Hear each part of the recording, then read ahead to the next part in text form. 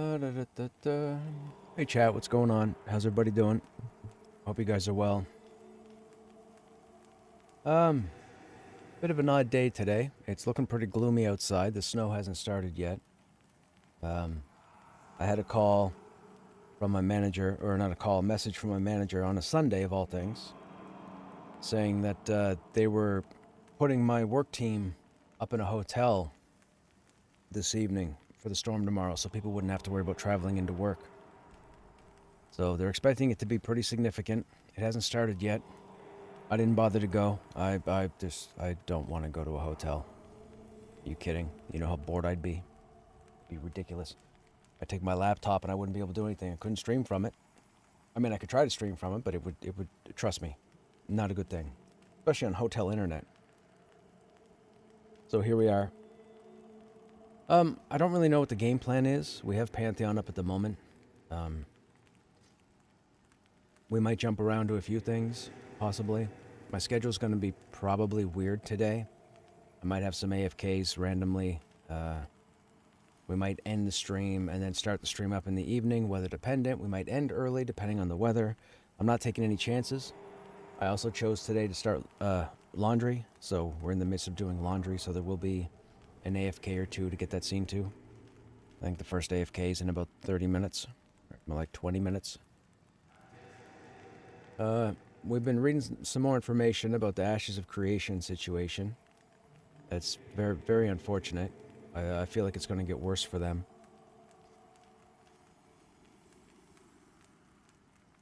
Yeah, I mean, I didn't know about the... See, I didn't know about the Kickstarter clause with Ashes.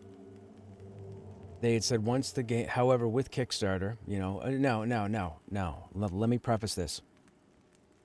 You don't need to complain and whine about Kickstarter and early access stuff. That's childish and ignorant, so please don't. You make the conscious decision to back something, whether it's a video game, a rake, a shovel, a car, whatever. You make the decision. So don't whine and complain about, I never Kickstarted, I never early... I'm just getting that out of the way.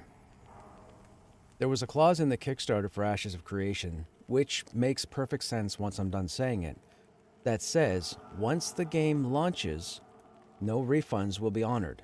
Nobody does that with Kickstarters, because once the game is launched, it's out. It seems like their release to Steam, technically, kind of covered that. So then the situation comes up, how long did they know? Did they know? What was going to happen? So, it's very unfortunate. I mean, if I still find something worthwhile, I'm still going to back it. It's business. Smarten up. Grow up. Don't be immature. Don't be ignorant. Don't be a child. Right? We all make decisions like that. We all go get coffee. We don't need coffee. We go get it.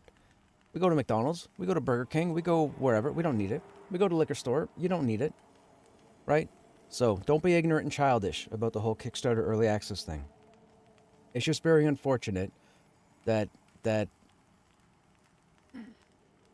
they may not have known leading up to the Steam launch, but I bet you there was some conversation leading up to the Steam launch. So, it's very unfortunate. Very unfortunate. I mean, do I think we get into some kind of situation where it could be saved and things go back to normal? I doubt it at this point. They've issued like a 100% layoff notice to 250 people. Staff members or employees of Intrepid Studio have gone to their LinkedIn profiles and they've changed their status to open for work. That means they're not bound by any contract or agreement, which means they're no longer employed. It really sucks. It's rough. I mean, we see game companies the past probably 5-6 years, never mind COVID, but the past 5-6 years, we've seen a number of things change in the gaming industry with companies being shut down, closed, sold, dismantled. Unfortunately, that's the business that they're in. It's unfortunate that we all get addicted to video games or love video games.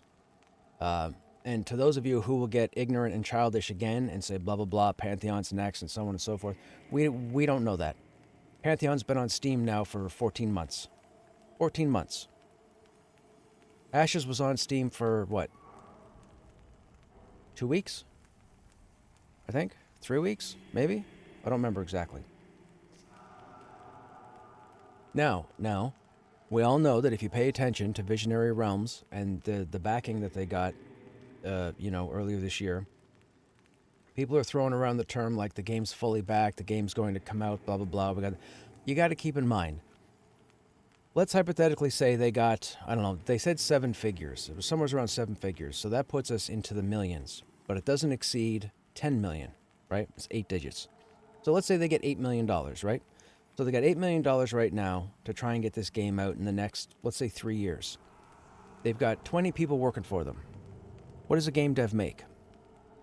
30-something thousand on average?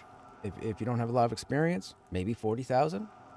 So you take that and you times it by 20. So let's say 40,000. So 40,000 by 20 is what? 800,000 in a year? So in a year, you're through $1 million. But then you got to buy assets, hardware. You got to do marketing, advertising. So could this kind of situation happen to VR? I hope not. It's a much smaller situation, right? You're talking 250 people versus 20 people, or however many people VR have working for them right now. It's very small. With that said, they more than likely are probably doing contract work as well, meaning they're bringing people on to get certain things done, and then those people are let go. And then maybe they're brought back later on, and then they're let go. So that could be a thing as well. So for people to automatically jump in ignorantly and start saying, oh, MMOs are not going to come out, and so you're just talking stupid. Please don't bring that here, because my opinion of you is going to change. So I don't need people being ignorant about stuff. It's very unfortunate that it happened, but it happened, which means we have to give Pantheon as much attention as we can, because we only have this in Monsters and Memories. Really, right now, that's what we have. This and Monsters and Memories. Like, let's just watch and see who pops in here today and just talks ignorantly. There'll be a fair number if people jump in. Hey, Briar, what's going on? Hey, Hollywood. We don't normally get much, if anything, that sticks. We got about 3 to 5 inches. Shut down most businesses, made roads hard to navigate. Roads melted today. Okay. I was seeing that the southeast U.S., around North Carolina, they apparently are supposed to be getting it the worst as far as the East Coast goes, and that's all the way up to my neck of the woods. They were saying we were supposed to get 40 to 50 centimeters, I think. But I think my area, they've downgraded it to around 15. So that's welcoming. I don't know if that's what's going to happen, but I would appreciate 15 as opposed to 40. To me, it seems like Visionary Realms has an opportunity to hire more. Well, and that's the thing. I made a joke. I shouldn't say joke. I made a comment. I made an observation last night when it was brought to my attention. So I don't know if you were here last night, Hollywood, but I was told last night. I was told 20 minutes after the post went out on AOC Discord. One of my viewers jumped in.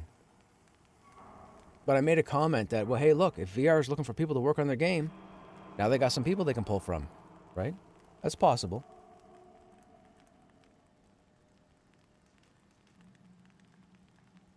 But yeah, it's very unfortunate. It's very unfortunate with AOC. We need MMORPGs to succeed. Right? We need these games to succeed. We need the games to come out. It's not a matter of, oh, I want Pantheon to succeed and I want X game to fail. That's not what it should come down to.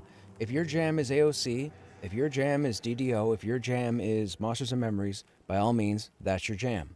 Pantheon is my jam. I don't know what I would do if Pantheon announced that they were shutting down. I genuinely don't. I'd have to become probably an FPS streamer, and I'd be absolutely horrible at it. Probably. But yeah, it's very unfortunate. And you can't say something like, oh, well, it was mismanagement of money. How do you know? You know? You don't. So, hypotheticals are just hypotheticals, period. But yeah, it's just unfortunate. It's just unfortunate.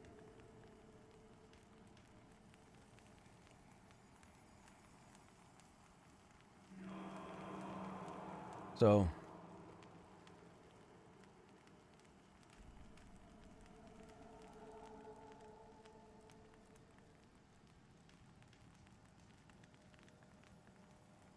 and I didn't play Ashes of Creation, so I don't have any insight as to what exactly wasn't working for them. I know that people had told me that they were having issues playing AOC, but they never went into details, so I don't exactly know. I thought the PvP and the PvE aspects were coming together well. I mean, I saw a number of streamers a couple months ago that were playing AOC, and I tuned into a couple of them for about, I don't know, 25 minutes, 26 minutes, just to see what was going on. Still didn't interest me. It looked good. Still didn't interest me, though. But that's just very unfortunate, because you got so many backers, you got so many fans. Yeah, it's very unfortunate. It's very unfortunate.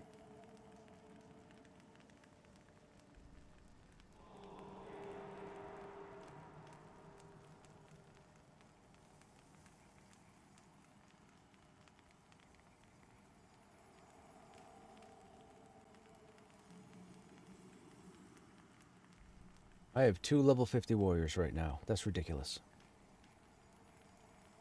I have Jekyll, and I have Hyde.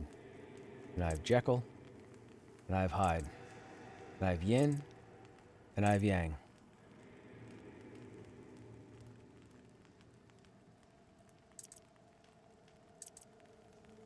We all were not concerned. I was fine. I had faith. Concern. I'd never had concern. I wanted to watch people stream it, but I saw nothing fun happening. Yeah. I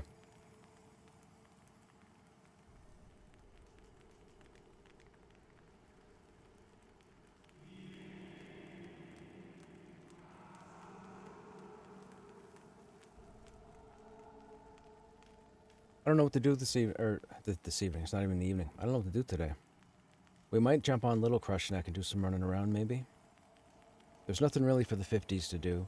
I thought I was going to be able to sign up to a raid today to help people out, but with the storm coming, and I'm not sure what the weather's going to... Like, it really is pretty dismal out there right now. But if I have to get up and go out to shovel, because I can't let it all fall, I have to go out in stages. So if I have to go out in stages, I'll have to take extended AFKs from stream, which means I can't commit myself to a raid. So that's the only reason why I won't be on the raid this evening. Now, with that said, I'm going to warn you guys, I believe half of my regular crew is going to be on that raid. So will people be available to do something? I'm not sure. So we might have to wing it or play it by ear. Might start a whole new character, maybe. I don't know. I haven't made up my mind.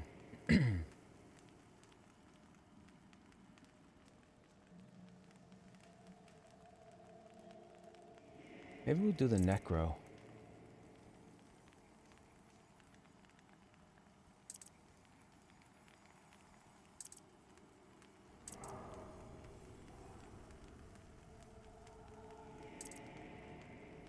Paladin, maybe?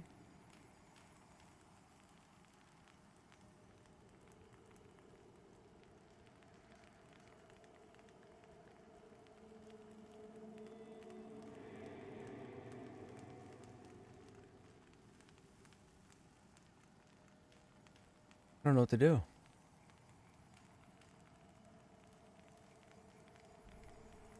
Hey, Loot.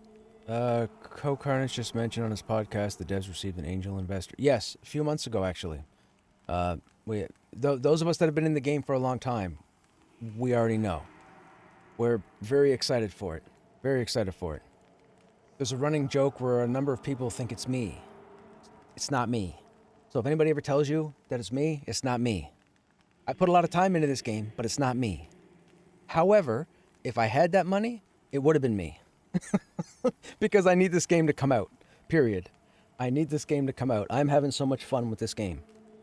So when we heard that they had gotten the influx of funds and that I believe selfishly, I'm going to say that this won't be the first time I say it, whether you take it in jest or not. I'm just saying it. I firmly believe that I had impact on people supporting Pantheon. Specifically me. I'm the one person who has put this game out there on the internet the most. I have streamed nonstop for years with this game. My entire early access playthrough was on my YouTube channel. Every stream, every single stream. There's over 400 videos there. So I have put the game out there. So I firmly believe that any good and or bad stuff has something to do with me. But that's just me being silly. I'm just saying it. But it's pretty cool that this or these individuals want to see this game succeed like I do. I get lots of trolls in here.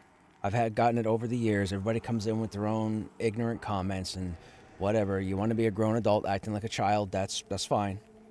But yeah, I have had faith. And everybody that's here, that's been here, knows that I have arguably the most faith behind this game. I wouldn't have put this much time behind this game.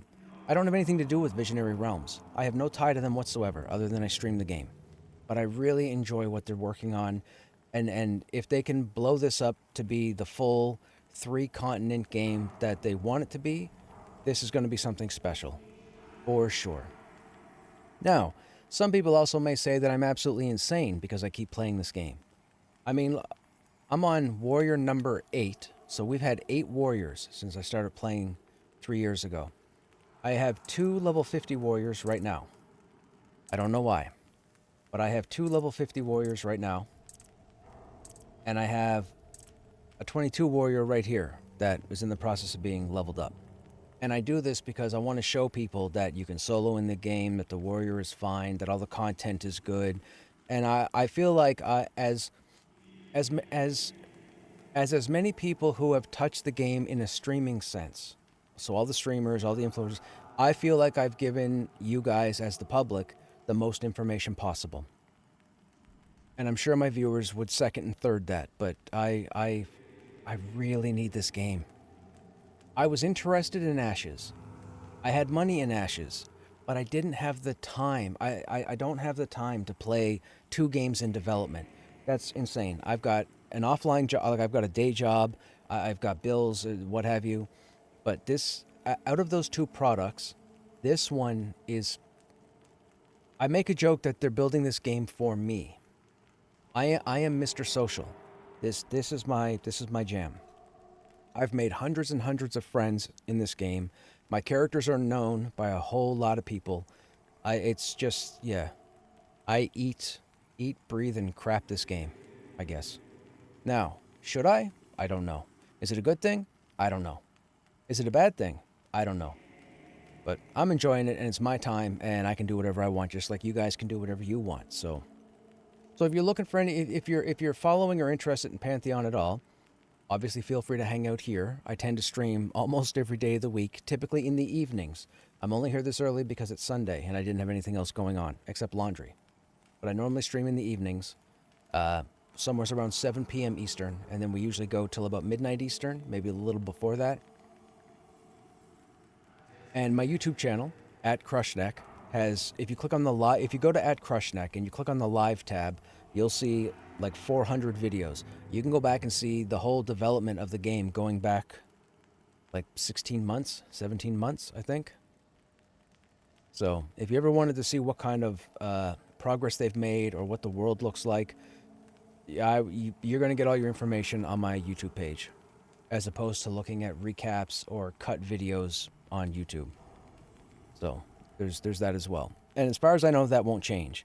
Now, mind you, when the spring update happens in a few months, I may make the decision to start pulling down a bunch of those videos because they're not going to have any relevance to what we're doing after the spring update. So I don't want to leave false information up there for people. Now, that's going to be unfortunate because there's probably going to be 500 videos up there by the time I get there. which will be a nuisance. I don't want to go through 500 videos.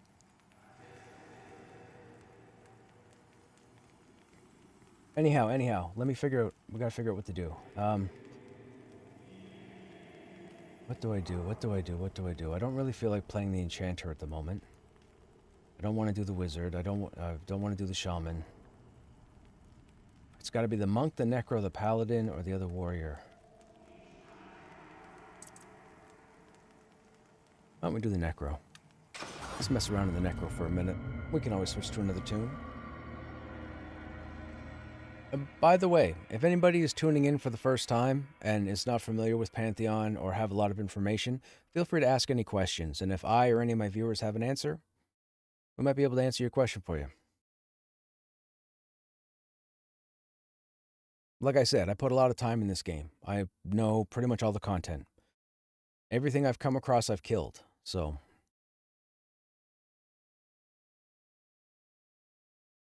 yeah, Ashes was just very unfortunate, man.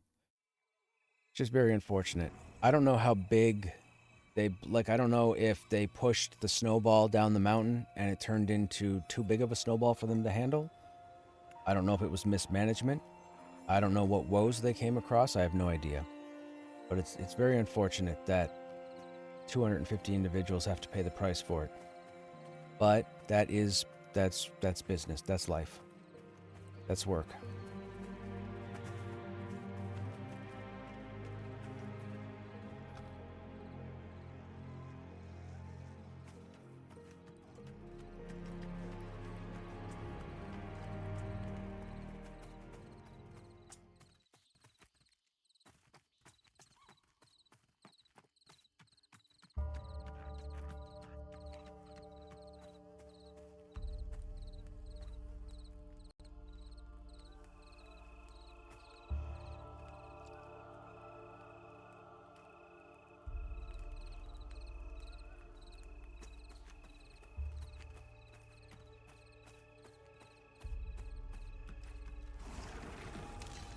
We need food.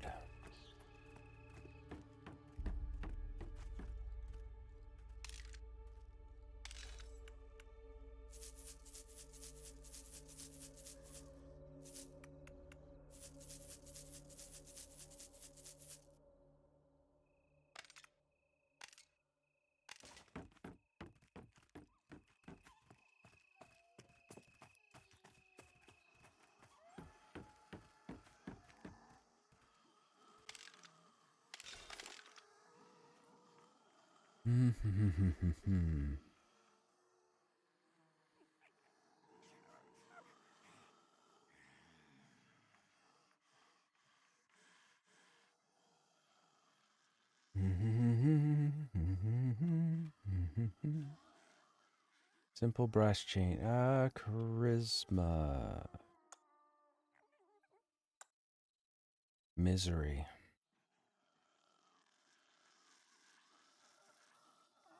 Intellect, charisma. Intellect.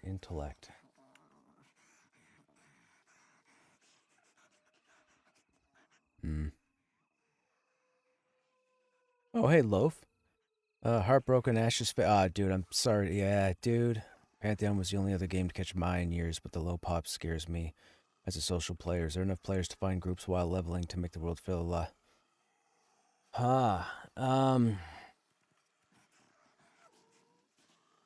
Here's what I would say, honest opinion.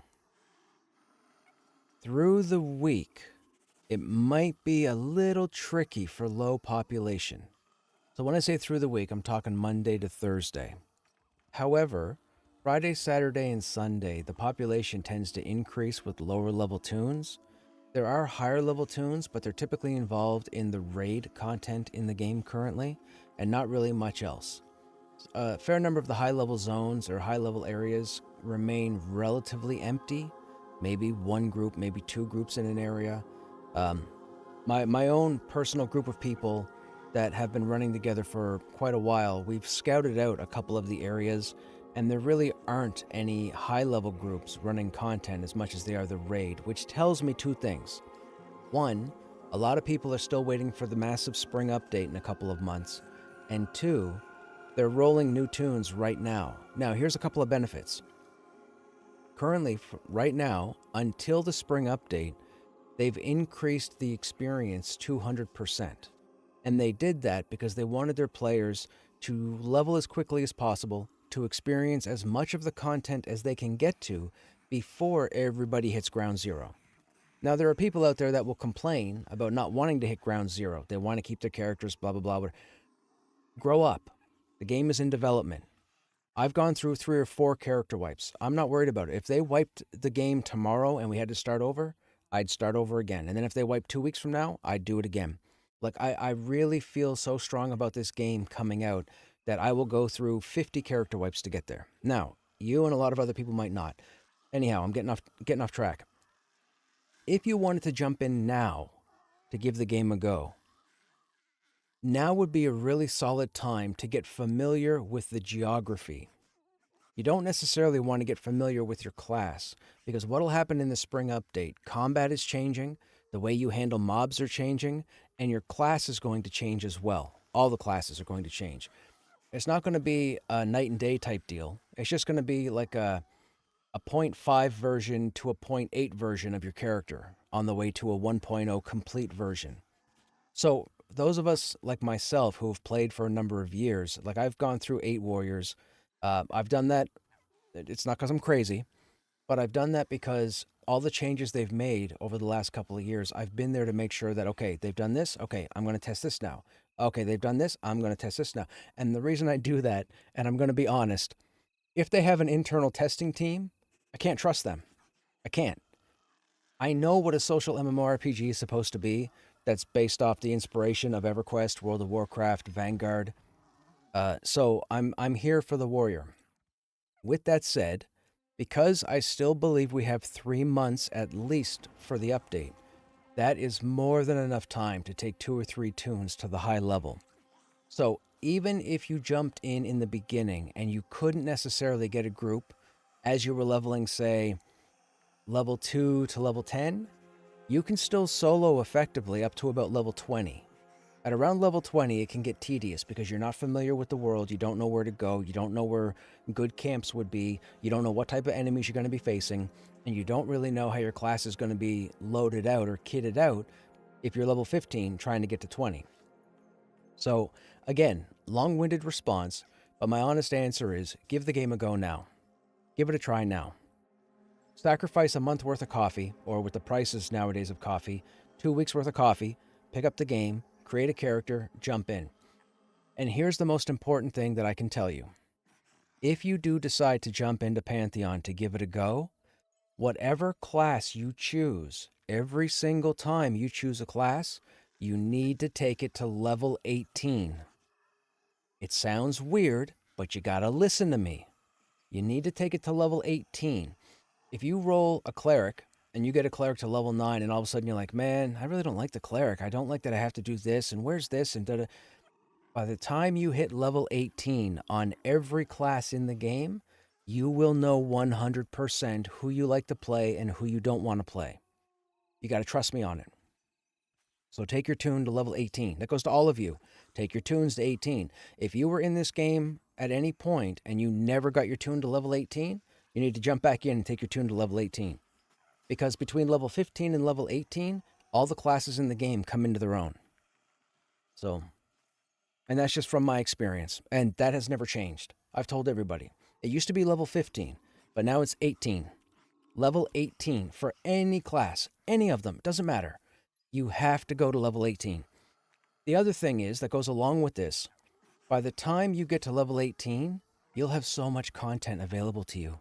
You'll have Halnir's Cave available to you. You'll have Mad Run available to you. You'll have the Manor available to you. You'll have the Godai Fort available to you. You'll have Nightwolf Knoll available to you. Like, there will be so many areas for you to access around level 18. And the game gets fun. Now, if you want to educate yourself in the time being, let's say you don't really want to jump in on a character right now. You want to wait to see what happens with the spring update, but you'd like to get some more information. I'll say this again. Go to YouTube, search for @Krushnek, so my name, and then click on the live tab on my page, and you'll see hundreds and hundreds of streams. These are full streams where I'm actually running dungeons, doing the quests, whining, complaining, getting excited, having some amazing fights, having some ridiculous nonsense. It's all there. You'll be able to educate yourself with everything if you take the time and I know, you're probably not going to watch me or not going to want to watch me on the regular. But if you want all the information, you got to watch me. So that's what I will say. And I have no ties to Visionary Realms, so I'm not in the business of convincing you to play, but I won't blow smoke. I won't blow smoke. I won't lead you astray. Everything I tell you is facts. When it comes to this game, everything I tell you is just straight up.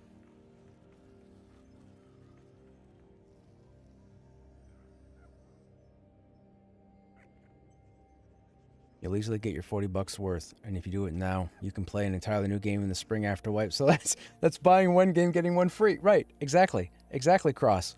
Fantastic. That's fantastic, man. Spectre, yeah. I've already watched some of your streams in the background while playing Ashes. Oh, gotcha. I bought it like a year ago, so no... Hey, see? See? I wish more people would have bought it a year ago. Well, no, enough people bought it a year ago. It was fantastic.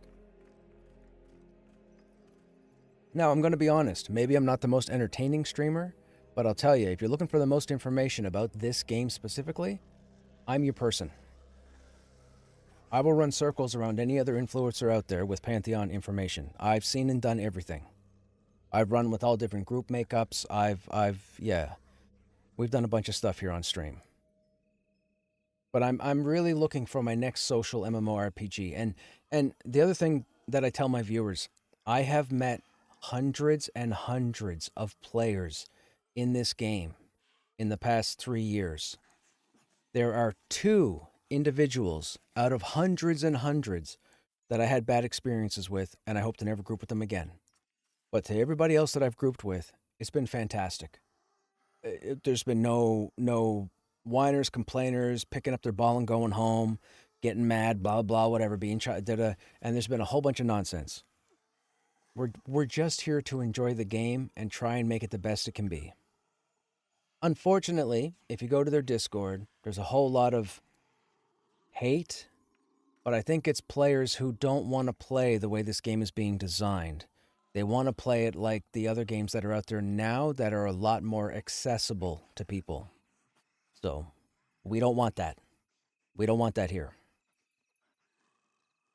There are plenty of games out there that are accessible for a lot of people to jump into. This is not one of them. Leave this game alone. Problem with M&M is it's a sub. Multiple much larger, better games that are free to play have gone under. That's true. So I'm hoping it'll succeed as I'm a backer. Oh, you're talking about Monsters and Memories? Yeah, I'm fairly certain Monsters and Memories will come out. I'm fairly certain. There's something about the smaller teams. It's the larger teams are an issue because it's more mouths to listen to. And that can be a problem.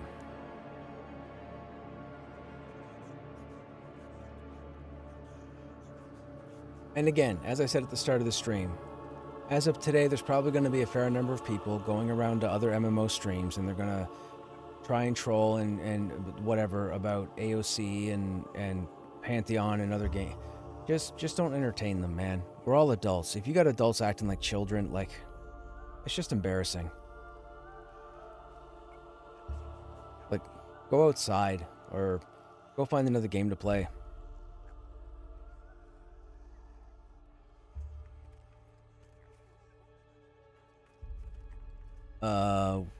What? These are our personal bags. So you have your fire resist. So you're ready for the trenches. This is vendor. That's all vendor. That's vendor.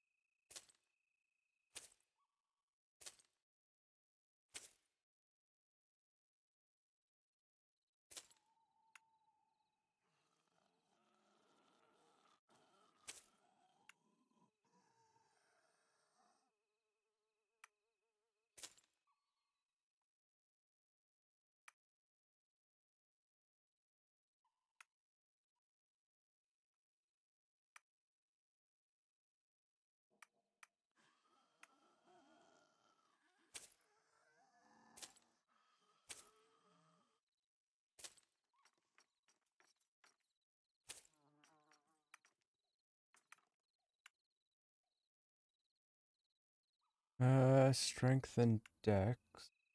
Strength, agility, wisdom. No. Okay. Oh, wait a minute. Oh man, inventory in itself nowadays is its own game.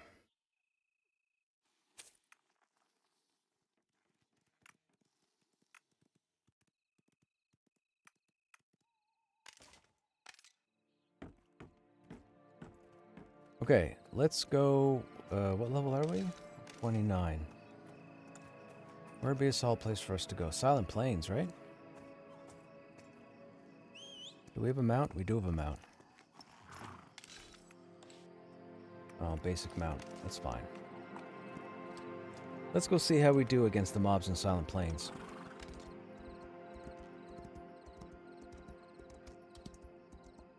Whoa, why do I have no health? No, my buff's not running. Why do I have no health? Better get some health back.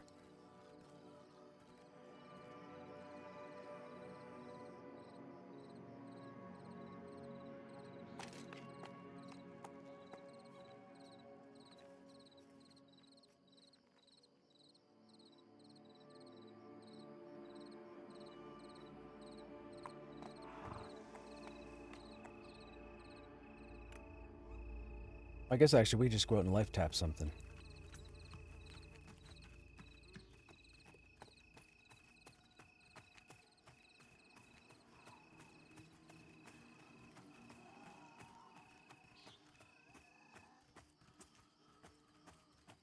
So, for those who might be unaware with the Necromancer, the cool thing about the Necromancer at the moment with their pet, you can actually put gear on your pet.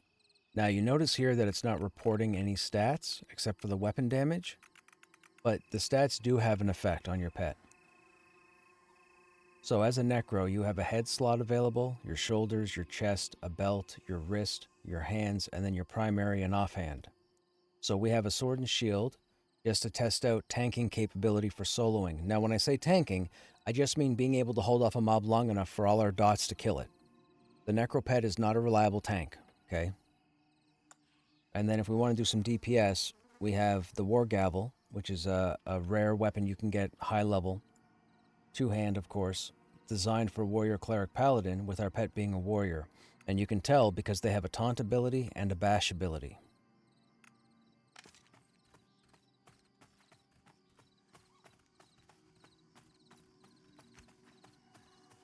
Okay, we're going to use that beetle. I need some health, so we're going to life tap. We're going to do another life tap.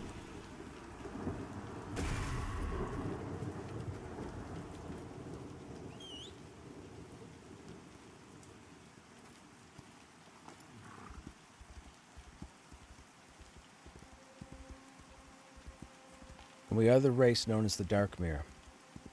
What exactly happened to AOC? So Ashes of Creation, unfortunately, is pretty much done.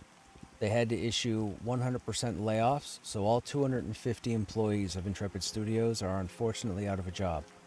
Stephen Sharif, the main head behind Ashes, he stepped down. Or he resigned. So unfortunately, the nails are in the coffin. So Ashes of Creation, we can send off into the horizon, I guess you could say. So Ashes is done. And what had happened there was they had, I believe, they got to a point where they were stuck in progression and the money kept burning. So it's kind of like they were stuck in the middle of the ocean and their boat got a hole and they plugged that one hole and then another hole started. And then they plugged that hole.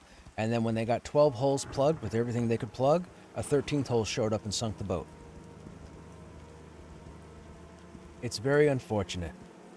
And I said this earlier, we don't need to be ignorant, childish, or trollish about the situation because it really sucks. Like, everybody who's into MMOs should have been rooting for Ashes or any other game to come out. We need these games to be successful or we don't get them. And people don't understand that. People want to be ignorant and think, oh, well, now that this is out of the way, that leaves this and this. No, you're wrong, because if there's only this and this, then another company's not are going to come along and say, you know what? There's only this and this, so we're not going to do it.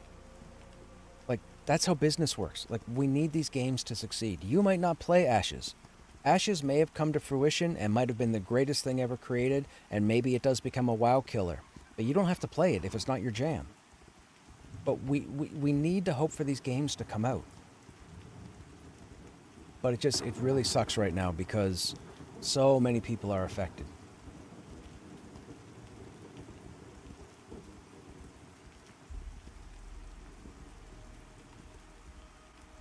And just because Ashes went the way that it did, don't assume that games like Pantheon or Monsters and Memories are going to go the same way. You can't do that. That's ignorance. You have to see the signs before you make a conclusion or make a judgment. So don't just, quote unquote, this goes up to anybody that hears this. Don't just talk out your ass, right? Too many people right now are going to start talking out of their ass.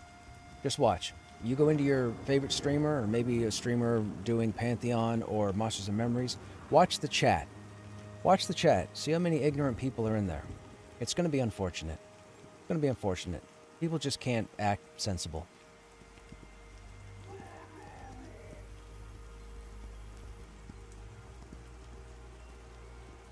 And if you took offense from anything I just said, anybody listening to me, then you're part of the problem. So be better.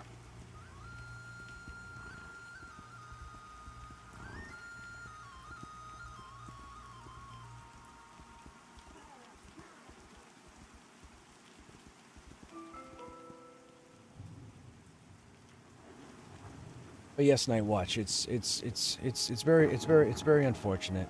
It's very unfortunate. My thing is, I said this earlier. My thing is, I didn't know about the clause they had for the Kickstarter launch, successful launch. However, in the business sense, nobody would ever offer refunds once a project launches.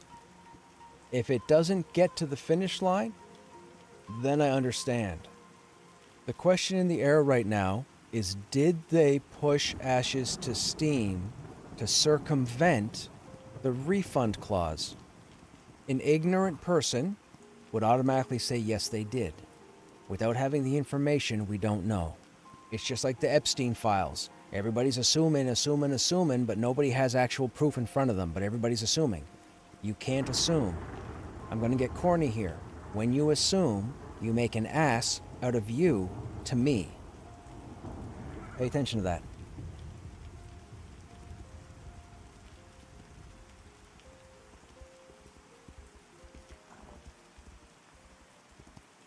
Another cash grab, but truly unfortunate. Yes, truly, yes. I wouldn't necessarily say it was a cash grab style. What I would say is this. Steven was passionate about creating the next evolution of MMORPGs. I followed them religiously in the beginning, almost 10 years ago. I saw all their dev videos. I listened to everything he said because I'm always intrigued to the next MMORPG. It seemed like he genuinely wanted this to happen. However, whatever administrative stuff he hinted to in his post last night about this apparent board, I guess board of directors or what have you, I thought he was the main dude, but I mean, if he brought a board of directors on for financial reasons, I get it. It does seem kind of interesting. It seems kind of weird, but I'll say this. You don't have employees coming out en masse saying that it was a rug pull or a cash grab or what have you, right? At least not yet. Maybe they're legally bound to not. Who knows? We don't know. We can't assume. I just got through saying we can't assume what happened. It's just very unfortunate that it did happen. However, as far as businesses go, no matter what the business is, you always need to cover your butt.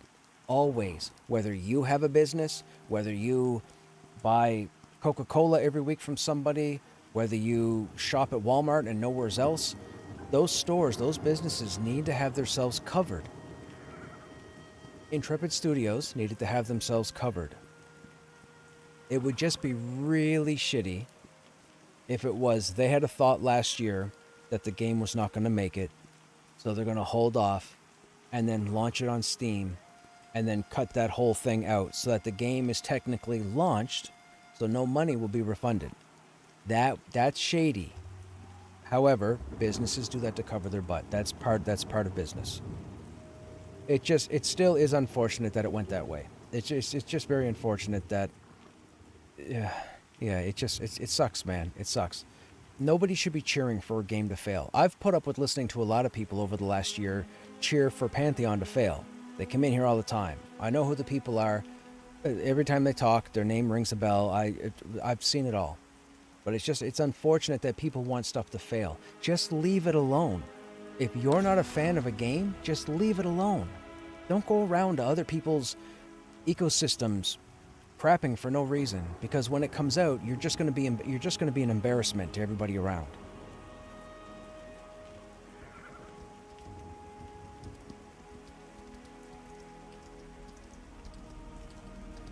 AOC had identical graphics to Dragon Age Origins.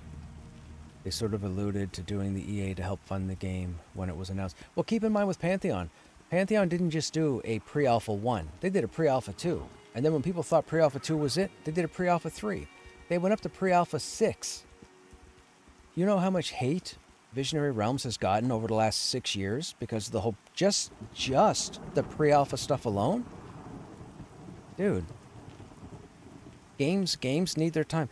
The fact that Visionary Realms had a disastrous event happen when Brad passed away, and most of you guys out there have no certifiable knowledge about the situation and still think negatively about it. The fact that they stumbled and got cut off at the knees, but got amputated and got back in the race again is phenomenal. But a lot of you don't know that. A lot of you aren't paying attention to that. You just dwell on negatives. Not you, anybody in particular, you in a general sense, but you just dwell on negatives. Stop dwelling on negatives. Start looking at positives. If you can't find a positive with something, leave that alone. Period. What do these con me? Oh, these are yellow. Should we try these? Let's try these. What do you con?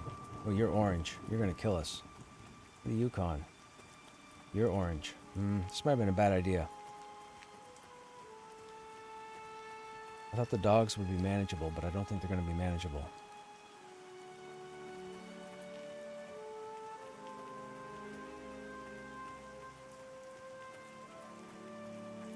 I'm doing it anyways. Forget it, chat. We're doing it. So we have no buffs but our own. This guy's yellow. We'll pick this guy. I need...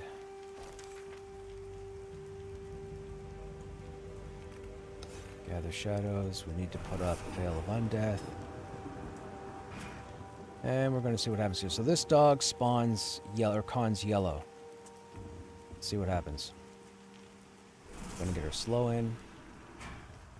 Going to hit it with the dots. We just took a bunch of aggro. My bad.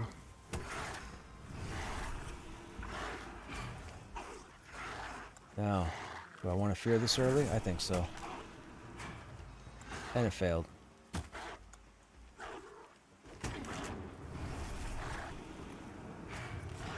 And it failed again.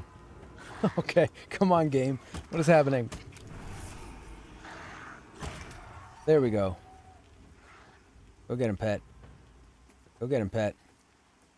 Go get him, pet.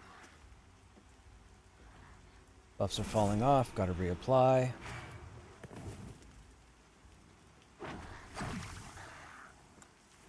Oh, this is doable. Are you kidding me? This is doable. If I can keep mana.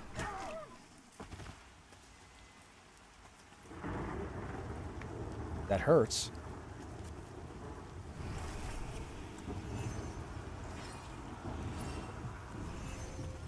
Pet didn't even have haste on it.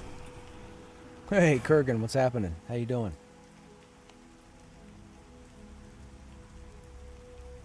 It's been announced multiple people have reached out to the employees via Twitter, LinkedIn regarding employment. That's awesome. That's awesome. It sucks, but it's awesome. Look at that appearance. Man, look at the fog, the haze as it moves through. Like the environment, the atmospheric effects are just fantastic.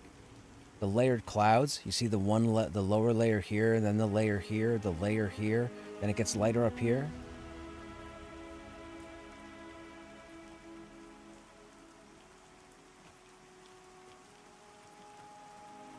Okay, this guy's yellow too. Let's do this guy. No, we gotta watch that guy. What do you con?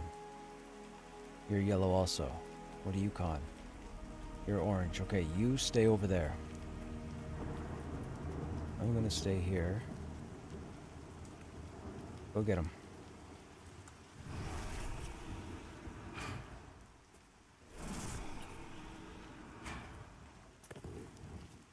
Uh-oh. Early, early.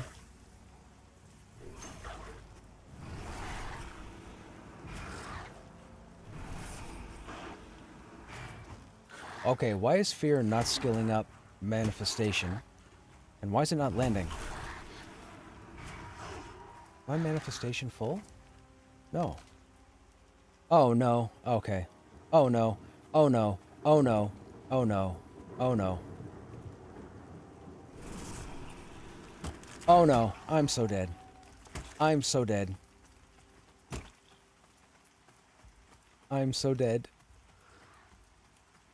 Zone line, save me.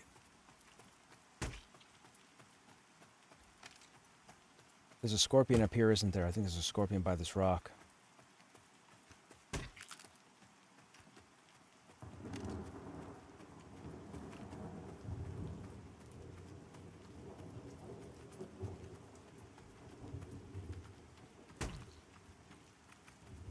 Pet, stay. Wait, what? What are your pets? Stop following you. No, no, no, no, no. Back off. Back off, pet. Let's go, boy. Let's go. Let's go.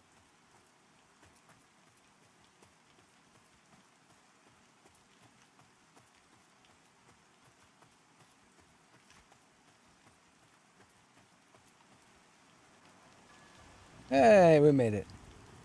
Alright, regroup. So it's doable. It's just tricky. All good, thanks, and you were chilling with Pantheon as usual. Sorry, when AFK for a bit. Love the aspect of MMOs. The no map will take adjust. Here, okay, so Loaf, here's what I will say. I don't do 8 or 10 hour streams, right? I'm not a full-time streamer. I only stream in the evenings when I'm home from work. Nothing's going on. With that said, I have never looked at a map or a graphic of anything resembling a map. And I can go anywheres on this continent right now. Now, I don't have a photo reel, or what was it called? Photogenic memory. I don't have none of that nonsense. When you play the game enough and you choose to explore and you choose to jump into groups doing all sorts of stuff, whether you like it or not, you will learn where to go. There's not a place on this continent I can't find right now. And it's just from playing the game. Trust me on this. I'm like the only person on the internet who will tell you you don't need a map. You don't. You just don't. You're supposed to go out there and figure stuff out. You're supposed to pay attention to this rock being slanted at this angle, or this rock here looking like some kind of nail, or whatever. Like, points of interest, you come up with your own. You come up with your own and know where to go. People put too much faith behind the stuff that makes a game easy. Accessible. I don't like using terms of difficulty because I believe difficulty is relative. Something that might be difficult to you could be easy to me and vice versa. So I try not to use easy or hard. But I will say, you can make this game very accessible to yourself. And think about how it works the brain, right? You won't go dumb faster. You'll be constantly thinking. You'll be like, okay, this rock structure, I remember these 2 points, so okay, there's that one there, so I know the town is right back here. So you know where to go to get to the town. You just go that direction. And then you can say, oh, well, if that's the town, then I turn east. Wildmound Cradle is off here in the distance. Porter Raloon is all the way over here on the other side of the island. And then Eastern Plains is on the other side of this mountain range. You don't need a map. You do not need a map. Please believe me. You do not need a map. And I know if you tune into Joppa's stream or you watch the other videos, people will say, we plan on putting a map in the game of some sort. It's not needed. It's not needed. It isn't. I wouldn't lead you astray. I have no skin in the game other than the fact that I want this game to come out. That's all I can tell you. And if I want this game to come out, I would not tell you not to worry about a map. I would say, oh, we should have a map. We should have icons over everybody's head that tells you exactly where to go and what to do. But I'm not going to do that because the game doesn't need it.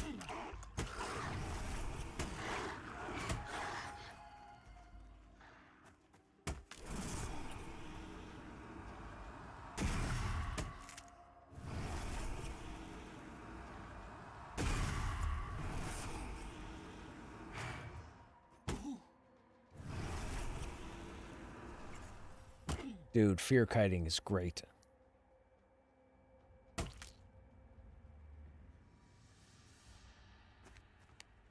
I just got to get better at it. I don't play the Necro too often. Here's another thing. I love all the classes in this game. Some people will complain about a class. I can't complain about a class. All the classes I've played, I've loved playing them. It's crazy. I've never had that feeling in any other game, including EQ.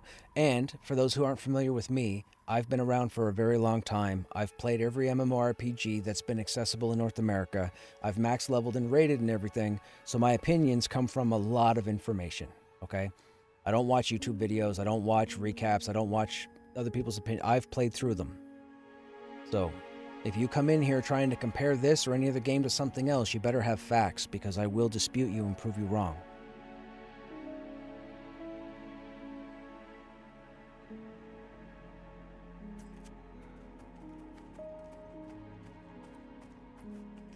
I don't want to do orange mobs. I feel like orange mobs will be too tough. There'll be too many resists. You're yellow. Let's do you. Go get him, Fido.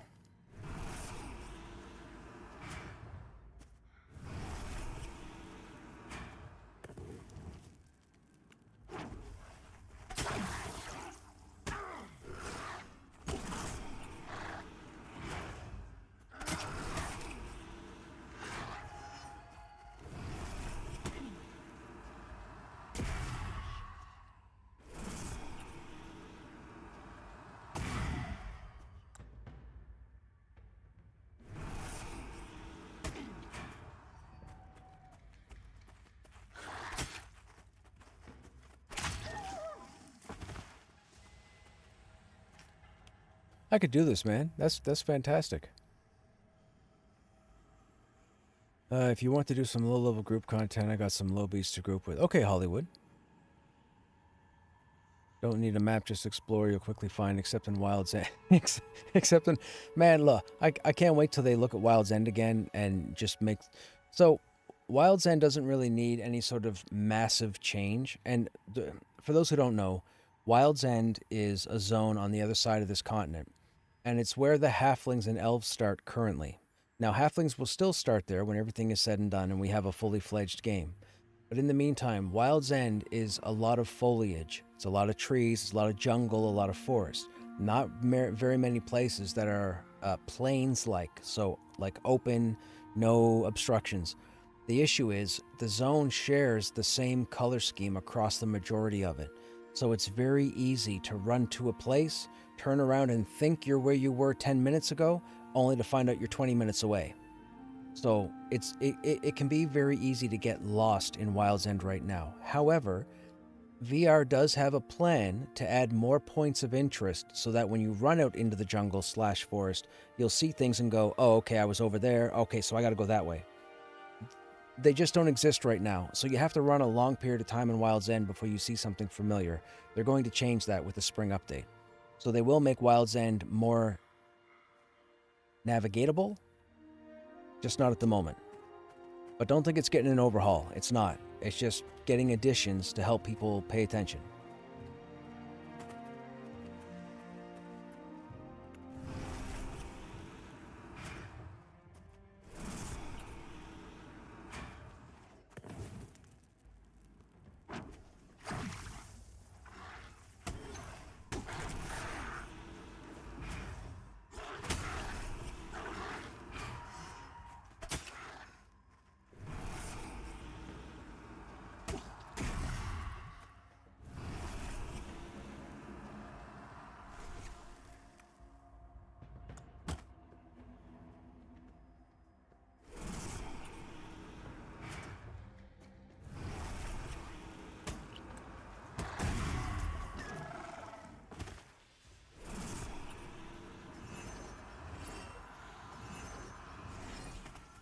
Actually, you know, we could probably go kill a couple dogs and work on horses. Maybe. So there's the city there. That's Sky Durban. We're in a zone called Silent Plains, which is a zone that starts around level 30, I would say. Goes all the way up to the end game. The end game dungeon, known as the Enclave, is this entire mountain range here. Inside.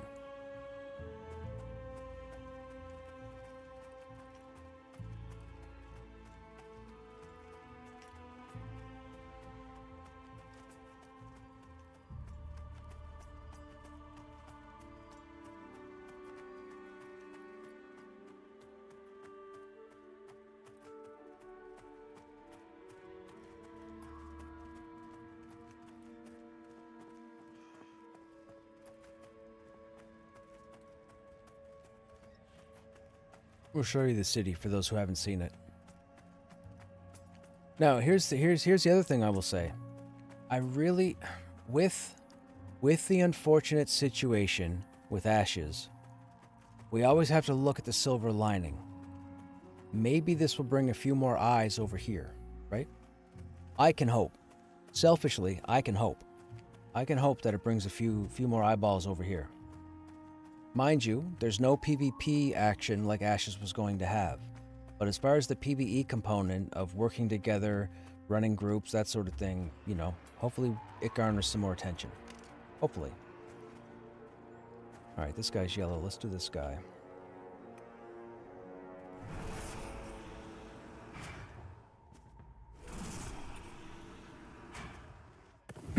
Excuse me.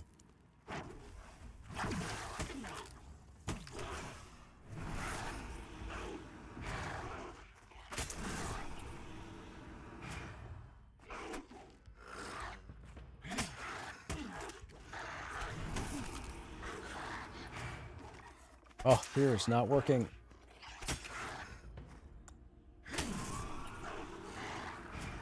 There we go.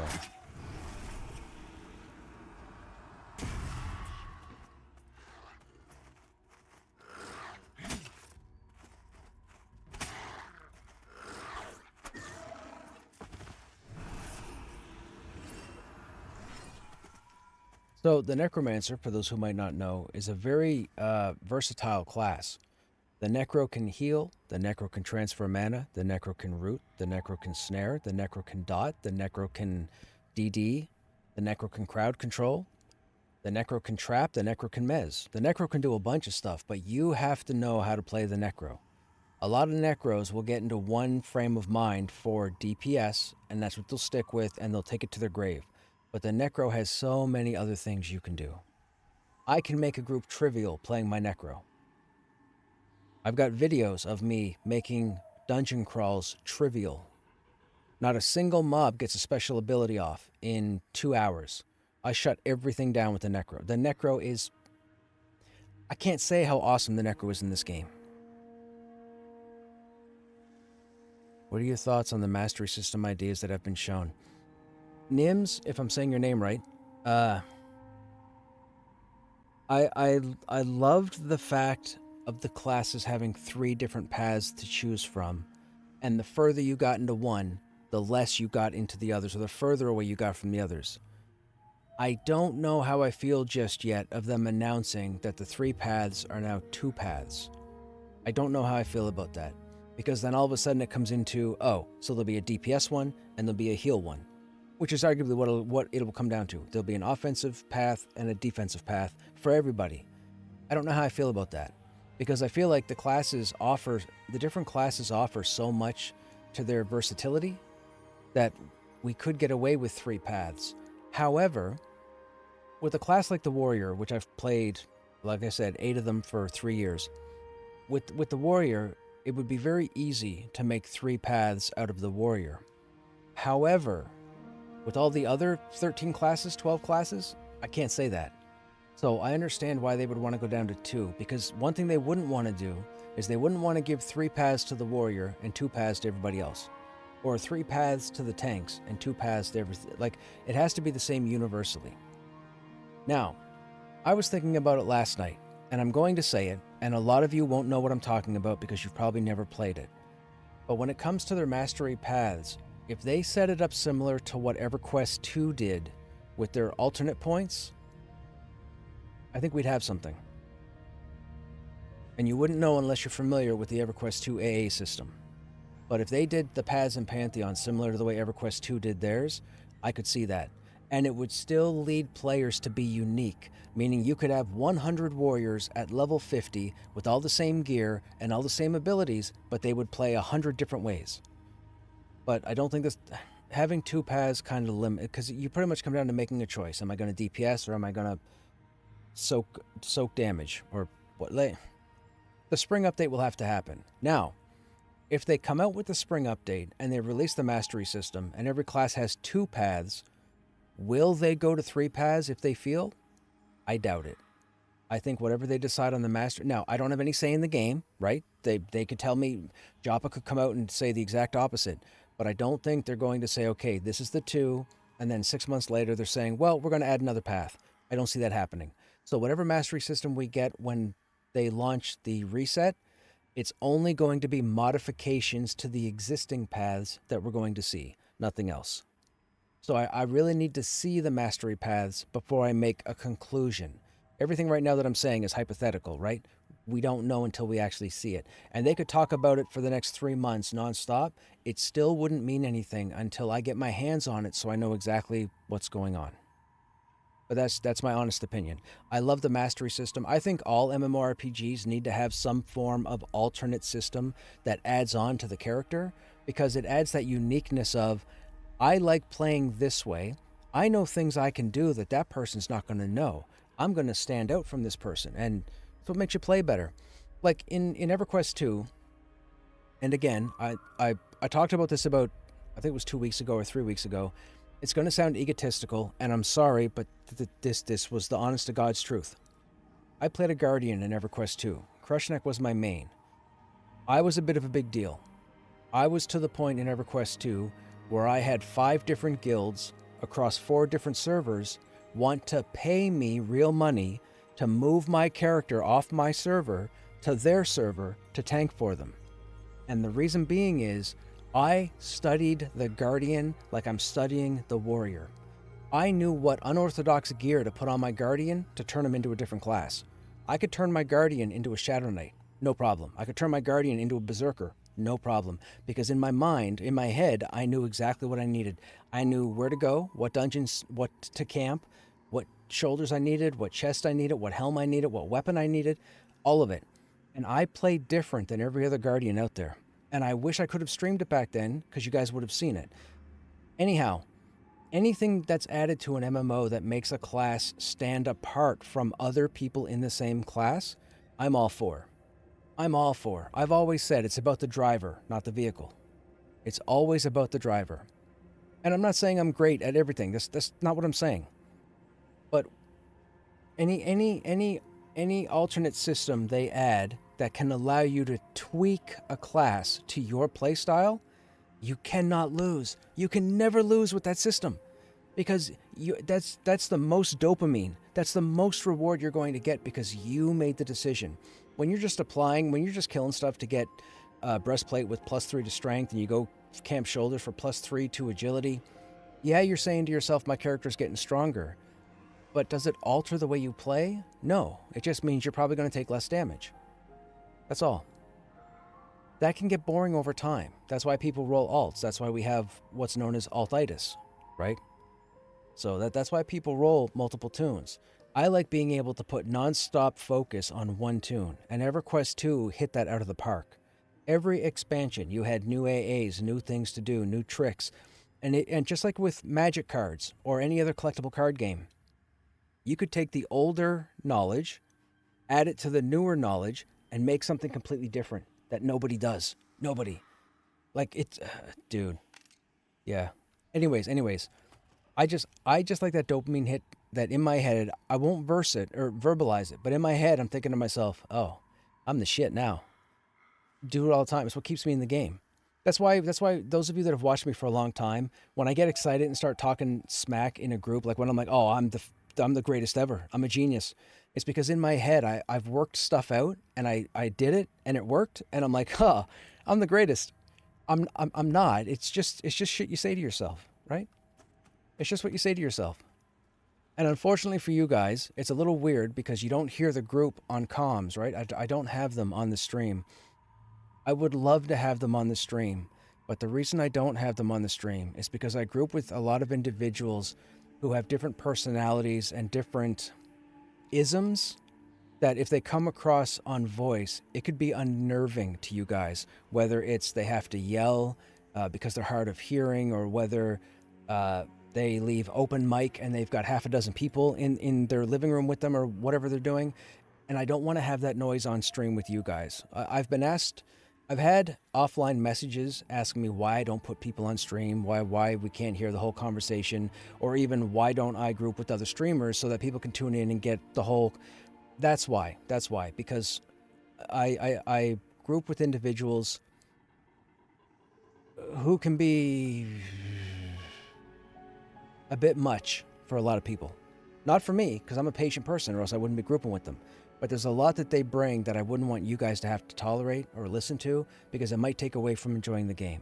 That's why. That's the honest truth. Also, I group with a lot of people I don't know, so I don't know what they're going to say on stream. So I have to be very careful. And I know it sucks, and I know it's weird, but that's just the way it has to be. For now. For now. Hey, Nomari, what's going on? How you doing? You going on the raid today?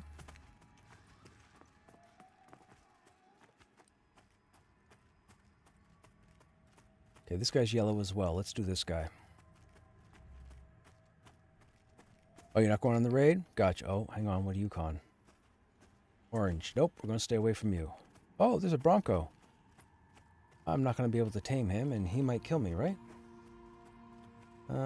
Oh no, it says this would be evenly matched. Interesting.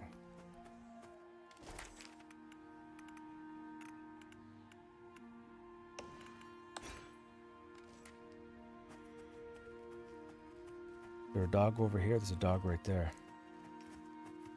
Okay, we can't move because we'll start burning endurance. Where are these dogs going to go? Let's see what happens. Do we have 100 endurance? We do.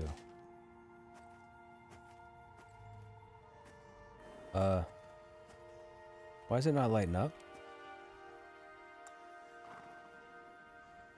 You can't tame a new mount with... Oh, I have the current mount. My bad. Let's dismiss you. Now we can do it.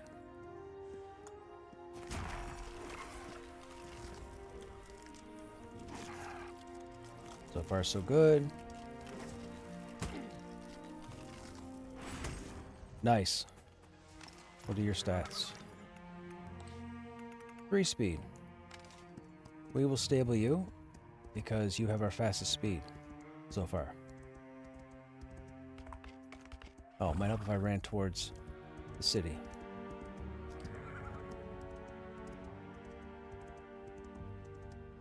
Wait a minute, wasn't I running you guys to the city?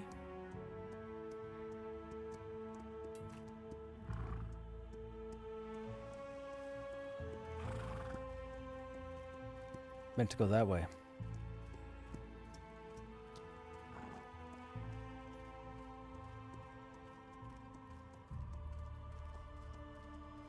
Now, here's the other thing I'll say about the mastery system. I hope that when a player brings up the mastery window and they see both paths, I hope they have a crisis of conscience. And what I mean by that is, I hope they look at both paths all the time and go, if I have a point here, I could save the next 2 and get that one down there, or I could go up. Like, I hope it's not just, okay, I'm 3 steps into this path, I'm all the way to the end no matter what. I hope that's not the case. I hope somebody's able to meta or figure out how to take advantage of both paths to their liking. Because if they have it so that after step 3 or 4, you end up just going to the end anyways, to me that's not going to be very fun, and it's not going to add uniqueness to the character. But that's just me.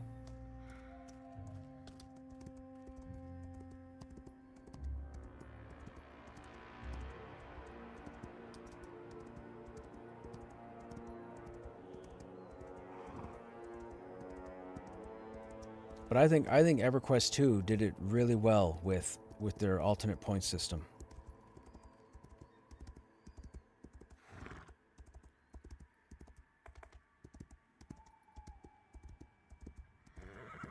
So what we're doing here, chat, we're doing the taming system that's in the game. And the way taming works is, if you don't know, once you hit level 20, you do a short little quest and you get an ability called Tame Mount, which you see down at the bottom here.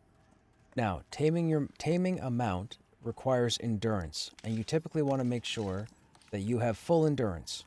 In this case, it's 100. It says 137 here right now, but that's not, my normal endurance is 100. So once you have your full endurance, you would run around the world or run around the zone and hopefully find a horse. In the future, there will be different types of mounts, but for right now, it's just horses. But you want to find a horse. Now, when you find a horse, you're going to approach it and you're going to consider it or con it. Where am I going? Oh, it's over here. Oh, there they are. Once you do that, it's going to tell you whether or not you stand a chance of taming or if the mount's going to be too strong for you or too intelligent for you. Don't take offense, it's just the way it works. So then you go into the tame mount system, and it takes your endurance versus the horse's willpower. So you have to break the horse's will, just like you would if you were actually training a horse to ride a horse. If you're successful, you're able to mount the horse temporarily. So when you mount the horse, the first thing you want to do is go into the current mount tab here next to your skills, harvesting, adventuring, mount. It tells you the type of mount that you have, the quality, so common, so that's the entry level, the beginning quality level, and the important part is down here. Uh-oh, the coughs are starting. In the beginning, you want to try and get as best a speed stat as possible. Now, I believe they can go up as high as 14. I haven't seen anything that's higher than 14. But most mounts in the beginning, your speed is a 1. A mount still runs pretty quick, faster than you when not encumbered or not exhausted. However, this one we just got has a speed of 3. Because I said temporary earlier, once you have a mount and you're happy with it, you have to return to a stable master and stable the horse. Once you stable the horse, you own that horse for the time being. So we go talk to the stable master. It says the active mount is the Bronco. We go over here and we stable the mount. Oh, we have to unlock another position. My bad. There. Now we stable. Then the horse goes down into your stable, right? The Bronco that we just got and the colt that we've had. Sorry, chat. For those of you who don't know, I got that H3N2 super virus 2 months ago. I beat it about 2 weeks ago, or about 2.5 weeks ago, but it's left me with a cough. So I'm trying to get over it, but unfortunately the cough is still here. Hey, Kalel. Last time I checked in, you were very sick. How you feel? Yeah. So, just give me a second. Man, I was doing so good yesterday. So, now that we stabled the Bronco, and we know the Bronco has a speed of 3, I know that the colt that we have had for the last little while has a speed of 1. You can see it here. Now, you can't level up your mounts. You have to go out and find mounts with varied stats. So because this mount only has 1 speed, even though these other stats are really kind of decent, I'm going to get rid of it. So you're just going to make sure you select the proper mount and then release it. Now it's gone because we don't need it, because now we have a mount with a speed of 3. There's no real reason to have more than 1 mount for the time being, unless you have your taming skill leveled up to the max and you're out trying to collect the best possible stats.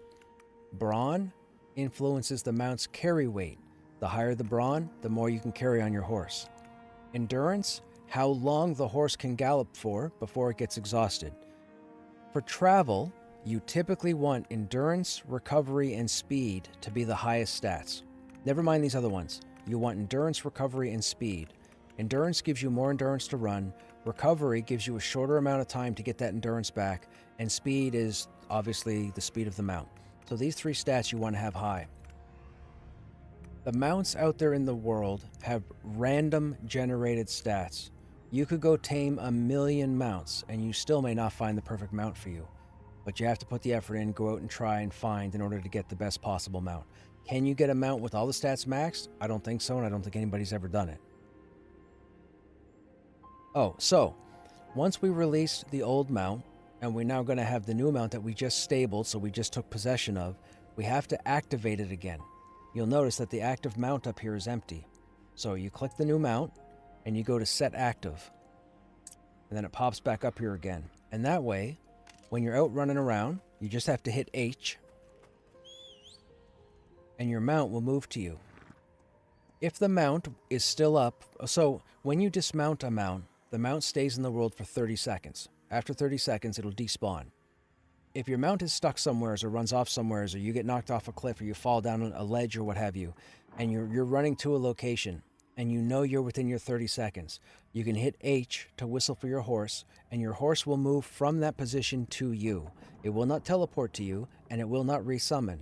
However, if you let it go to 30 seconds so that it despawns, you can then hit your whistle and spawn it right where you are.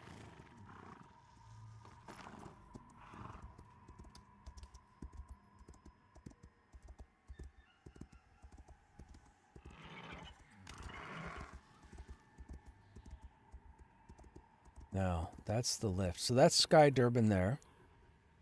The first section is up here, and then down here. And then as you can see, there's a rope bridge here that spans over to another rock segment, and the rest of the city, most of the trade skill stuff, is back here. And then if you look over here, let's see if we can see it from here. It's kind of hazy, so you might not see it. No, you can't really see it from here. The next to endgame zone, or the next to endgame region, is a place called Wild Mound Cradle. And it's over here to the east. On a clear day, you can see an outline. I want to try and show you the outline.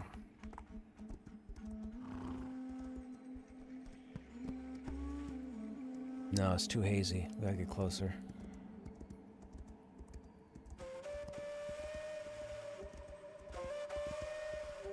There it is there. You can start to see the mound right there. It's a pretty big area. So that's a level 35 plus, well, arguably level 38. They say level 35, but it's very difficult to take a group of 35s in here. But that's the Wild Mound. Now, there's also a raid zone. I'm pretty sure it's a raid zone that's not in the game yet, that exists, but the place marker is over here. And I'll show you guys this real quick for those who haven't seen it. You can't get to it. There's an invisible wall in your path, but I'll show you anyways.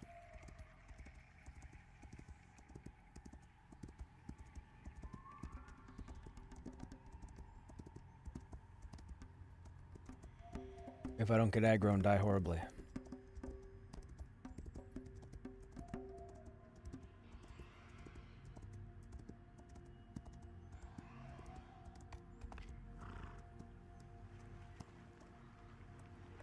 Now, hopefully the current's not too bad and puts us in an inconvenient place.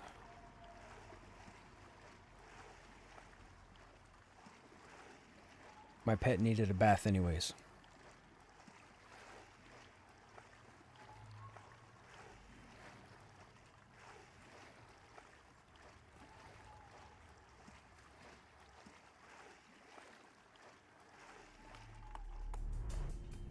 I almost ate myself to death.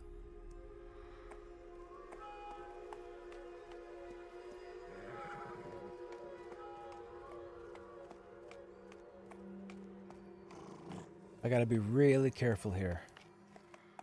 What do you con? Orange, nope. You're yellow. We gotta stay away from that guy. Alright, if we don't get aggro from anything else, we should be able to take that wolf. I gotta do it, because I need the hit points.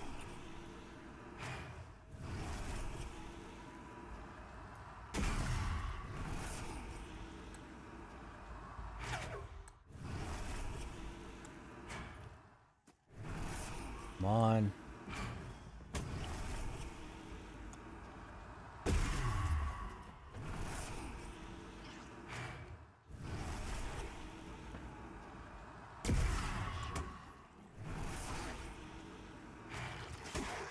Why are you not running?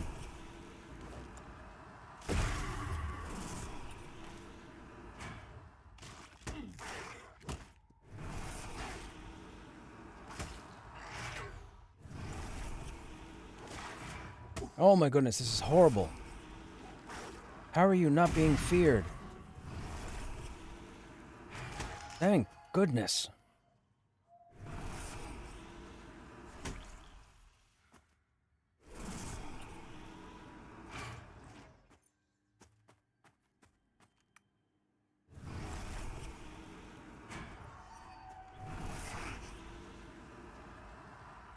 That was messy. There we go. Man, the resists on that fear was nuts.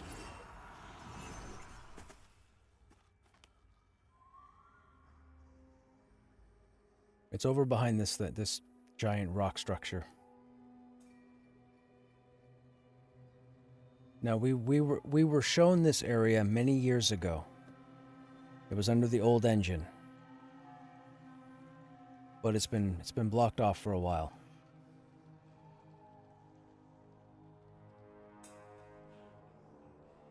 I want to make sure we have full mana before we go over there.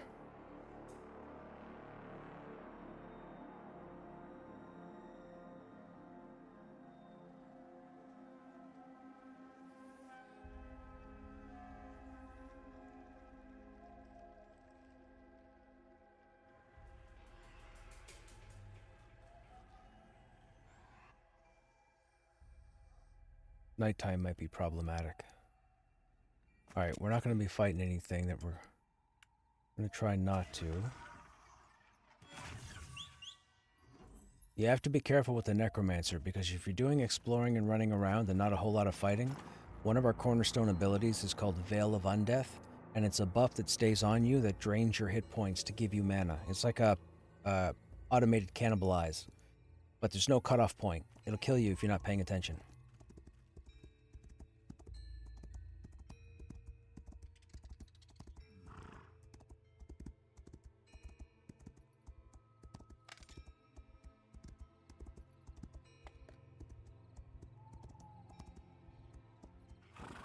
This is the Druid portal right here.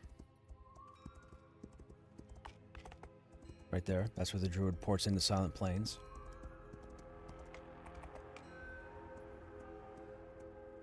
I think the safest way is to go up around this way. There's the Titan. We're just going to let him keep walking.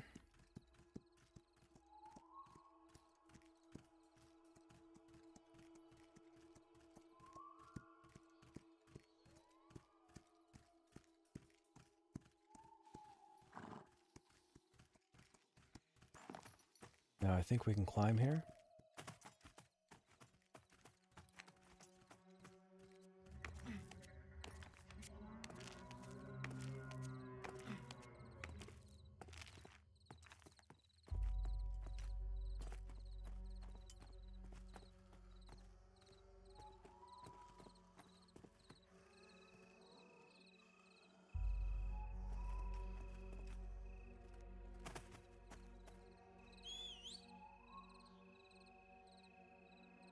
Now it hasn't been 30 seconds, so the horse is going to make its way to us. There it comes.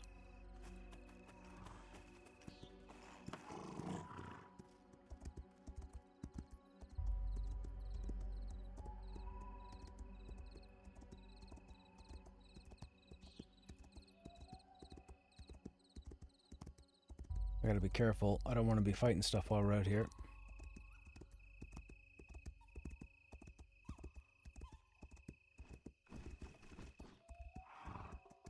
Uh-oh. What just aggroed? I might have to sacrifice you, pet. Actually, I won't. Just come with me. Come with me if you want to live.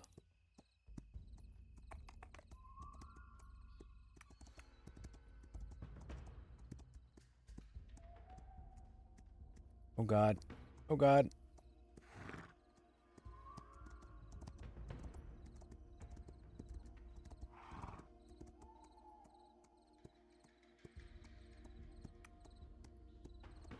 Oh, no.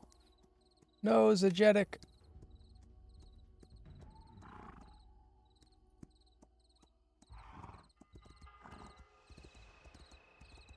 Okay, we're good.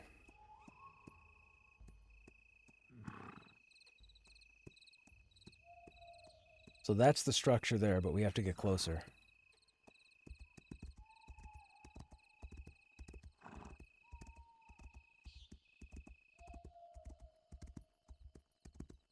Oh, that wolf. I didn't see him till just now. Did he aggro? He's investigating. Oh, he aggroed. You turd.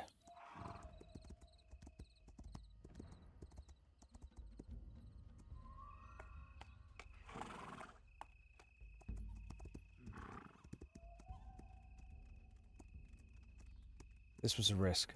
This was a risk. Oh, now we're exhausted.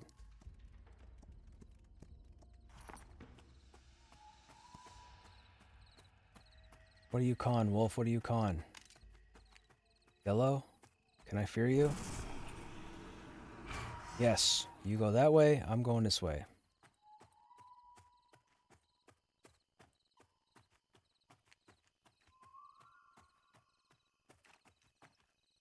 I'm on exhaustion. Oh, nice. We're out of combat. Perfect.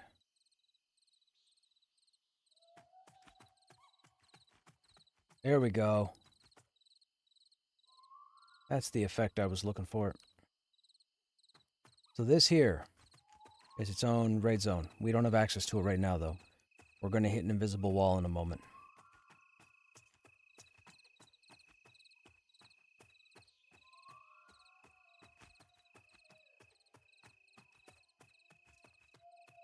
There's the wall, right there.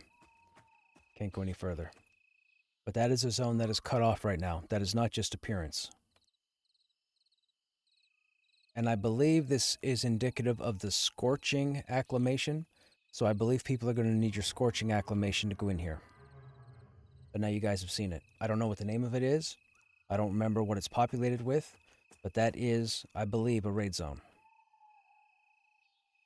Or another dungeon. One or the other. I say raid zone. It's probably a dungeon with a raid boss at the end. But that's it. Okay, now for the worst part of this game. Now I gotta try and summon the right pet without burning through all my bones. We're looking for 26. 24, no. A lot of necromancers do not like the roulette wheel of iffiness.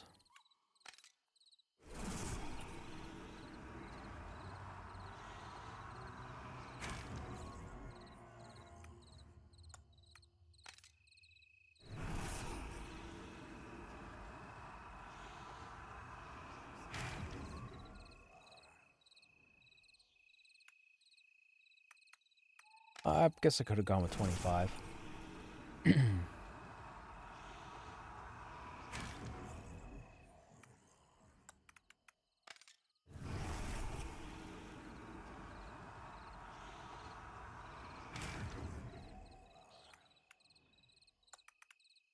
Alright, the next 25 we get, we'll go with 25. 26 is preferred, but 25 we'll settle on.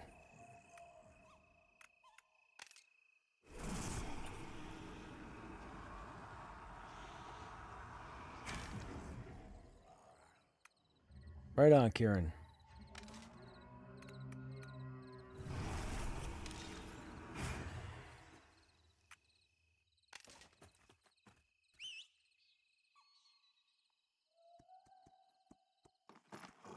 I wish I had more cool hidden stuff to show you, but I don't think there's anything else that's hidden that we can get to.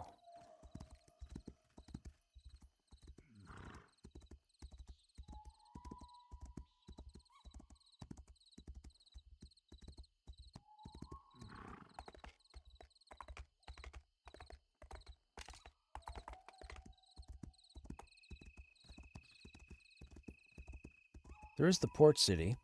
I can show you the port city. This is where the ships are supposed to come in to take you to the other continents. Once they get rainfall in, when rainfall comes in later this year, You're supposed to go to the port of Raloon in order to board a ship to get there.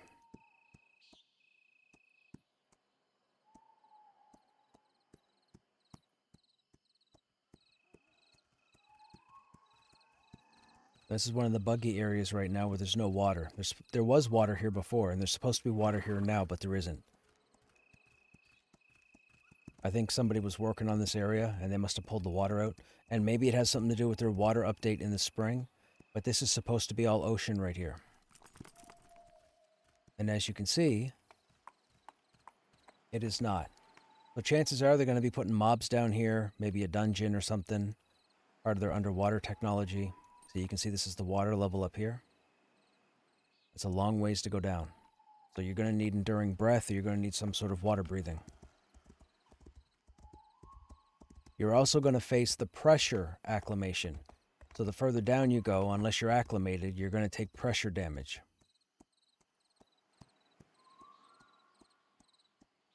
Now, they did word it kind of interestingly.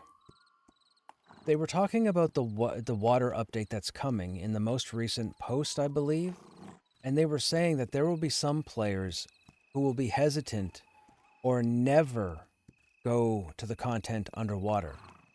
Now, I don't necessarily know what that means, because if they put dungeons underwater, I'm sure everybody's going to want to go there.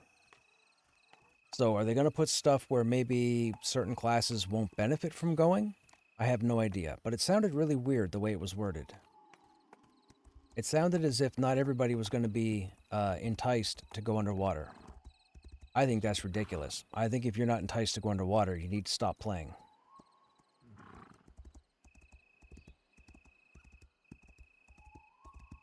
See, all the water's been pulled out. There's supposed to be water across this whole part of the zone. That's Eastern Plains right there. And that's the zone line. And that island, I don't know what that is, and I don't know what this is, because you can't get to it. But rainfall is supposed to be off here in the distance.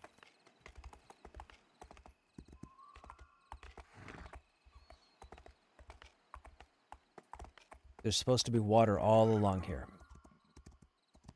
I don't know what that's for.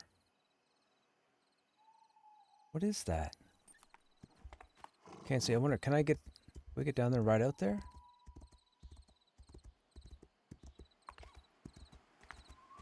This is known as the beach, by the way, appropriately. Oh, there is water. Okay, so this might be a situation where you could be swimming out here and all of a sudden you'll fall to your death. So we're not going to do that. I don't know what that is, though. Huh. I'm flying! I don't want to go over the lip in case I fall to my death. Let's go back to land. How is there a mob down here?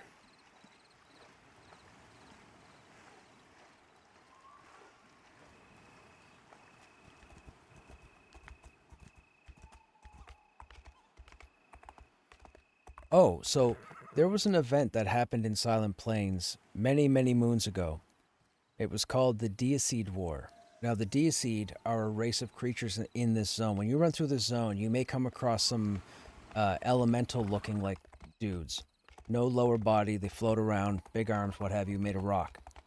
So the Deicide War actually destroyed this zone. All this busted rock and whatnot, it's all from the Deicide War.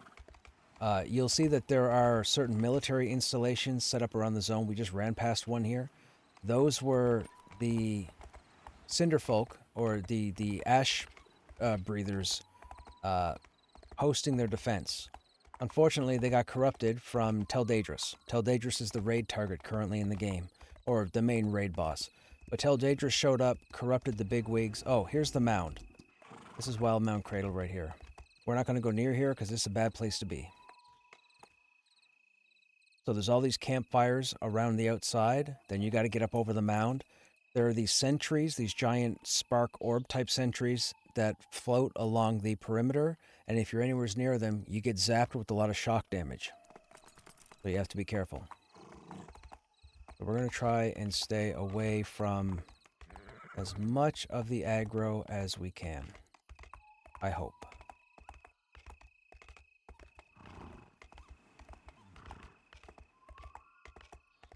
What was I saying beforehand? I forget what I was saying beforehand. Oh, the Deicide War. So yeah, so the Deicide War is part of the destruction of Silent Plains. Or what happened to Silent Plains.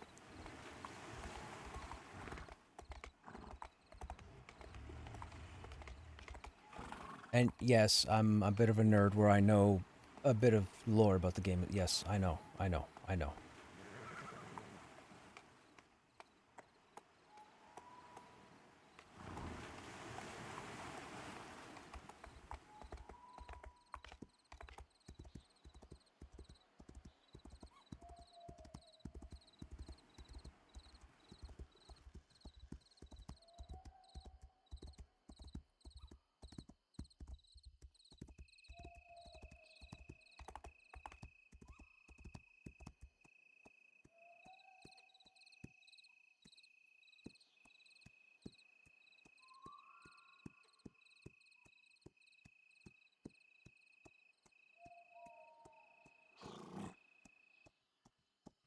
There's part of the military installation there, or what we call the trenches.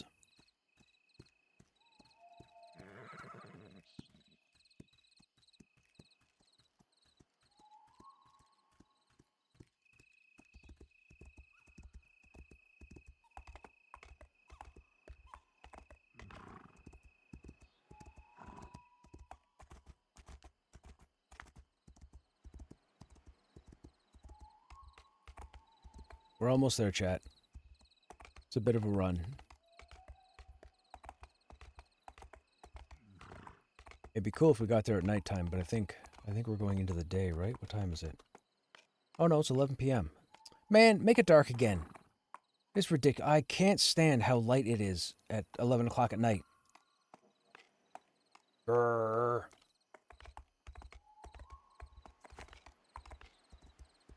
When it was dark, man, it was scary. You didn't know where mobs were. You had to wait until they turned around so you could see the color of their eyes. All you wimps out there complained about the lighting, so now you don't have to worry about seeing 6 feet in front of you.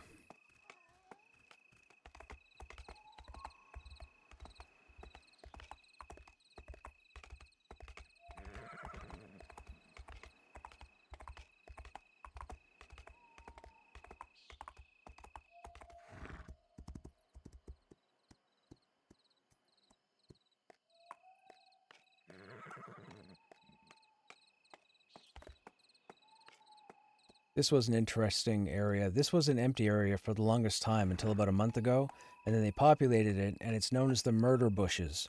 So if you're in game and you ever see anybody in OOC talk about murder bushes and you don't know what they're talking about this little village here. Because there's a bunch of mutated plants in here now that weren't here before.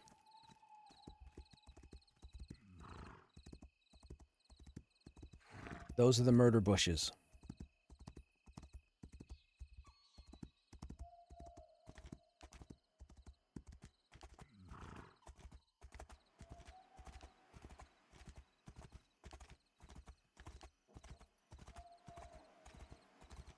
There's the dock. So we're here. So this is the port of Raloon.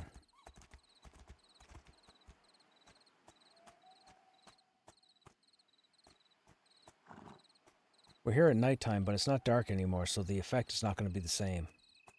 The lighting was phenomenal when it was dark. Make it dark again. Mida. Can we have Mida? You know, there's Maga. Let's have Mida. Make it dark again.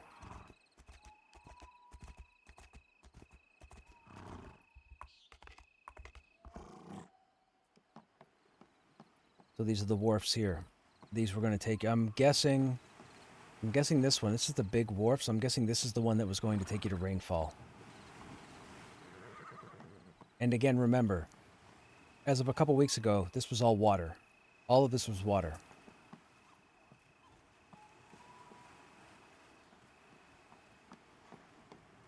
There's the end of the dock.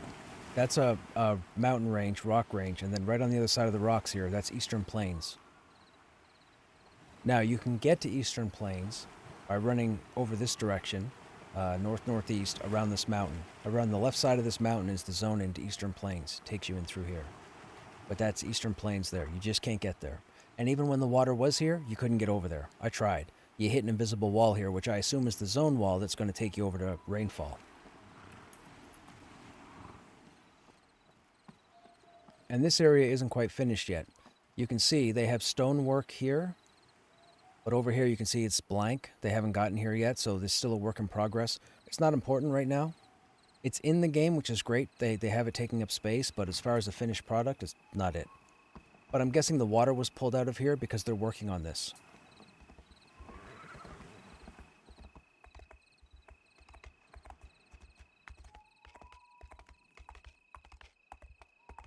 And I don't know where these other warps are going to take you, but I think these are here for your own personal devices. It seems like there's going to be a point where you're going to be able to train in shipwriting. So people are going to be able to build sea vessels. So you'll be able to not just have a...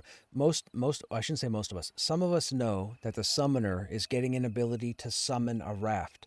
Well, apparently all players are going to have the ability to obtain a raft or a floating device of some sort. I assume it's through woodworking. We're also going to be able to build boats. So you'll have your own personal boat like Valheim, or you might even have a larger boat for a group or a guild.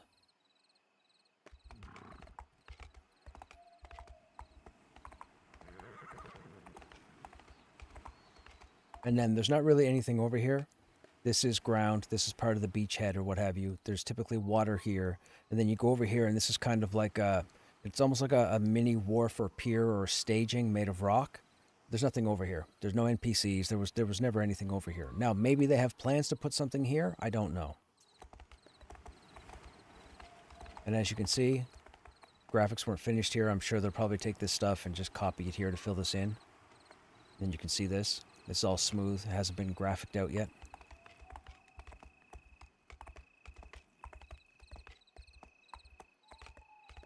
And this is the Port of Raloon. It's fenced in. It's on the mountainside. Am I not rendered? There's supposed to be NPCs here. Did they take the NPCs out? Oh no, they're here. Okay, they're just not all here. Yeah, there they are over there. Crafting supplies. This is the crafting area. I think the hardest part is choosing a class. It is, man, it is. But hey, you've got plenty of time. You have no fear of losing anything because the wipe's not for another 3 months.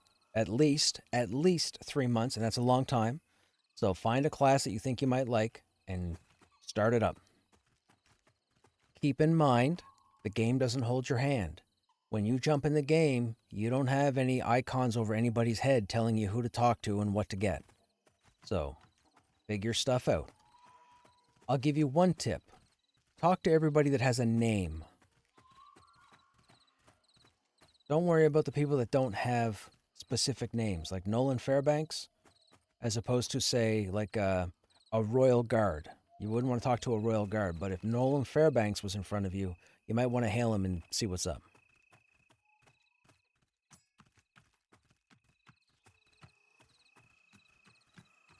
And the other thing is, once you're done talking to NPCs, as you level, you may have to go back and talk to those NPCs again. So they might not give you something when you're level 5, but if you go back at level 15, somebody might have something for you. I'm not going to tell you, and I'm not going to ruin it for you, but they really want you to explore this game, even if it means revisiting the same location multiple times. Hey Stogrim, what's going on? How you doing, man?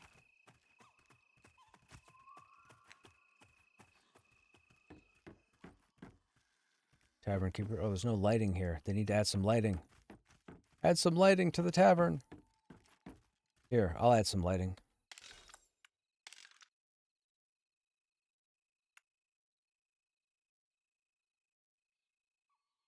Oh.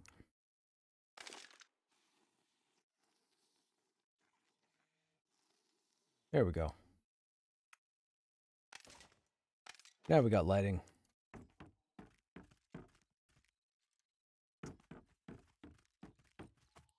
You got a cold? Dude, I hope it's just a cold.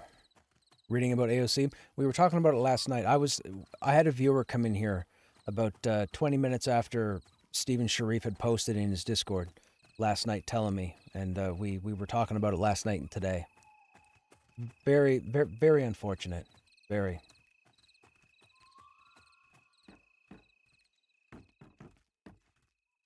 So the banker works. What did we take for trade skills on this guy? Alchemy and provisioning. Okay.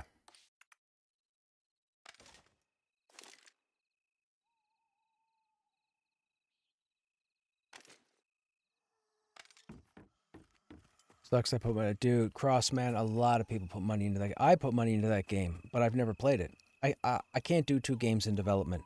I had to make a choice, and my preference is Pantheon. Always has been. These aren't filled in. This is gray box or placeholder. I don't know what's supposed to be here. Maybe they're silos. I mean, they are cylinders. I don't know offhand.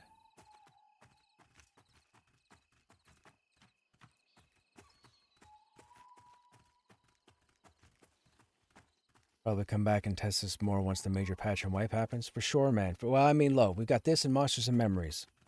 So, you know.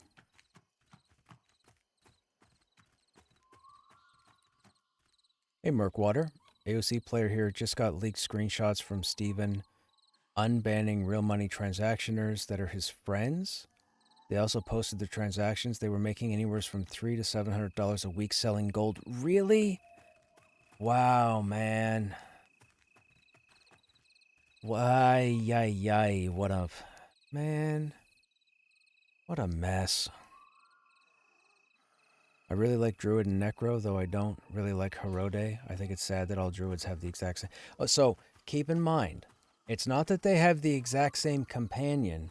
It has to do with their faith. If you read online about the Druid and their background, they all have a part of Herode. It's no different than an EQ if you're familiar with it, with things like the followers of Tuner. It's the same thing. So it's not that they have their own individual pet, it's they have a part of Herode with them. The pet's not called Herode. Herode is their deity. That's just the embodiment of their portion of Herode. That's why all the Herodes are the same. Because it's the same it's the same being. Just it's what's giving druids their power. I know it seems weird because you'll make a necro or a shaman and you'll feel like you have a unique pet, but with druids it's different. Herode has blessed them. So that's Herode's incarnation to you. I bailed because of politics, not into that, but the gameplay wasn't horrible. Hey, look, I tuned in to a fair number of people playing Ashes of Creation when I was getting ready for bed, or if I was doing laundry on the weekend. I would sit and watch streamers play Ashes of Creation. I couldn't play it myself because my time was for Pantheon. But what I saw, in my mind, when I think of what's more exciting to me, Pantheon by far. Now, people will say, oh, Pantheon looks dated, but Pantheon should look like Quiet. I don't want to hear it. It's not about how the game looks. How the game feels to me is what matters. And watching the streamers play Ashes and do communication with their people, their group members, and so on, and run around, it didn't seem...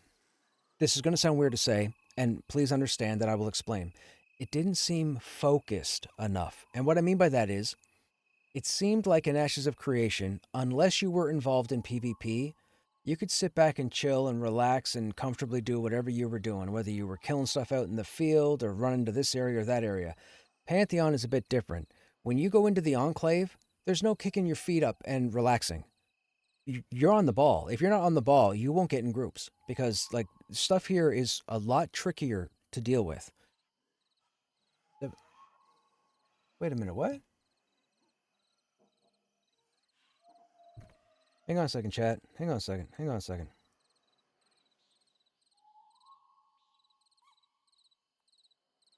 Ray Liotta.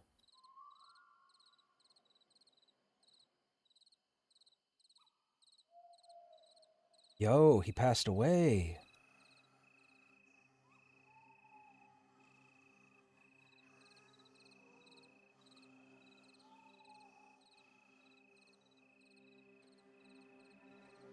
Wait a minute, he died in 2022. I thought he was dead. That's weird.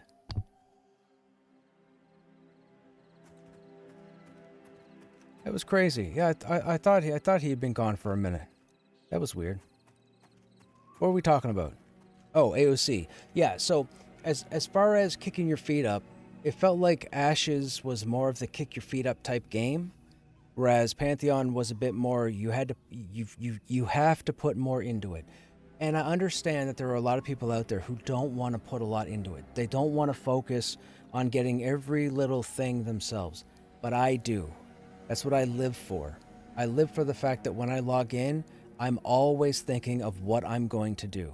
Whether it's who I'm going to reach out to, what content I'm going to run, where I'm going to go, who I'm going to play, all of it. I live for it. You might not, and I understand that.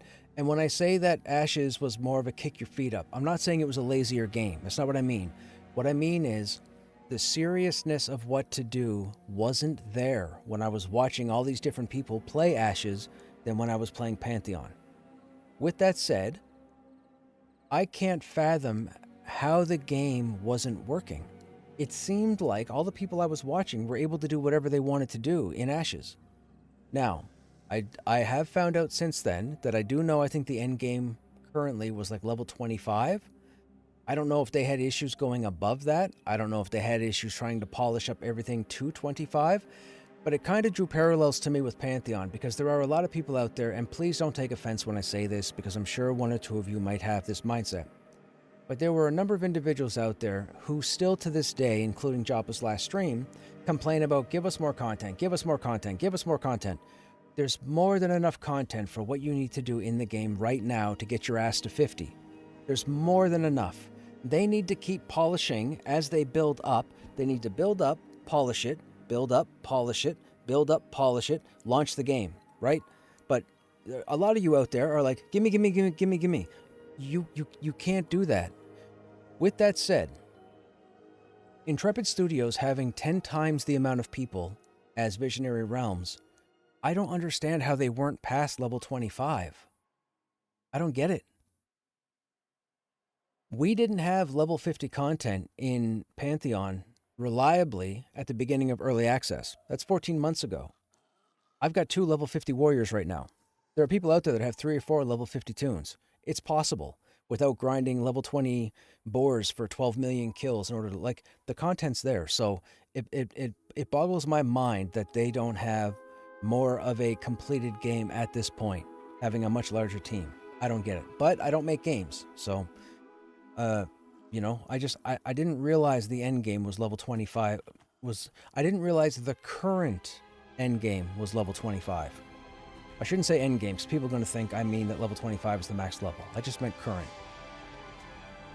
Hey Trail, that's the NA way these days. Gimme, yeah.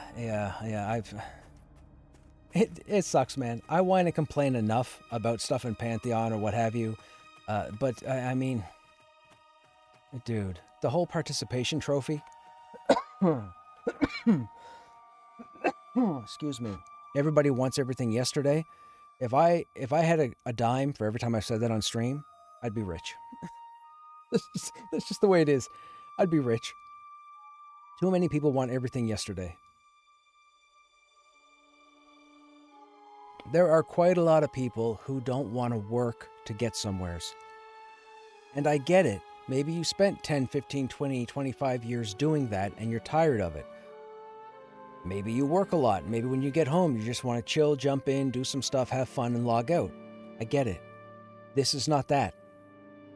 So if that's what you're looking for with this game, I'm pretty sure you're not going to find it. Okay? Even when they get 3 continents, 9 cities, 30 zones, everything in game, you're still not going to get that drop in, drop out. The only way you will get a drop in, drop out in an MMORPG is if they utilize instancing. If they utilize instancing, like EQ2 or World of Warcraft, or even EverQuest in some senses, well, that's more of a raid zone. Never mind EverQuest. EQ2 and World of Warcraft, if you want drop in, drop out instances, Pantheon will not be instances. You will have raid bosses that will be behind an instance, but you're going to have to kill the contested version first. But there will not be instance dungeons. They've already said it. They don't want there to be instances. With that said, don't assume that they can automatically add something else to make it drop in, drop out. They can't, and they won't. And you can sit there and say, Crush, you don't know that. Yes, I do. And if you want to hold on to that, by all means. But in a year from now, or 2 years from now, you'll be let down. All your balloons will be burst. So, don't say I didn't warn you. Hey, Hellgear, what's going on? How you doing?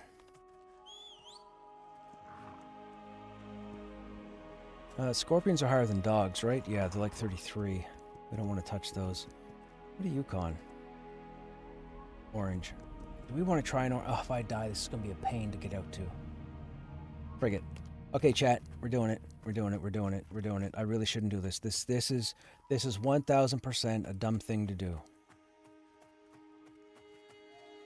This mob is orange.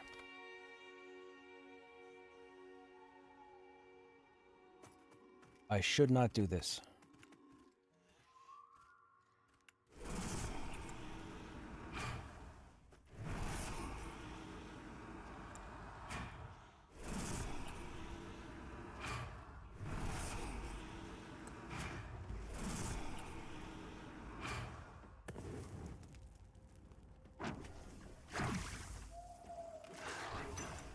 All the dots are in. Fear is not off.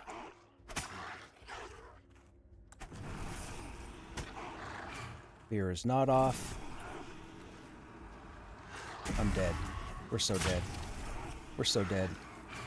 If I can't get this guy feared, we're dead.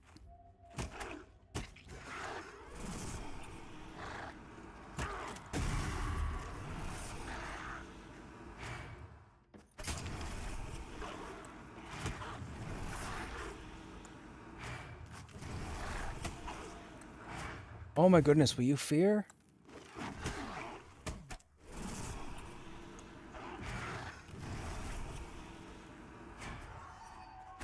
Find time to fear. Find time to fear when he's got 2 hit points left. But we did it. Necromancer's overpowered. What? Nerf him. Nerf Necros. Right now. No, I'm kidding. I'm kidding. I'm kidding. That was fantastic.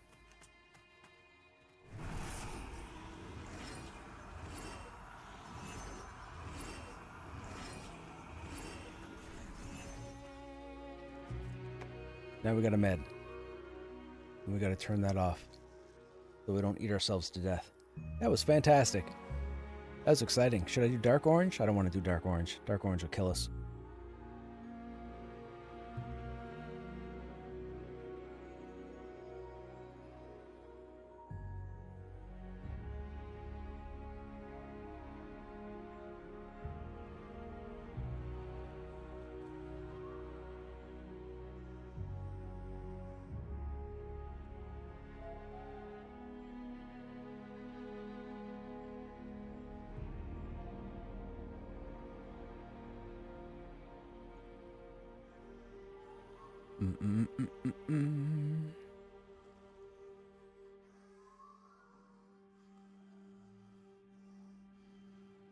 Just got crushed in Returning of Reckoning at Land of the Dead. Oh no.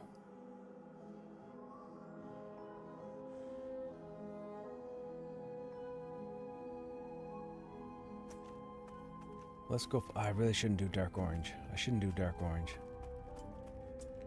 What's the worst that could happen? We just summon our corpse. What are you, Con? Yellow. We'll do you. I'm not even watching the XP. What are you, Con? You're orange.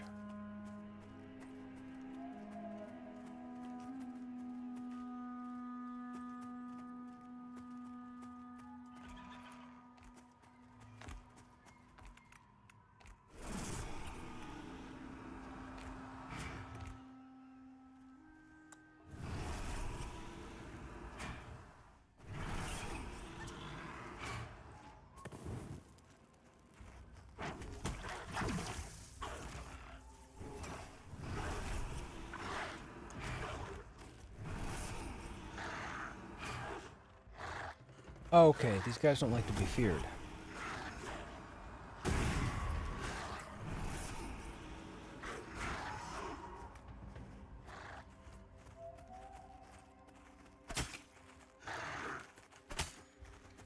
Don't go over there. Oh, yep, there you go.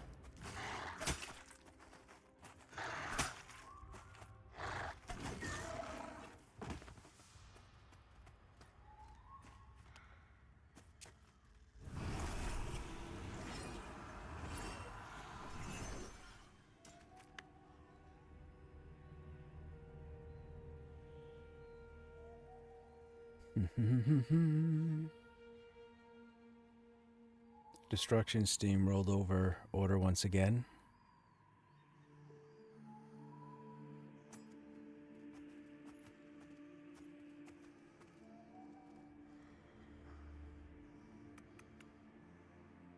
Oh, I didn't put the shield back on the pet.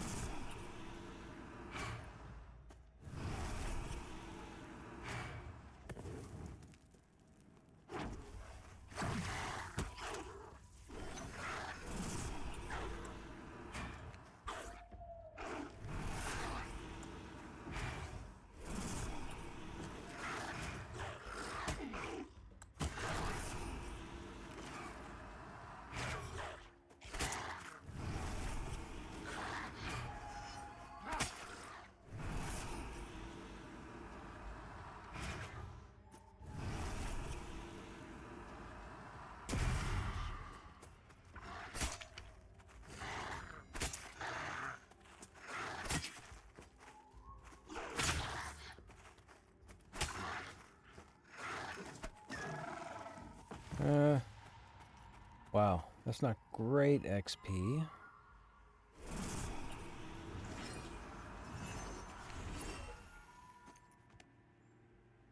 I guess even and dark blue are still the way to go.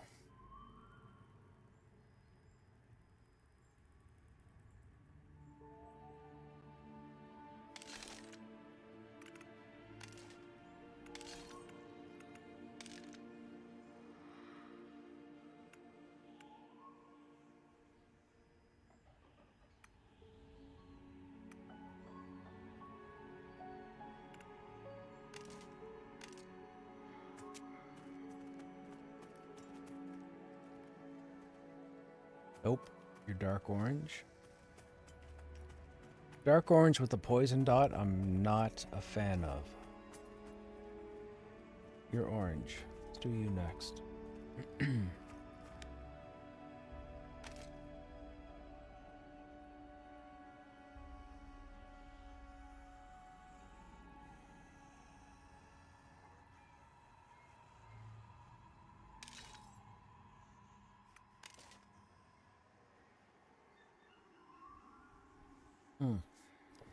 I should check the weather. I probably should have gone and taken my laundry out of the dryer. Then my clothes are going to be cold, which means they're probably going to be wrinkled. Ooh. Oh, it says it's snowing right now.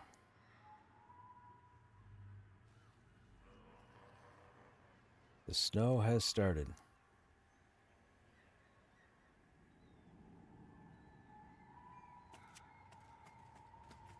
Get away from that scorpion. Nope, nope, stay away.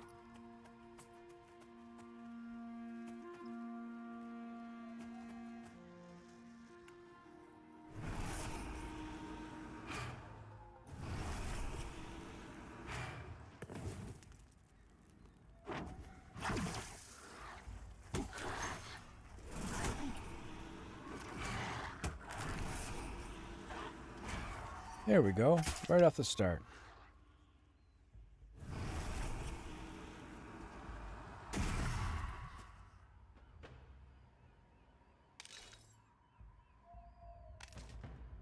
Why is it still 80 of 90?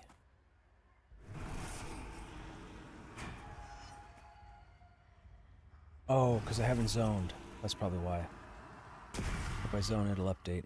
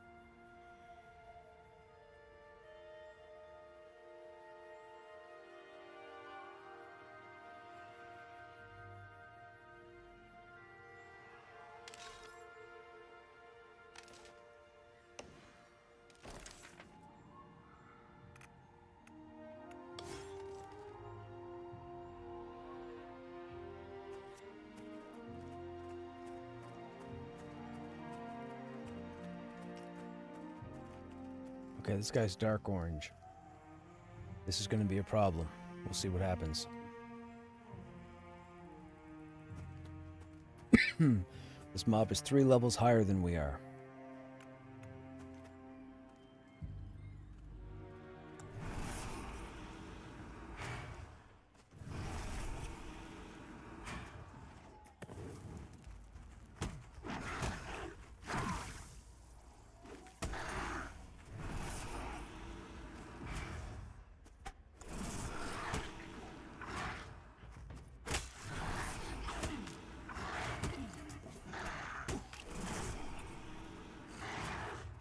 Come on.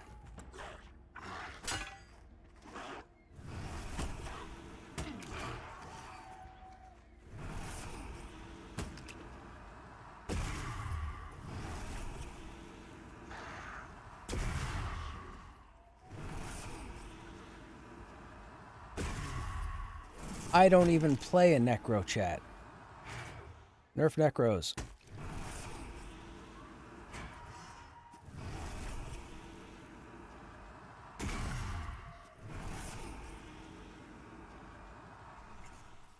That is ridiculous.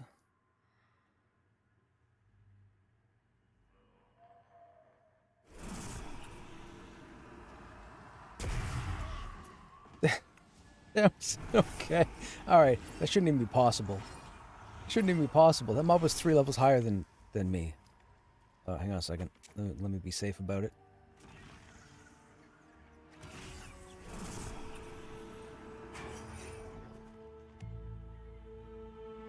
Yes, I literally can't find anything fun to fill the void left by Ashes. Back to sim games and RTS.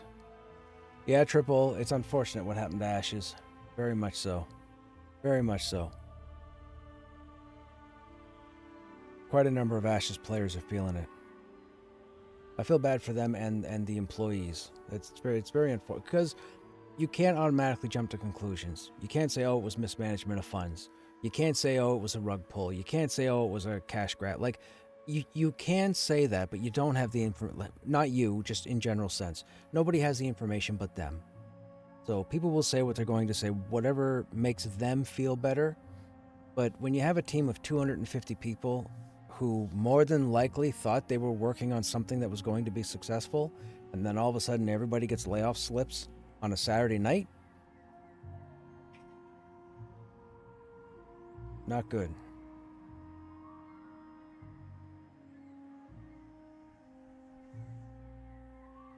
I mean, the real question is, how long did they know? And by how long, I mean, how long have they been planning to have this happen to the game? Because it seems like they clearly put it on Steam when they did to null and void the Kickstarter statement that if the game didn't launch, they would refund all backers. They launched the game on Steam. That counts. Legally, that counts. There was no legally binding thing. It was just something they said. It was their word that they said that if the game didn't launch, they would refund all the backers. But the game ended up launching, quote unquote, on Steam, and now this happened. So, the conversation becomes how long? How long did they know? Because this clearly didn't happen Friday. They didn't make the decision Friday and then act on it Saturday. So, that's what it comes down to. But again, none of us know. You might be somebody who put $100,000 into Ashes. If you're not Steven Sheriff and whoever else the higher-ups are, you don't know. So don't bother saying anything because it's just going to be ignorance. We won't know until we know. If something legally comes out of it, then by all means. But it just sucks. You don't want to see games fail. Nobody should see a game fail. People yap out their ass all the time about, oh, this game's dying, this game, blah, blah, blah, blah. You can't keep saying that because you're going to leave yourself nothing to play, and it's going to be your fault. You'll blame other people, but people won't look at themselves. We need games to succeed. We need there to be 12, 15, 20 different MMOs to go play. We don't need 2 or 3. We need 10 or 12. The options have to be out there. When you limit options, companies will look at it and say, well, we're not doing it. There's 5,000 FPSs, but there's only 3 MMORPGs? We're not doing that. Why would they ever? So then you as the player loses, and so many people don't see that. And it sucks. It really does. But people should be cheering for every game to succeed, and if it's not your game, just stay quiet. That's what people should do, myself included. There are games I don't talk about because I have no interest in playing them. I want them to come out, but I have no interest in playing them. I'm not going to talk about them. I mean, look at Pantheon. When Brad passed, Pantheon got devastated, but they stuck with it. They ran off a skeleton crew. People were not getting paid and still loving to work on a game. You wouldn't do that. So don't start harping, not you individually, it's a blanket statement. You can't say you would spend your life working on something and not getting paid for it. Don't even start. I don't even want to hear it because I know you'd be full of shit. So the fact that the people connected to Visionary Realms stuck with it, that's a win-win, no matter what anybody else says or trolls or complains about. Don't be dumb.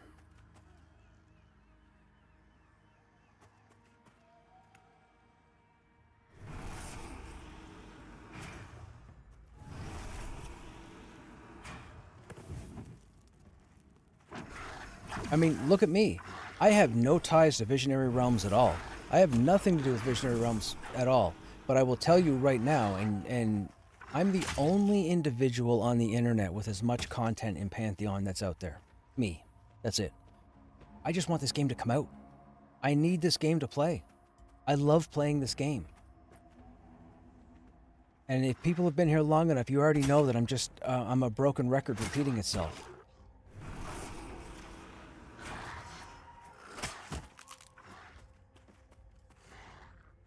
I don't even play necromancers, and we've been on this necromancer for a few hours now. And I don't even play necros.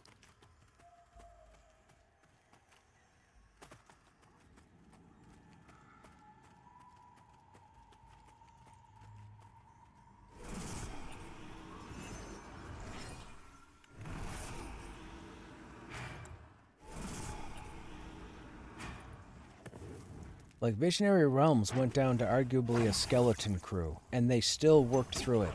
And there are people out there who believe in them and this game, or else they wouldn't have the funding that they have.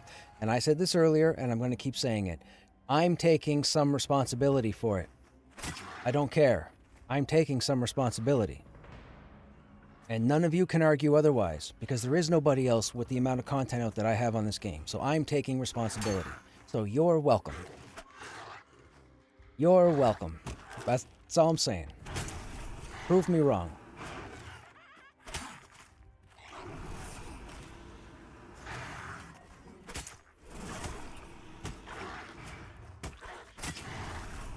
This guy won't fear. Oh, my pet can't taunt. There we go.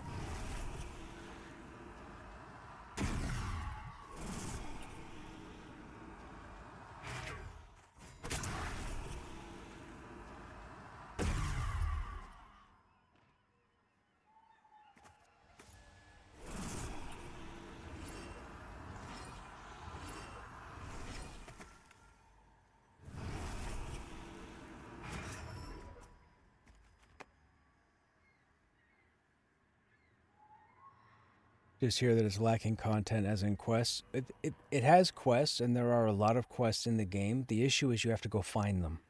I shouldn't say the issue. The situation with them is that you have to go find them. There's a lot of stuff to find. There are dropped items that start quests that are out there. There are random NPCs, creatures, and landmarks out in the world.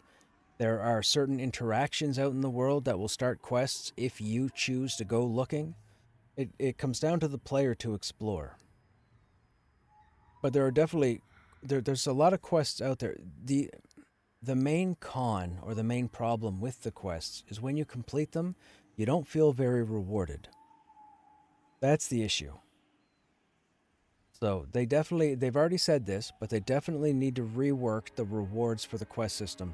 The other thing is, I feel personally, they need to reword, and when they go to add quests in the future, they need to have more bearing to the world. They need to have more lore. It can't just be straightforward as, oh, if you were to go out and kill 6 skeletons because they've been wrecking my garden, I got 5 silver for you. You can't have that. The quest should have a little bit of lore sprinkled in to keep you interested, because that's how players will learn about the world. If they can do that, that would be perfect. Fantastic.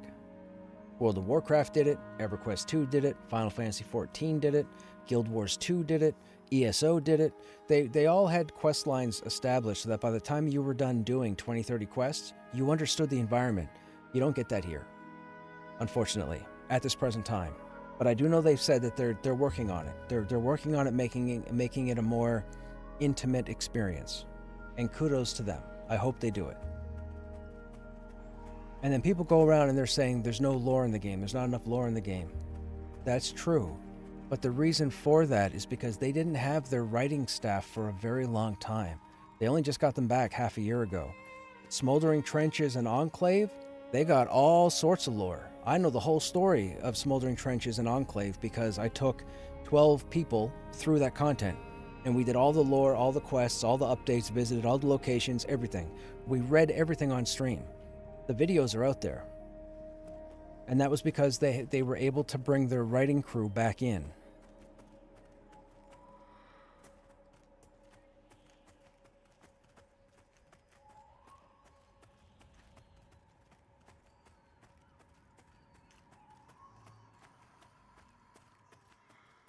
You are orange, okay?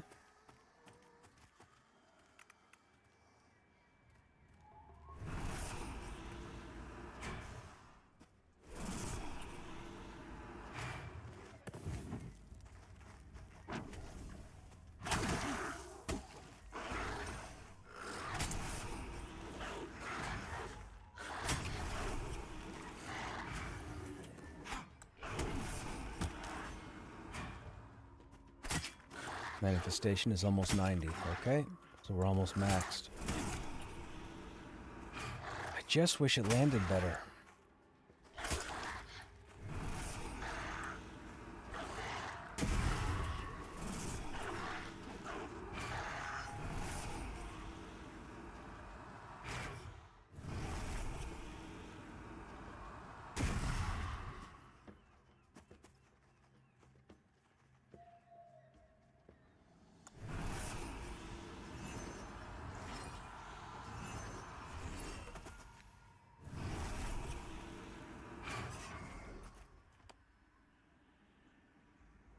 At least they know as well what the players will. Oh yes. So if you go on their website alone and you go and read the lore, there's a lot of stuff there. People either just don't know or just don't want to go read it. But if you go, it's there. What about skills and professions? Trade skills are being worked on, and I believe for the update in the spring, trade skills will operate a bit differently. I believe the combined item, from my understanding, they're going to allow the player to have a little bit of control over what they craft, unless they're crafting high-end stuff. If they're crafting high-end stuff, there will be gear that's set or statted a specific way. They're also working on UI input, where you might have a recipe book where you can actually see the items that you need to, or so that you can actually see what the item is as far as stats go. Right now you can't. You have to write it down. People will write it down and then post it on random websites on the internet. But as far as in-game, once they get the UI fleshed out, which is not, it's not a priority right now, which is why we don't have a big UI. We don't have Need Before Greed. We don't have raid windows yet or raid frames yet, and that's because it's not a priority. It's not important. They got other stuff to do. They need to get the geography in the game. They need to get all the geography in the game, and then everything else layers on top of it. So for everybody that's going on about wanting more lore, wanting more content, wanting more dungeons, wanting more raids, you gotta wait till they build the world. That's how it works. So you just gotta wait. And if you say, well, I'm not going to play the game if they don't have any more content, then don't play the game. But don't tell people, because people won't care.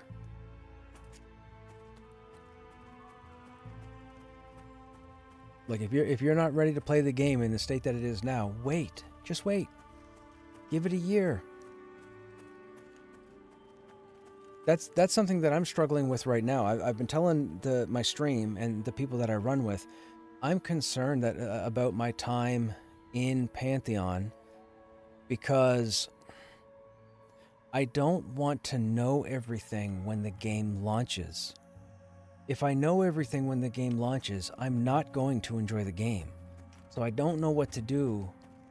It's a big that's like my only dilemma right now is how, like, I love streaming the game.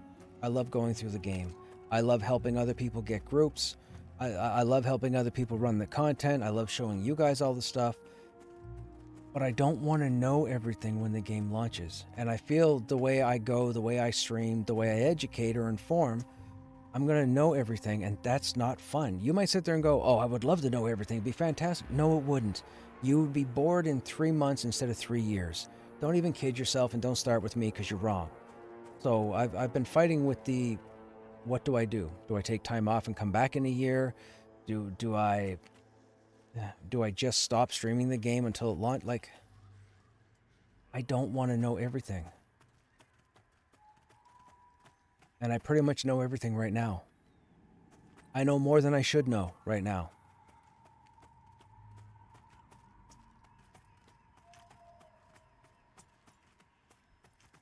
So for me, that's a dilemma because I want to be able to enjoy it just like you guys would the day it launches.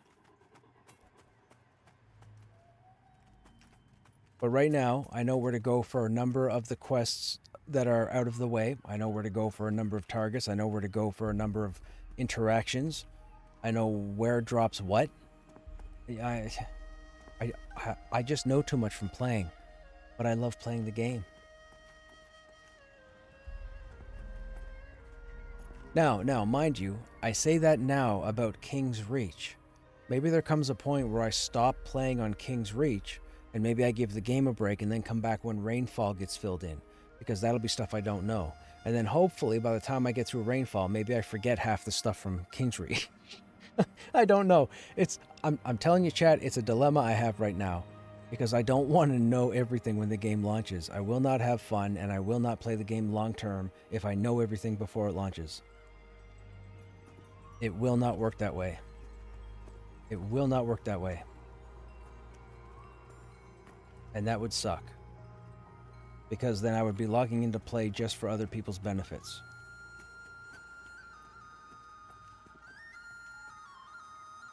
What are you? You're Con Yellow. Okay, we'll get you first. Then we'll get your friend. Oh, don't walk over here. Don't walk over here.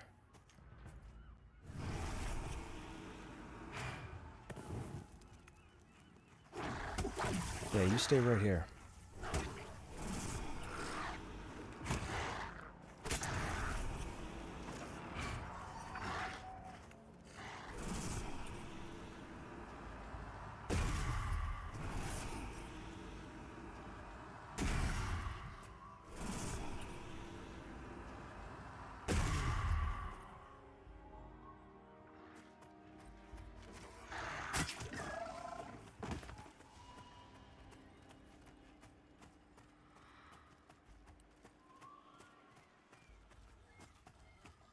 What are you, Con?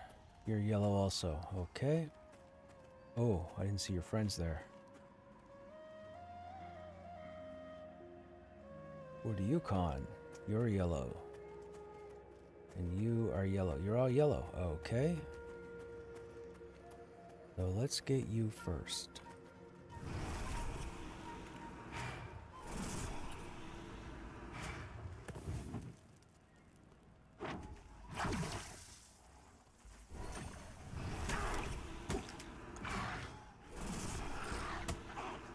You're researching games now and saw this one. How does it play? This game is being developed in the vein of EverQuest, World of Warcraft, and Vanguard. It's a social-based MMORPG where when you create your character and get into the world, the game doesn't tell you where to go or who to talk to. It's up to you to put in the effort to explore the world and figure out what's going on. It's up to you to make friends. It's up to you to find a guild that you like hanging out with the people. Your responsibility is going to be tenfold in your own enjoyment in this game. If you're someone who wants to jump into a game, queue up for a group, run a dungeon, and then log out to go do real life, this won't be the game for you. You might want to go to a game like EverQuest 2 or World of Warcraft or even Final Fantasy, along those lines. With this game, you have to put time in. Time invested is reward back. You have to make friends. I've been playing the game for about 3 years. My main is a warrior. I've gone through 8 warriors currently. I have 2 level 50 warriors right now on this character, or on this account, plus a 3rd warrior at level 21 because I'm warrior for life. Yeah, it's pretty awesome, but you have to put effort in. And never mind the appearance. The game looks awesome. The graphics are fantastic. You can't be expecting VR-type graphics. Even Ashes wasn't stellar. Even WoW is not stellar. It's dated, of course, obviously. But for what they're going for with Pantheon, with the aesthetic and the appearance, it fits. Pantheon has my all-time favorite skeleton graphic. Oh, hang on. I can't get the camera. That skeleton graphic is phenomenal. It's absolutely amazing what they've done. Like, dude, it's fantastic. But this is a game that requires you to be social. If you go to their Steam page or you go to their website at pantheonmmo.com, within the first 2 or 3 lines, it tells you this is a challenging social MMORPG. I love it. I can't stop playing it. I have no ties to Visionary Realms whatsoever, but I'm probably the foremost streamed Pantheon player there is. My entire early access is on YouTube, so if you go to YouTube and search for @Krushnek, and then you click on the Live tab, you'll see over 400 videos of Pantheon, or close to 400 videos of Pantheon. Full streams. So I've been, I guess you could say I've been documenting my entire early access playthrough, so that viewers can actually check out the content that I might not be experiencing right here and now. Sort of. On early today? I am on early today. With the weather, it started to snow now, so with the storm that we're supposed to get, I don't know what to expect. I may have to take a couple of extended AFKs to go out and shovel. So, rather than do my usual stream time and then end up AFK, I chose to start a little early, just in case I have to go AFK early in the evening, because I'd rather do it before the sun goes down.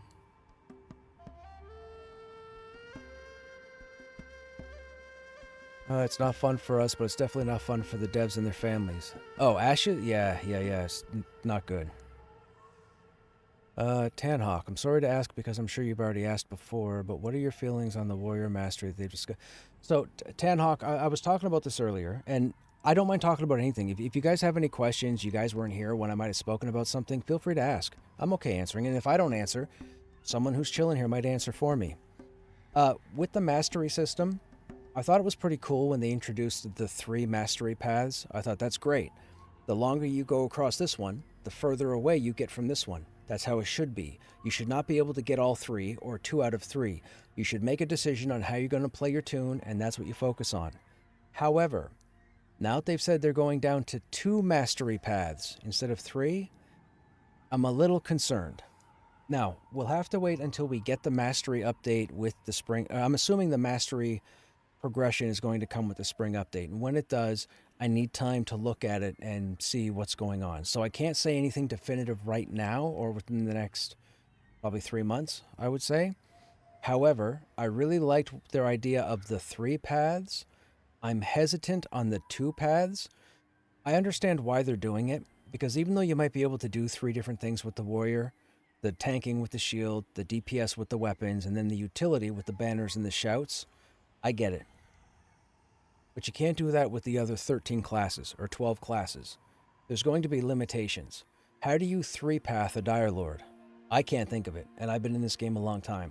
How do you 3-path a Cleric? How do you 3-path a Druid? It can be very difficult, so I understand them going down to 2 across the board, because they wouldn't want a 3-path warrior, and then everybody else is 2 paths. That's not fair. That doesn't make sense, and people will complain about it.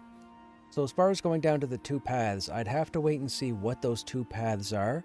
And when it comes into the game, we won't just be looking at the warrior paths. I'll log in, I'll create characters for all the classes, and we'll go in and look at all the classes' mastery paths and discuss or try and figure out what we could see for builds. The thing I was looking forward to the most about mastery, and this goes along with a game called EverQuest 2 for those who haven't played it. EverQuest 2, not only did you level normally, and not only did you get gear with different stats on to build your strength or your stamina or your hit points, what have you, But when they had their alternate advancement points, or their AAs system, come into the game, it allowed 100 different Guardians with the same gear, the same stats, and the same abilities to play 100 different ways, because you could build your alternate advancements in so many different methods. When I get a chance to log into EQ2 next time, I'll go into the AAs just to show you guys what I mean for those who don't know. So pay attention to the stream. If you're not following, follow. But next time you see me advertise EQ2, we'll probably jump in and look at the AAs just to give you guys an idea. But the cool thing about that was I felt different. I felt unique. My Guardian, I felt set apart from your Guardian and the other Guardian and the other Guardian and the other Guardian, because you had so much control tweaking what your class was. I hope with the limited paths in Pantheon going from 3 down to 2, I hope they have that little bit of uniqueness. Now, I feel like they won't, because if you have 2 paths only, there's only so far you're going to be able to go on one, and then so little, if all, you'll be able to go on the second. So every warrior that wants to tank will have the same thing, which won't really set... What will set warriors apart at that time is how the player drives the car. My thought process might be different from yours. I might do things 100 different ways from Sunday. You might look at things I do and go, why would he ever do that? And I might do the same. That's where the uniqueness is going to come in. But if we're all given the exact same thing to run, I feel like that's where the issue is going to be. Because then it's going to come on the player, which means the players are going to get most of the hate, not their class. You're going to have 50 warriors that are all built for shield use, which means they're all going to operate the same. But if something goes wrong and you wipe, you all of a sudden don't blame the character, you blame the player.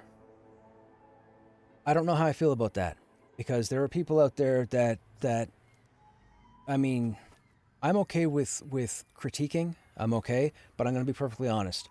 I'm pretty good with the warrior. If you've watched me long enough, I'm pretty good with the warrior. I do some exciting things with the warrior. I know the warrior upside down, right side up, left, right, whatever. Other people aren't like me. So if more of the responsibility falls on the player itself and not necessarily the character, that can be a bad thing, because then that could limit your resources for when you jump into the game next time to try and run something. Somebody or some people might not be available all of a sudden. So with that, it's going to be tricky, but you get that with any MMORPG. That comes with all of them, whether you're playing this game, whether you're playing WoW, EverQuest, whatever. So I'm just a very patient person, and I get along with everybody, or at least I do my best to get along with everybody. So you never have a bad group experience if you're with me. That much I can tell you.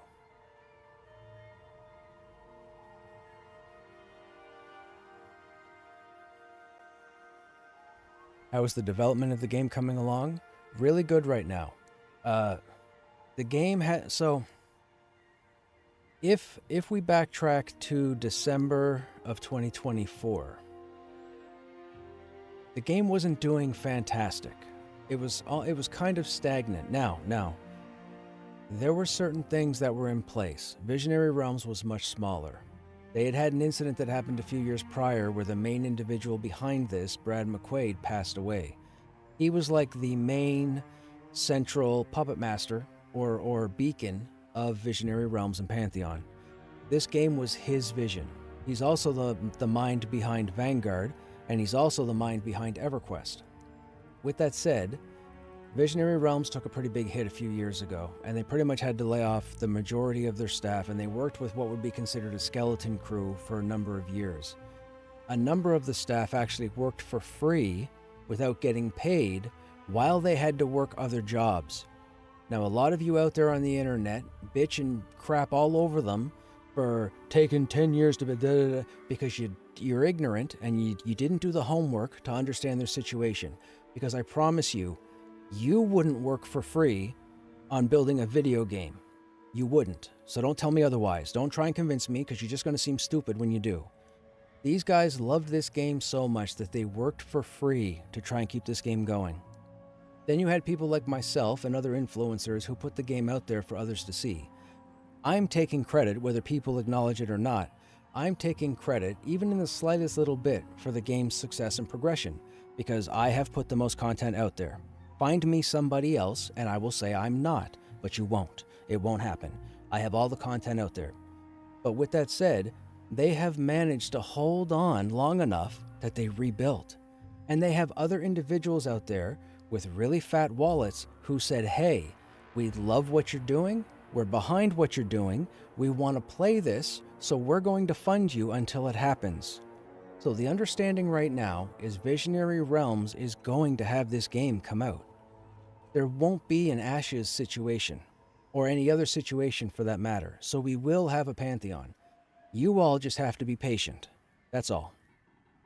So rather than harp on something that's still being worked on, find other games to play in the meantime and then come back in 6 months, or come back in a year, or come back in 2 years, or wait till whenever 1.0 is. You know? Addicts like myself are going to keep playing this game because I can't stop. I can't tell you how much I'm enjoying this game. And I don't need to say all this because I have nothing to do with Visionary Realms at all.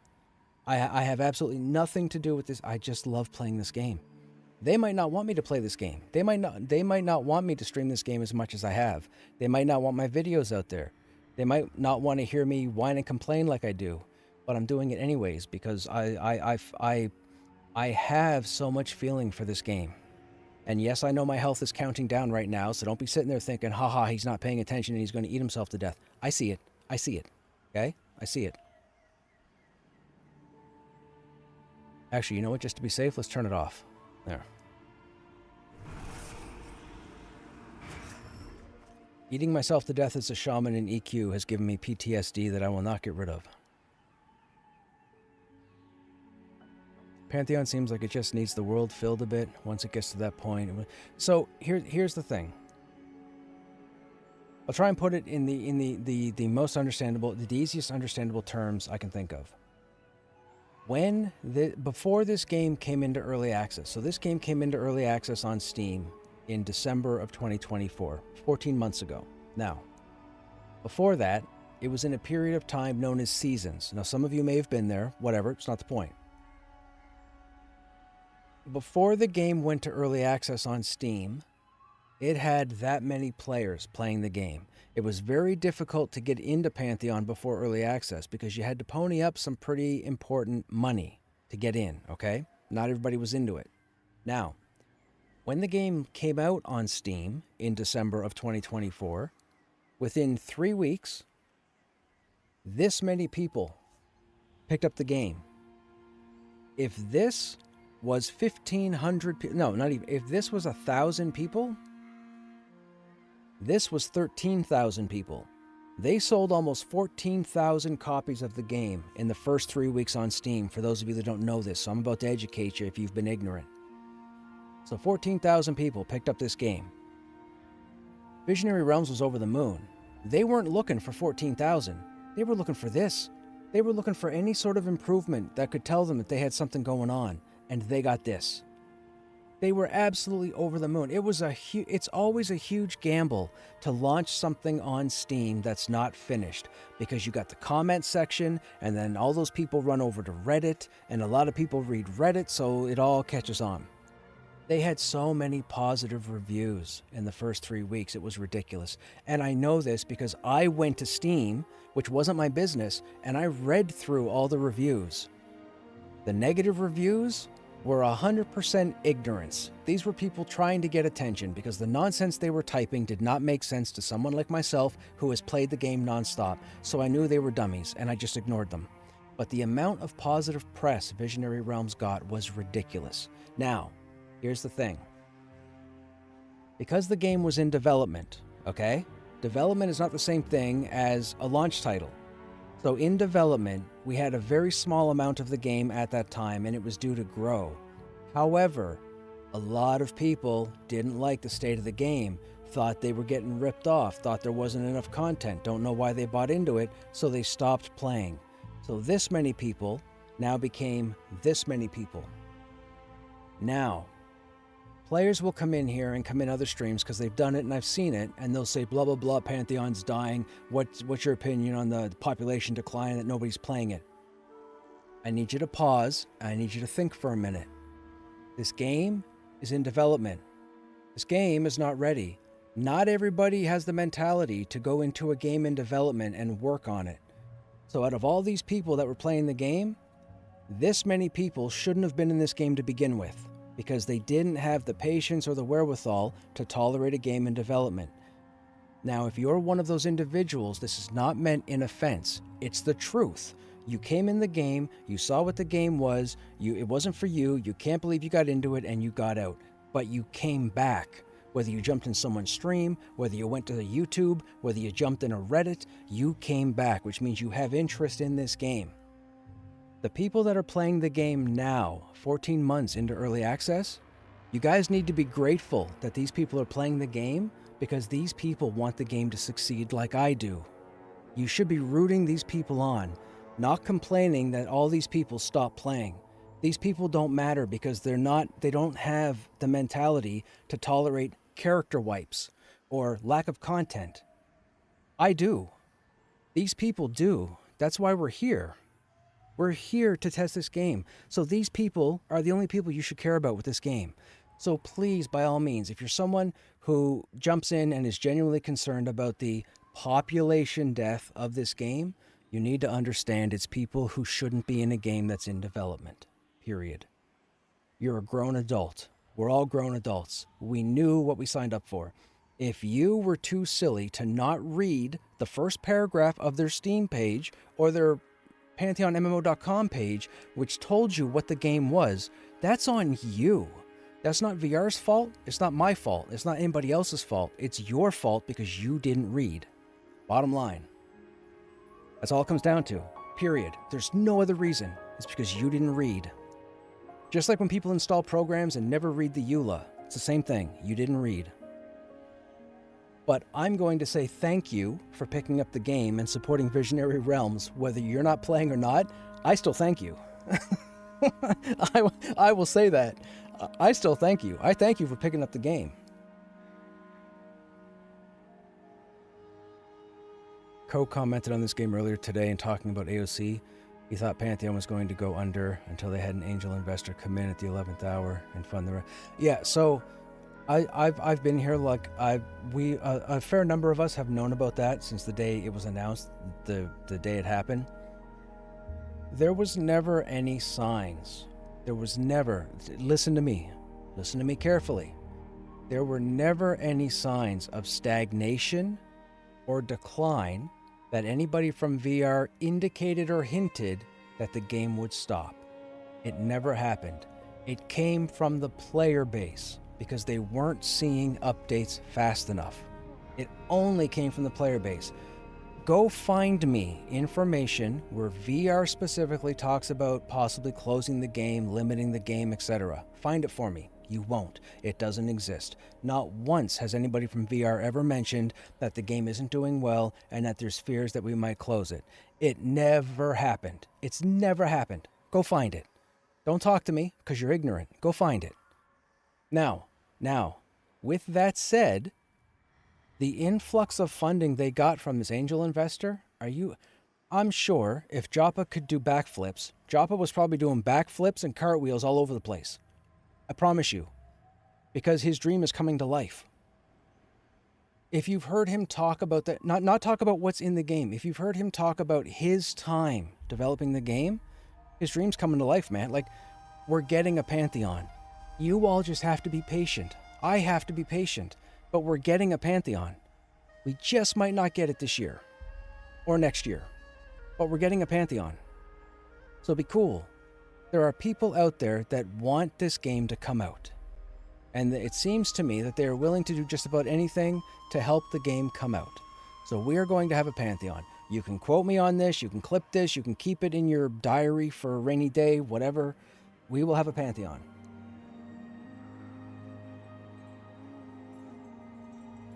There was never any signs that AOC was going under. That's not correct too.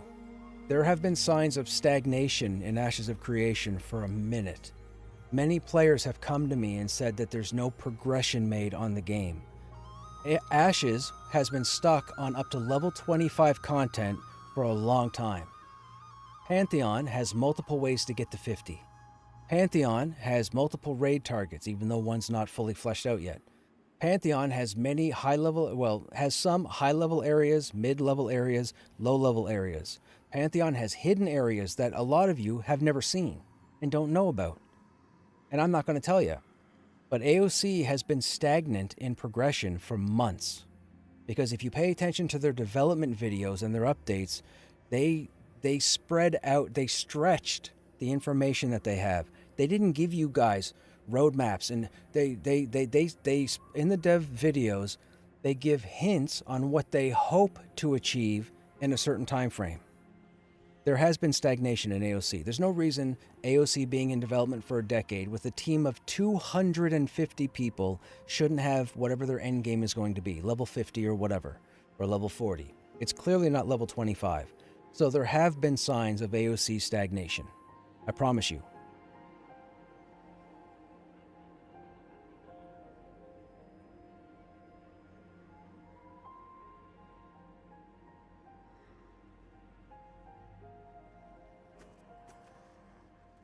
This guy's investigating. We're going to have to fight him. Oh, our pet doesn't have haste. Is he too far away? Line of sight. Nope, not that one.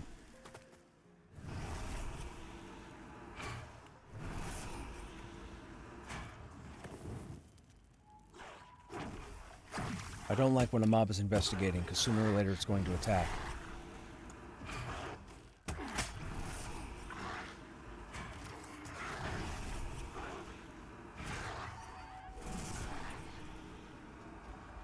Oh, his friend's gonna join? Nope, good. Nice change of direction.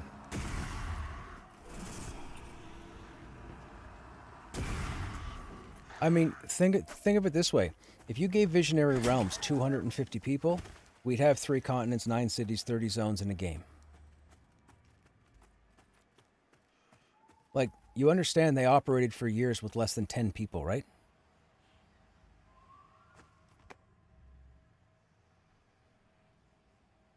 It's a numbers game. VR operated on less than 10 people, and 2 or 3 of those people were administration, marketing, nothing to do with the game development whatsoever. If you gave Visionary Realms 100 people, we'd have a 3-continent game right now. If you'd have given it to them 5 years ago.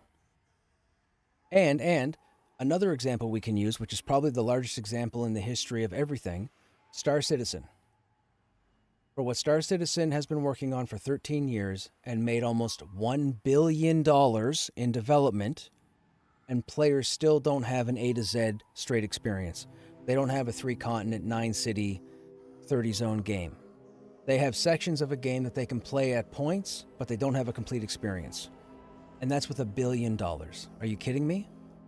No game in the history of games has taken $1 billion to be made, except for Star Citizen. Not one. Not WoW, not Final Fantasy, not EVE Online, none of them. So, it's a numbers game. VR just didn't have the backing to have a big team over the last... When did Brad pass? 5 years ago? It was during COVID, right? I think it was during COVID, so I want to say 5 years ago, 4 or 5 years ago? 3 years ago? 4 years ago? I don't remember exactly. But yeah, VR has been a skeleton crew for a while. But they're they're back up and running, which is fantastic. They brought in new people, which is fantastic. They're the biggest now that they've been in probably 7 years or 8 years. So for people to come in, that's the whole thing. When people come in and talk about, yeah, but Pantheon is, let's say, Pantheon is a smaller scale game and they've been around for 10 or 11 years. Yeah, what's your point?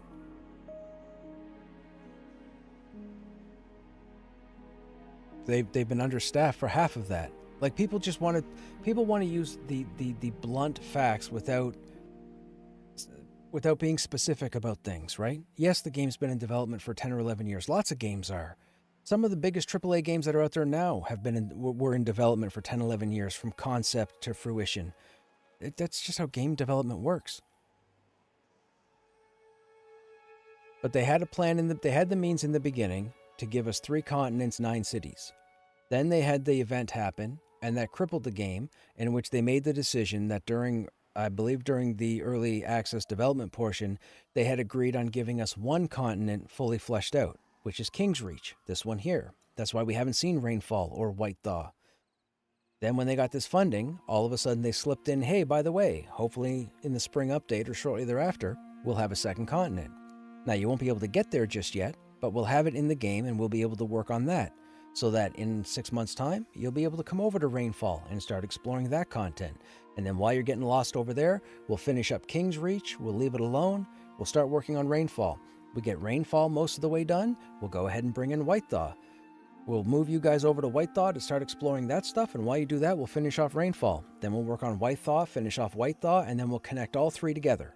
And then you'll have your world, your ecosystem. I'm just pulling shit out of thin air, but that's roughly how I see it happening.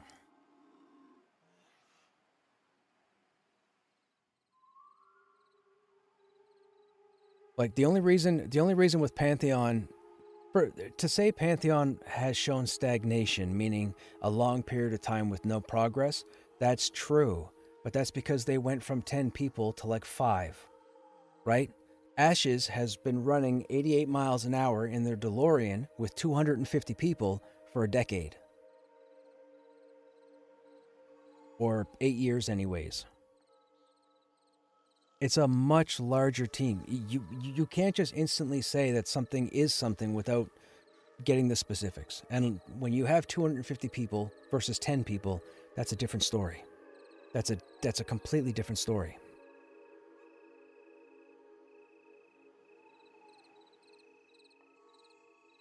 Hey Maury, sorry I didn't acknowledge you. What's going on? Welcome to the channel. I don't know if you're still here or not. I think it was a while ago that you would type that. Yes, good vibes. That's what we try to have here, is good vibes. We don't know the final number of GTA 6, right? GTA 6 is not getting made. You guys are crazy. You know that trailer you saw a couple months ago? That's all that was. You're not going to see GTA 6.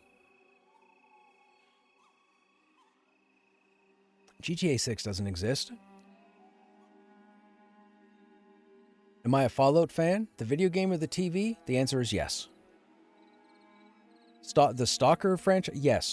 Yes. Yes. Stalker, yes.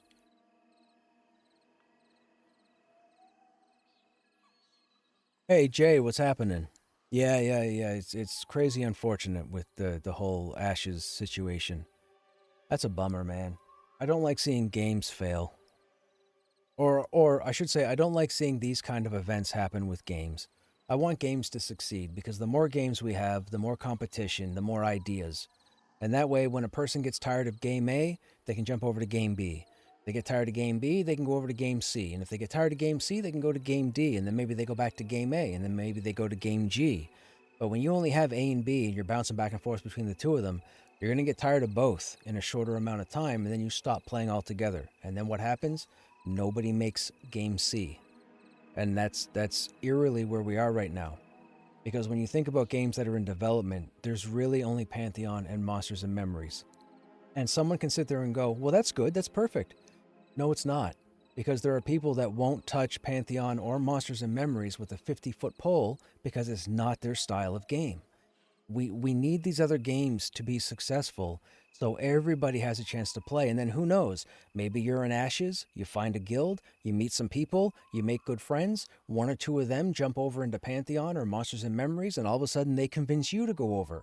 So now when you're not raiding or doing the big realm versus realm PvP stuff in Ashes, maybe you're running the Enclave in Pantheon, or maybe your whatever zone is in Monsters and Memories. Like, we need these games to be out there. So for people to harp or crap all over a game failing, you really shouldn't do that. We all benefit from, what's the word I'm looking for? Abundance. We all benefit from abundance. Like, there's enough food for everybody. Now there's not. Now you got to be picky, and some people are going to go starving. That's what's going to happen. We need these games to be successful. But it can be very difficult with game development. It's not like working in a grocery store or a retail establishment. You can have manufacturers that you deal with, or brands that you deal with. Let's say they start charging too much for you to order their stuff. Well, you drop them and bring in the next brand. You can't do that with video games. It doesn't work like that. So when big games like this unfortunately see the negative actions of business, it hurts everybody. Whether you sit there and go, well, I don't care about ashes. I never cared about ashes. I have no interest in ashes. That's fine, but that's not the point. I should check out a game called Pioneer. My point is, if it costs $800 million to make Witcher 4, it could easily be $1 billion to make GTA 6. Oh yeah, sure. Well, I mean, yeah. Hey, Vey. Someone said games cost a ton to be good.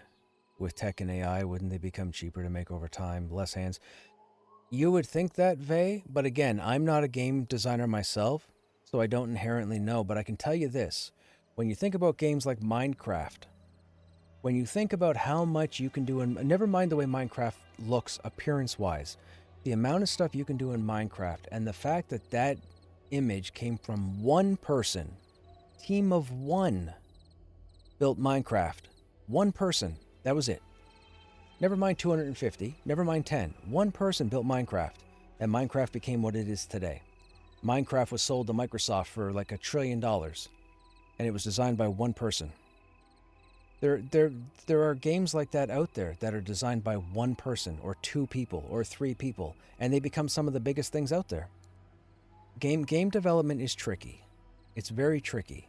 But we need it. We need there to be 50 companies working on 50 different MMOs. We don't need to take favorites or bandwagon 1 or 2 and hope the other 48 fail. It's not the right mentality. It's unfortunate, but that's where we live today. You want games to succeed.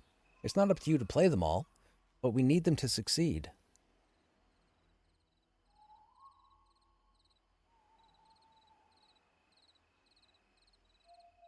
More games means more diversity and more ideas out there that could spawn something up. Well, that was the whole point of Ashes. Steven Sharif took what he felt was the best mechanics from all these different games and put them into his own project. That was the whole thing with Ashes. He said the very first development meeting he gave, or development video he gave, he talked about that. He said, I've played all these games. I wanted to take all the cool mechanics that I found from World of Warcraft, EverQuest, Dark Age of Camelot, Linear, all of the stuff, and then put them together in his own game. That's where people get inspiration from.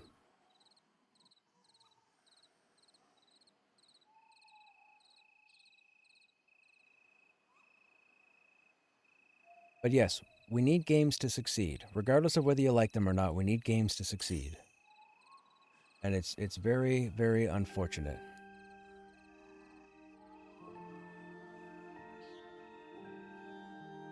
Oh,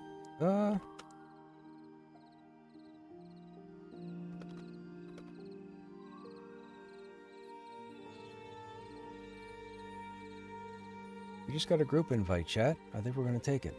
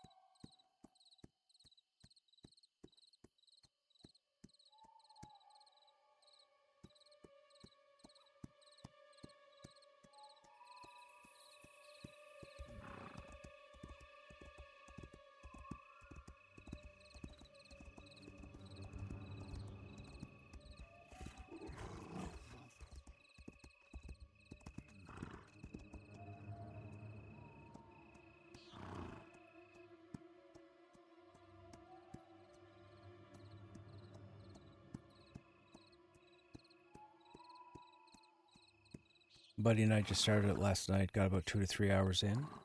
What is Pioneer about? I mean, it sounds like it's like a civilization type game, like a building game, a survival game.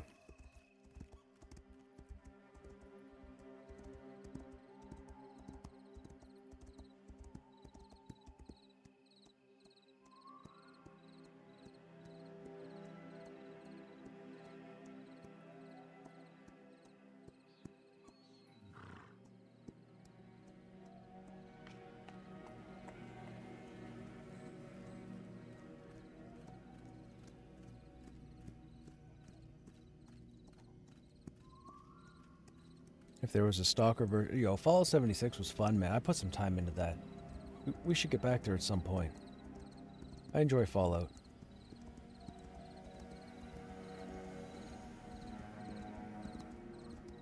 I wish there were more hours in the day.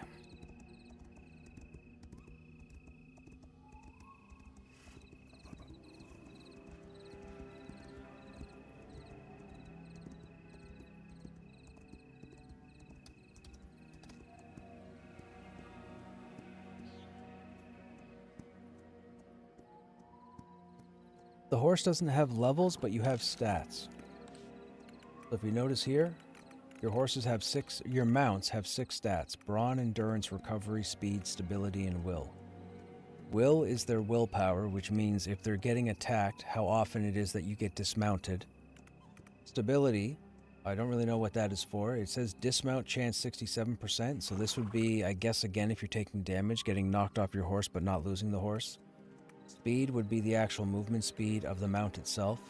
Recovery is how fast it gets its endurance back when you're not sprinting. Endurance is how much endurance you have, and brawn is the carry capacity for the mount through saddlebags. The highest stat I've seen, I believe, is 14. I don't know if it goes higher than that. You won't find a mount, I don't think, where every stat is maxed. I don't think that exists, although you could hit the lottery and I guess it could exist. We have some pretty cool mounts on Krushnek, my main. We've got one where their speed, I think, is a 12. You have to keep leveling up your taming skill. You have to keep practicing your taming skill and taming mounts. The higher you get, so around level 70 and higher, which is like 40 plus and level-wise, the higher your taming skill is, the higher the chance of you getting a rare mount, and rare mounts tend to have the higher statted abilities. When you first start off, like this tune has, you can see that my taming is only 9 of 33, so it's only just started.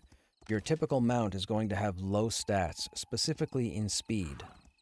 But as you get higher and higher in level, and higher in taming skill, you'll start to see your mounts get a bunch of different stats. And once you have your stats, you can't improve them. You can't like feed the horse or what have you and give it a temporary stat increase. That doesn't exist. You have to keep going out and taming mounts until you find one with stats that you like. I just pick up a mount just to get from place to place, that's all.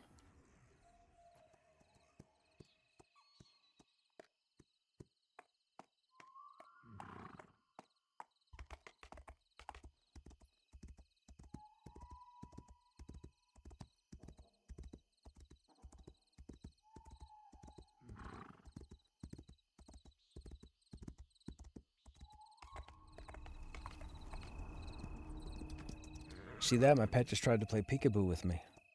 He was hiding behind the corner here.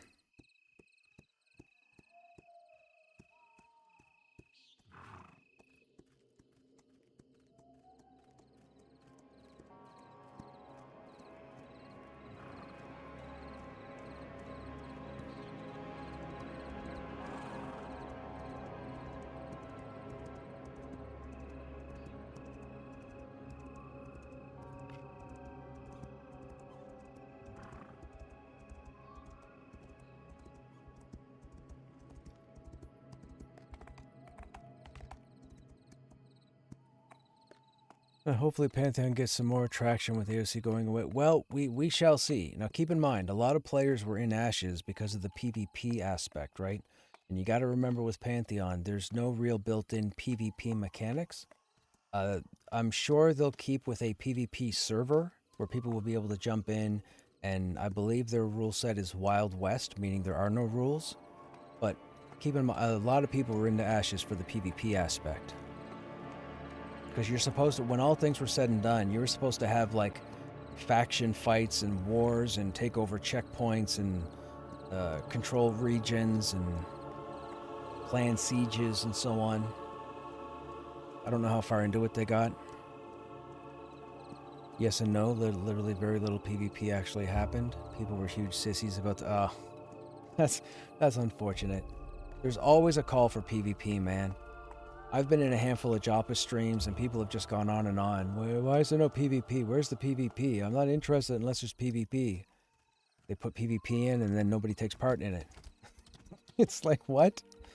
Oh, invis wore off. Hang on a second. We gotta re-invis. Oh, I can't cast on my mount. My bad.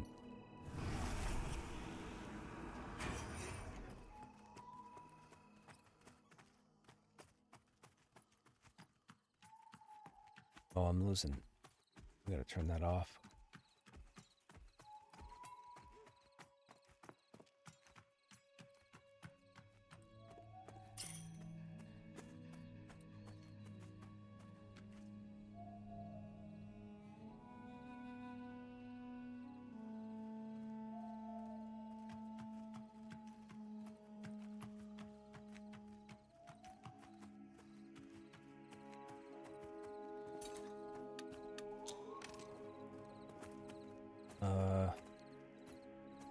I forget.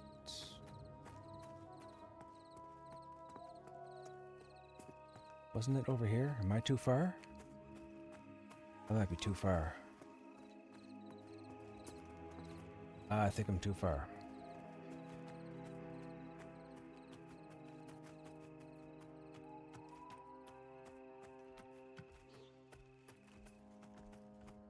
Oh, it might be there. My bad.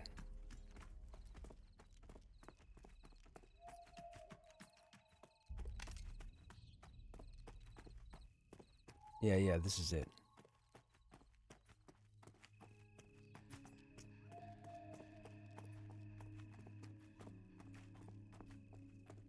We're jumping to Shard 2. Okay. Guess we're going to Shard 2.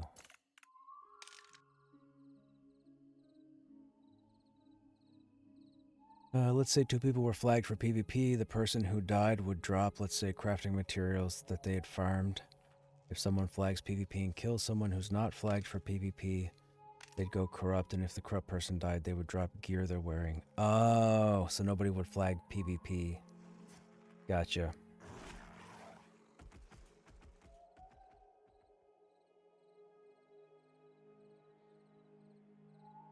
Well, that is unfortunate. You figure if people would jump into a game that had PvP, they would want to test PvP. I mean, losing gear is one thing, but you're supposed to lose it so that you get it back. People really loved farming? Oh.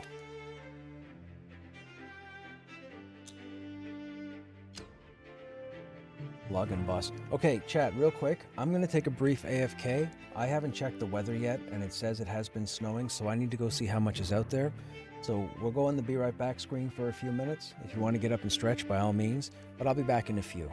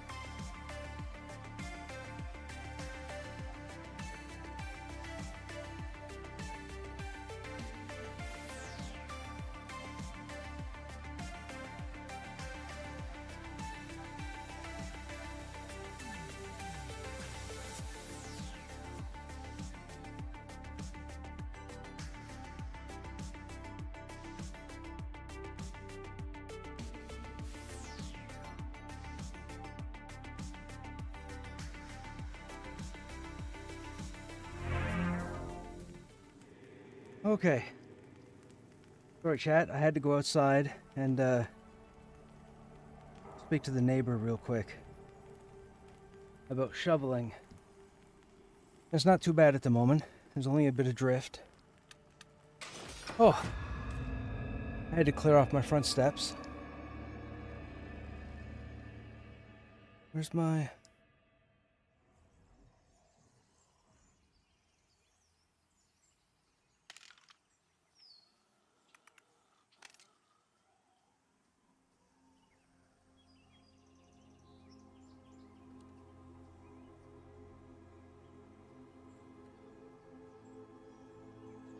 Okay.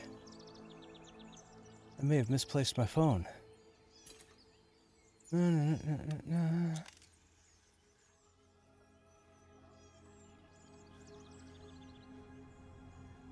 Okay, so we're in a pickup group. I don't know any of these individuals. Let's see what's going on.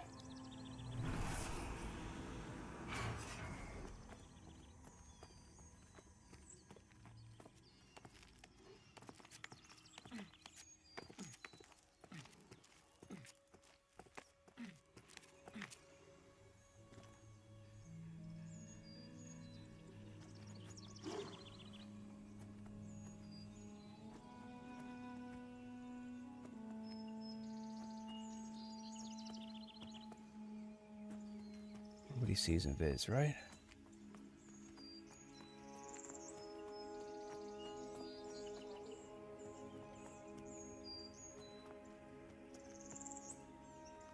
I don't think.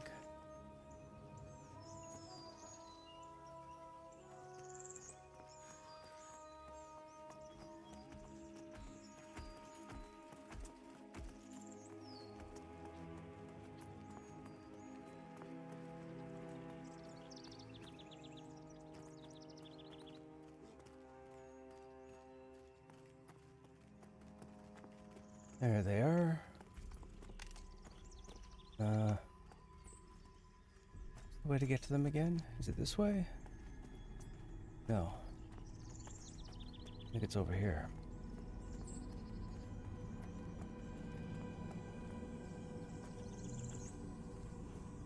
Oh.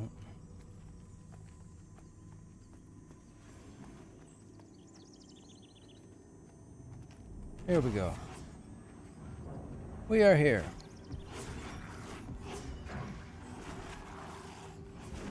The snow, yeah, it's drift at the moment.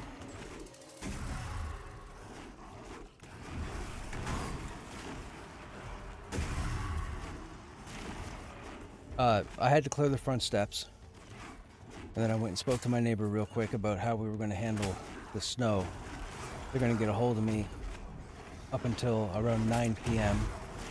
If it happens to pick up or whatever by then I'll probably have to go AFK for 20 minutes or so and clear what I can. It doesn't look like it's anything serious at the moment, but that doesn't mean in the next half hour, 45 minutes, it doesn't change. It's supposed to be significant. I'm hoping they're wrong. I mean, we've already had 2 heavy snowfalls already. Like I've got 5 to 6 feet of snow in my front yard right now, so quite a bit of snow. And it all showed up in the last week.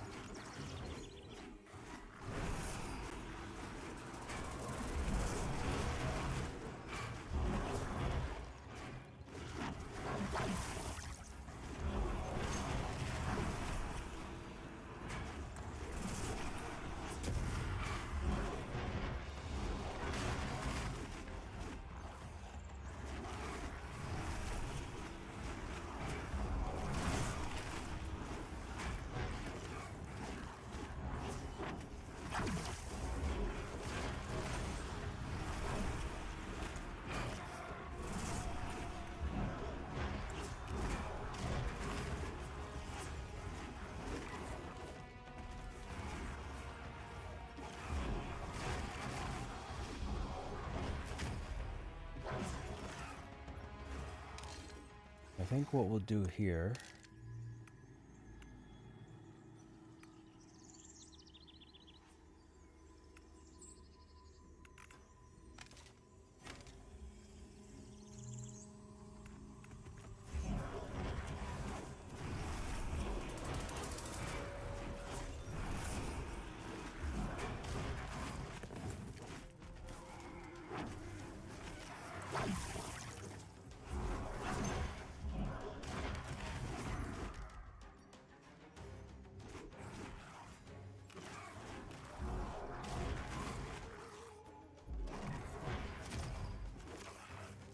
We don't really need to worry about life drain at the moment because we're not taking damage. I misplaced my phone. I might have to go AFK again and find my phone. What did I do with it? Oh, I probably put it down on the stairs when I went outside.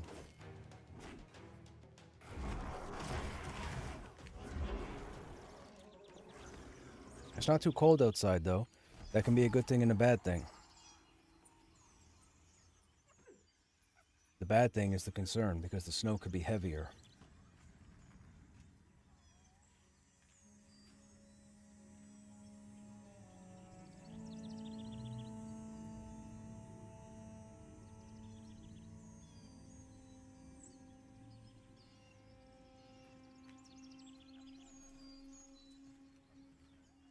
The game has raid content currently, Triple.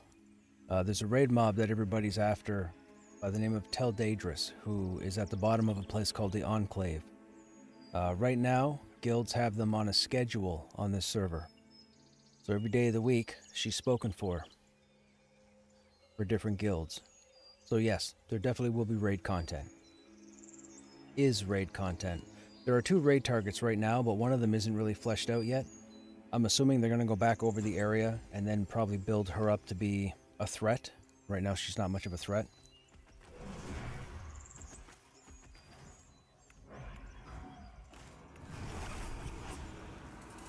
Raids will be, as far as I know, raids will be skewed around 24 players. So 4 groups of 6.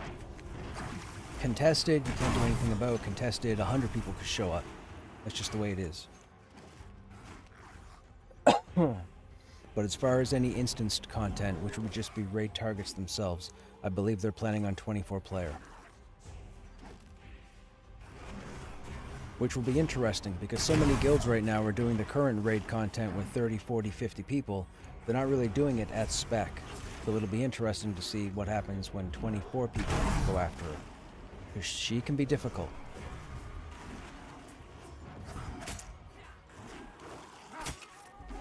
At least they have some and we'll have more. Yes, yes, for sure. Yeah, there won't be 72 people like in EQ. Or 40 people like there were in WoW at one point. 24 is nice. That's around the EQ2 area. EQ2 was 24 also.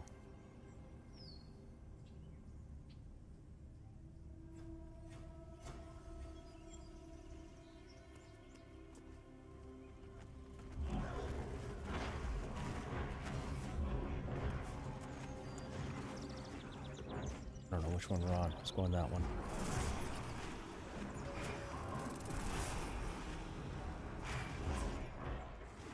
Oh, we got 2 necros. They're not going to stack.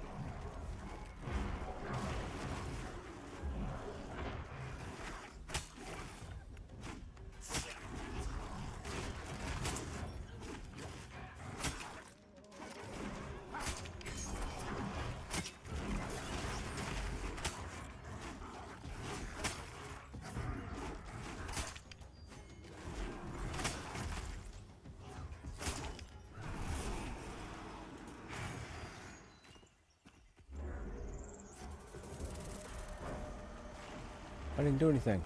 Oh, was I in aggro range? I was in aggro range.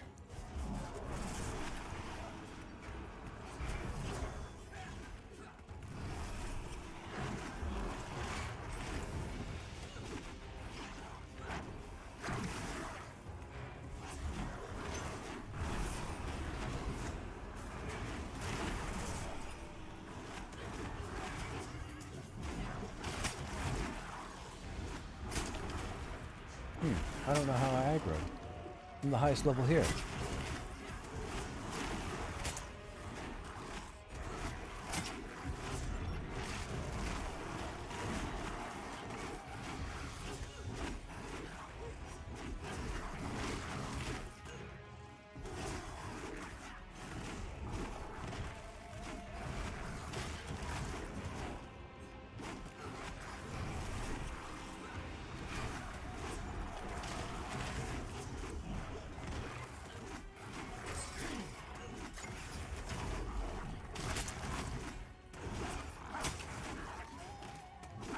So for those interested, we're in a zone called Eastern Plains at the moment, and we're at a camp called Night Wolf Knoll.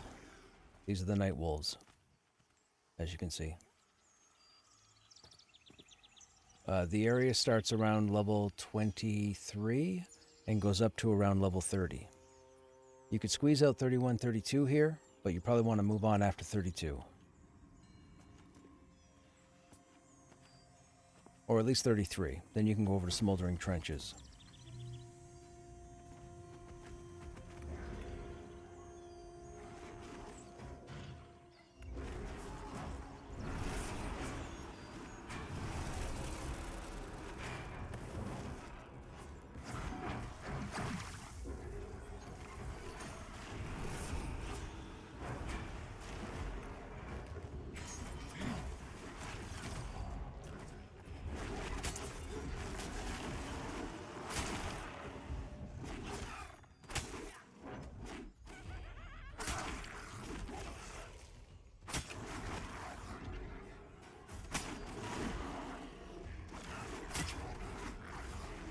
Hey, Virax.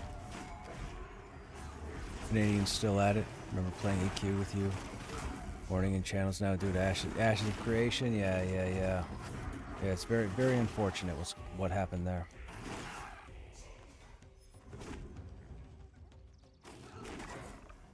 You want to see everybody succeed. We needed Ashes to come out because we need there to be more variety. We need to attract more companies to make more MMOs. Now they're going to make less, which is unfortunate for us.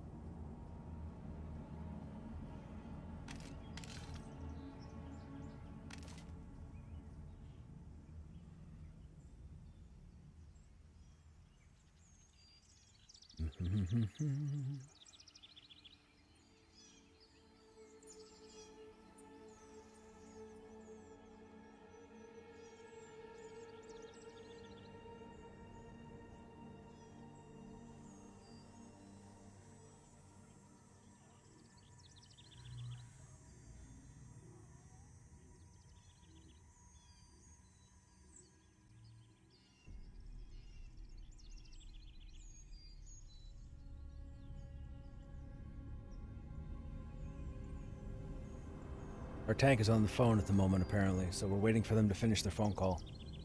Should have refilled my drink. I forgot to do that.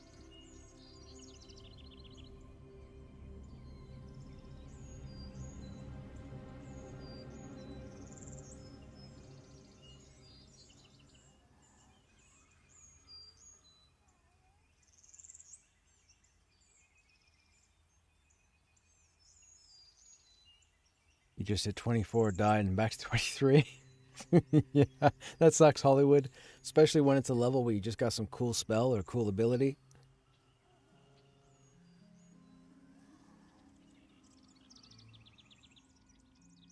You know, you hit, what is it?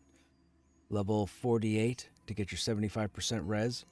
And then you die, and you didn't get, you only have a 50% XP bonus, so you got to spend the next half hour, 40 minutes getting it back.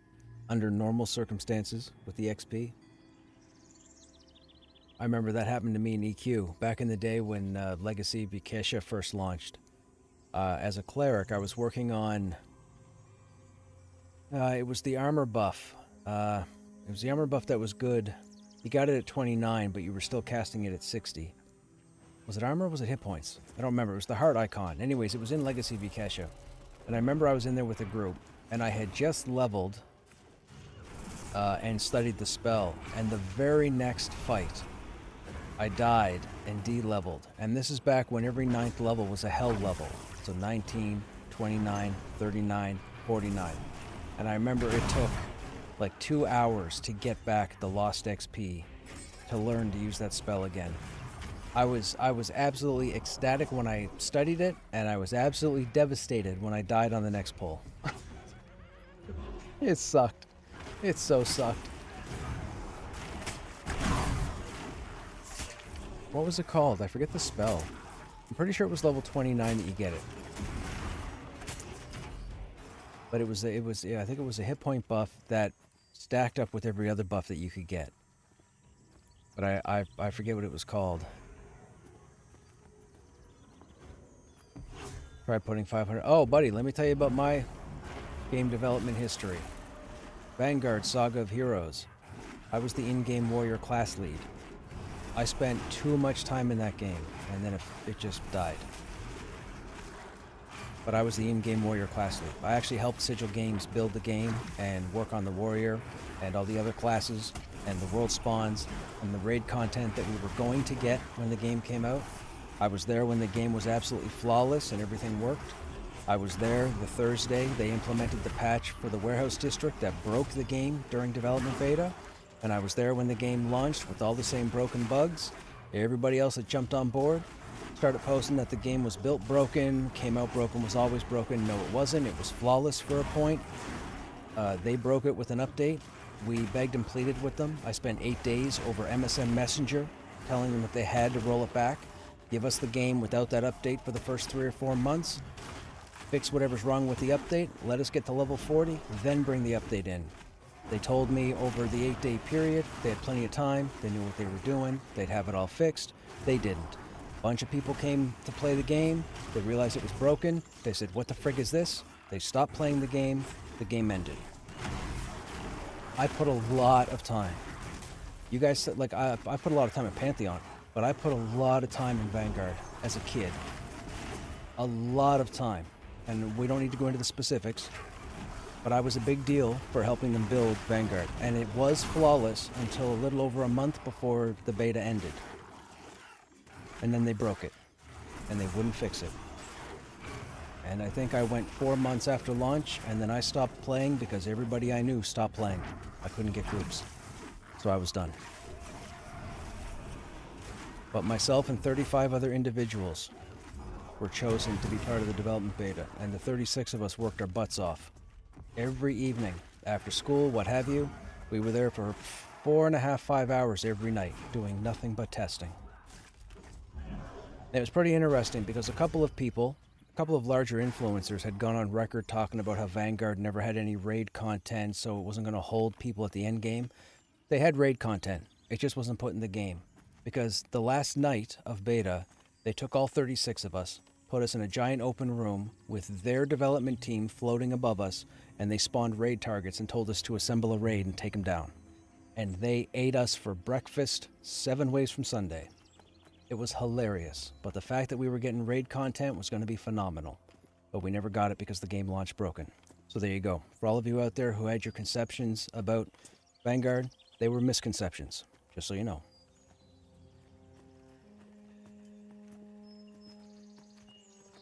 We actually revisited the private server for Vanguard a couple months ago. I think I might still have a couple of streams on the YouTube channel for that. But I went in on my warrior, and we rolled the necromancer.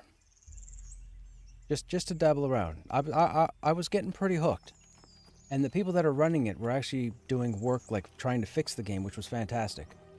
But I ended up back in Pantheon, as always. I don't know what it is with this game, man.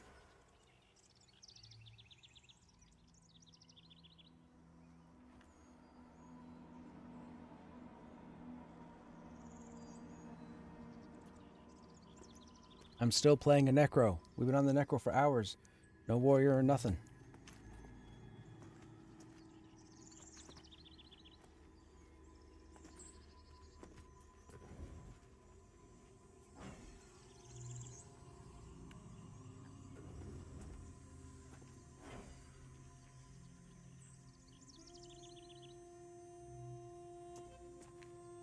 Excuse me.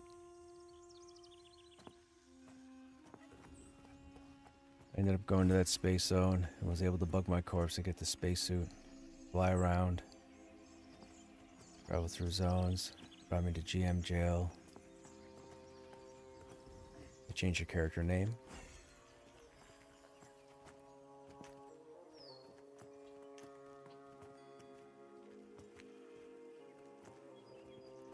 I don't know what you mean by space zone, though. Are you talking like space, like outer space?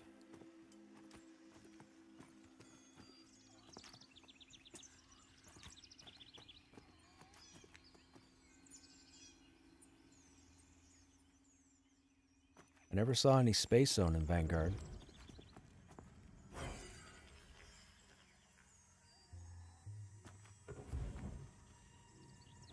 In Vanguard Saga of Heroes? Are we talking about the same game? Get into a spacesuit to attack a boss.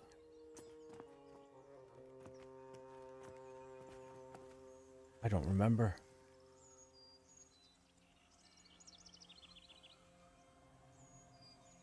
Get into a suit to attack a boss.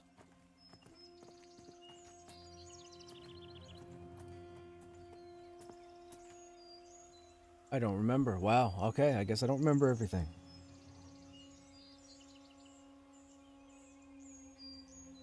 It was supposed to only be used in that zone? Was it part of a quest line? How did somebody get there? Was it through a quest line? I'm trying to remember stepping into a suit. I don't remember stepping into a suit to fight a boss, though.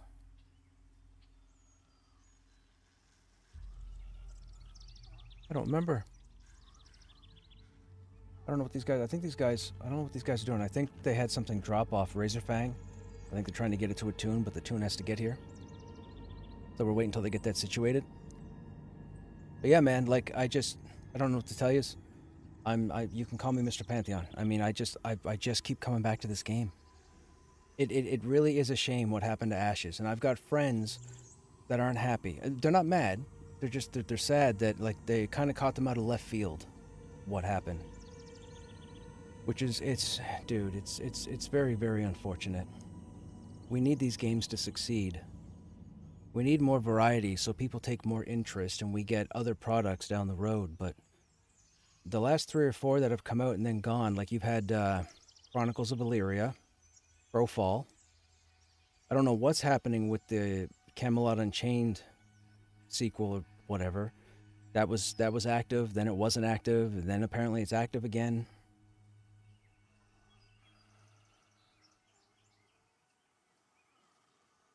You would go to a zone, and I would leave a corpse outside and die inside of the zone with a suit in my inventory, and I would log off and go back to my corpse, and the suit would still be on your corpse. Oh, wow. Yeah, okay. I could see how that would be a no-no. Oh, yeah, New World as well. New World's in... Oh, well, but then again, keep in mind, as somebody who was in New World in the beginning, I still firmly believe that they took too long in the first year and a half before the Brimstone Sands update on trying to force players to run the game, right?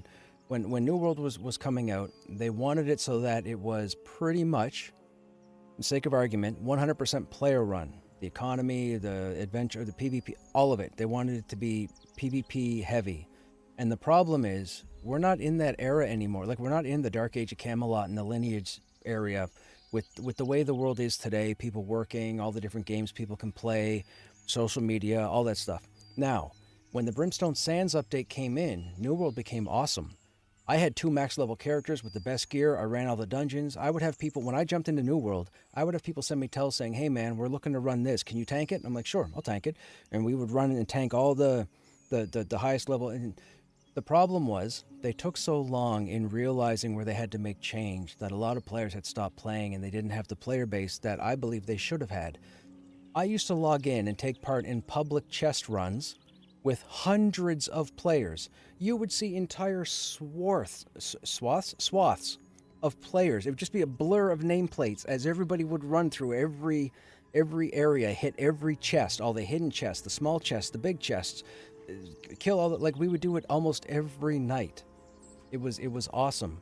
But the problem was they took so long with content. Now, I don't know what happened on Amazon Game Studios side, but I know that a lot of the player base were dying for content for a very long time. What it seems like they hitched their wheel to the PvP angle for too long and didn't switch over to the PvE, or at least add PvE. But then once they started doing it, I think it was beyond the point of no return. And then they made the decision to stop producing the game, or stop developing the game, because it was taking too long to bring out content. I think they tried with Rise of the Angry Earth. If you're familiar with the content, I think they tried with Rise of the Angry Earth, but I think so many of my friends had stopped playing at that time. So many.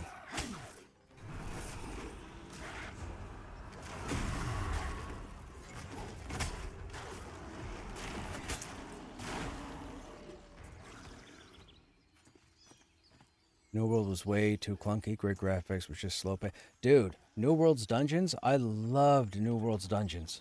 How active I was, jumping around, making sure my hammer slammed at the right point, making sure the right mobs were in the aggro circle, switching to your sword, like hot swapping back and forth between weapon types depending on who you were. Oh, dude, the dungeons in New World were fantastic. The overworld, I'll be honest, the overworld was kind of boring and straightforward. But the higher level dungeons, like the higher caliber dungeons, the higher difficulty dungeons, absolutely fantastic. I loved them. I absolutely loved them. It was so exciting as a tank, and it was so annoying for a healer, because the healer couldn't just stand still and heal. A healer had to move around too, or else the healer was pretty much dead.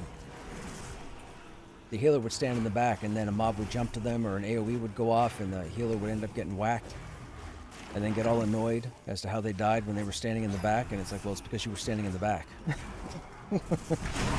They made it so that you couldn't be lazy in the dungeons. You had to move around. Everybody had to move around.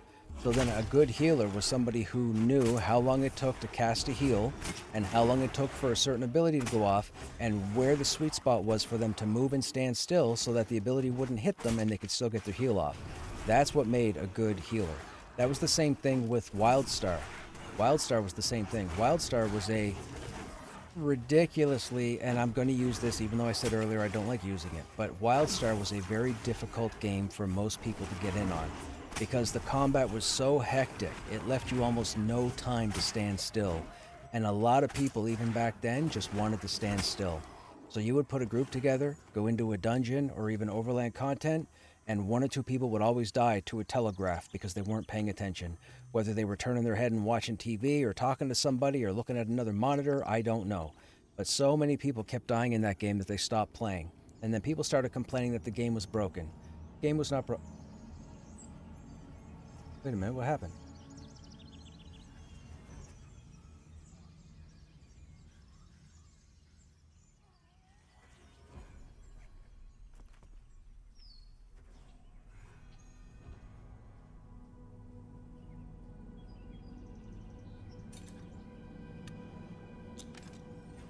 Oh, gotcha. They were doing buffs. Okay. Hey, RMS, what's happening? EverQuest above all. Anyone check out Throne and Liberty? Yes, I played Throne and Liberty when it launched. We played it for quite a bit. I got up to the end game, but I kind of treated it like Lost Ark. It seemed like there was going to be some repetitiveness that I wasn't down with. So I played it for a bit longer, and then I stopped playing Throne and Liberty. But I enjoyed my time playing it. It's just when I got to the end game, I didn't think I was going to enjoy it.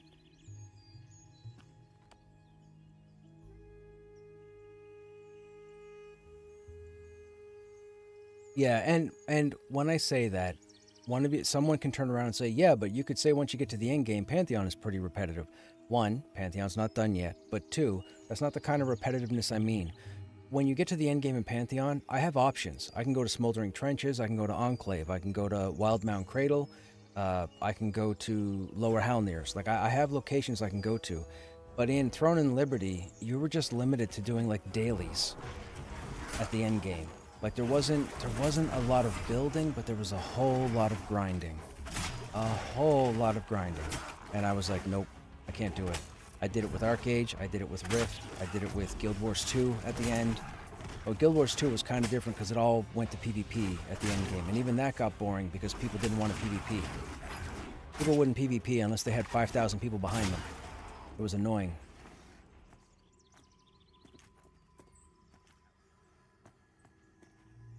Now, I hear Elder Scrolls Online has a pretty fun PvP. I hear that's still going. That's pretty popular. So, I haven't done ESO PvP in a number of years, but...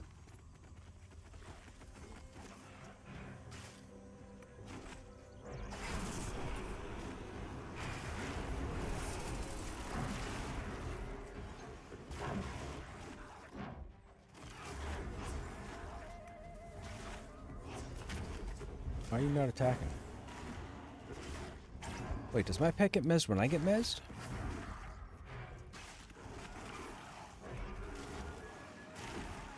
Or are my animations locked? Is my pet swinging?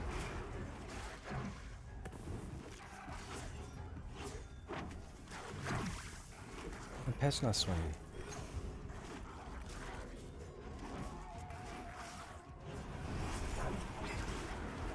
What's going on with my pet? He's got to be attacking. The animation's got to be stuck. Yeah, there you go. Okay. That was confusing.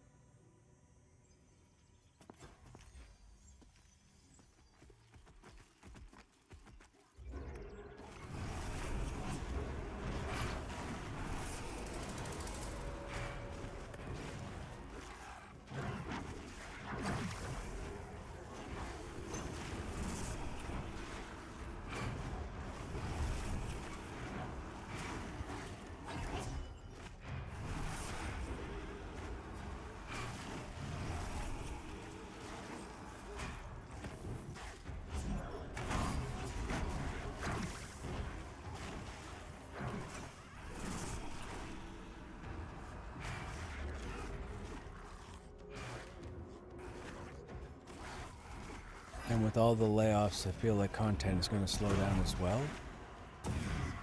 Wait. Content for who, Revolt? Throne and Liberty? They went through layoffs? I didn't know that. Oh, Amazon, yes, Amazon Games. Well, they had, keep in mind, they had the Lord of the Rings project that got scrapped too. Now, I do believe, I think Amazon Game Studios, aren't they doing one of the Tomb Raiders? Or are they doing both of the Tomb Raider games? I think it's Tomb Raider that they have. So I guess we'll see how that goes.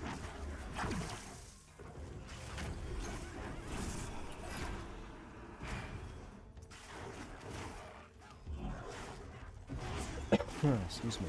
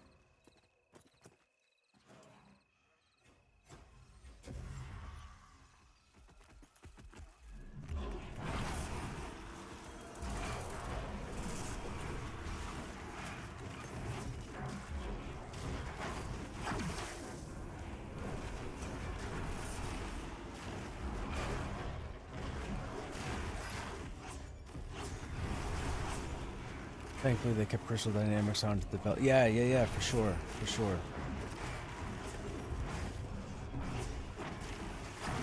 Does anybody know of any MMORPGs that are being developed currently that we haven't talked about?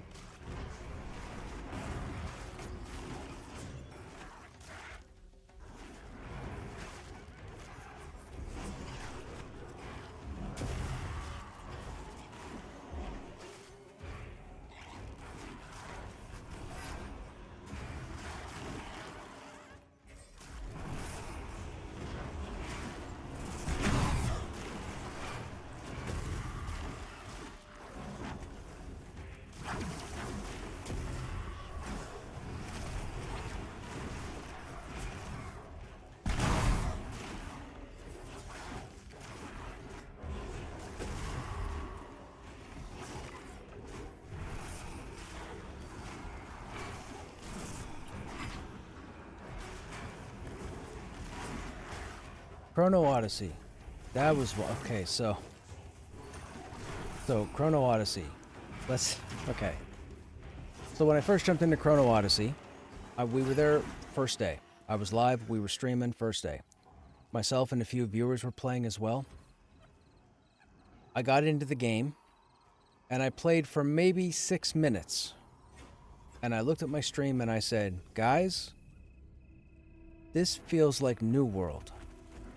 And then I played another 10, 15 minutes and I was like, they took New World. They reskinned New World. And my chat was talking about it. We talked about it for probably an hour and a half, hour and 45 minutes. And then sure enough, the next day, all the news articles came out about how they had pretty much reskinned New World. And I was like, I told yous. It looked like a reskinned New World.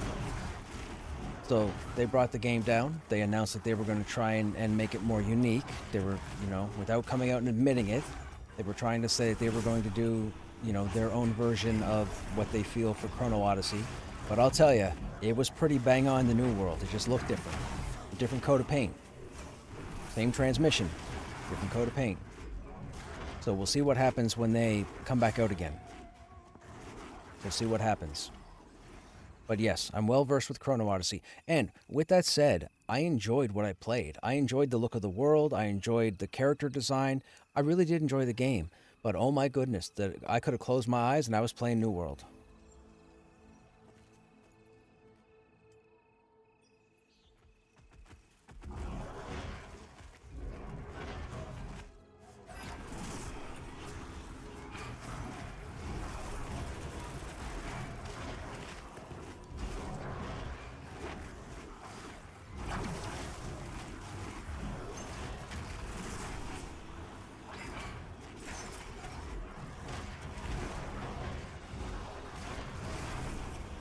Uh-oh, we're almost out of mana. Anything else besides Chrono Odyssey? I haven't heard anything myself.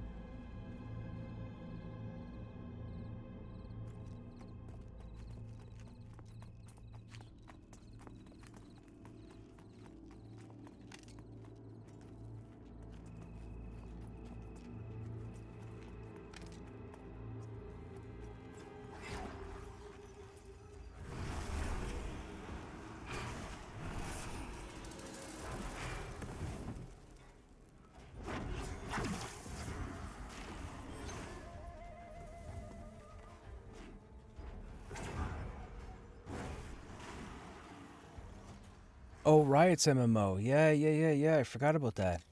Yeah, I'm glad you brought that up. I gotta remember. I'm gonna make a note. I gotta remember to follow up on that and see what they're doing there.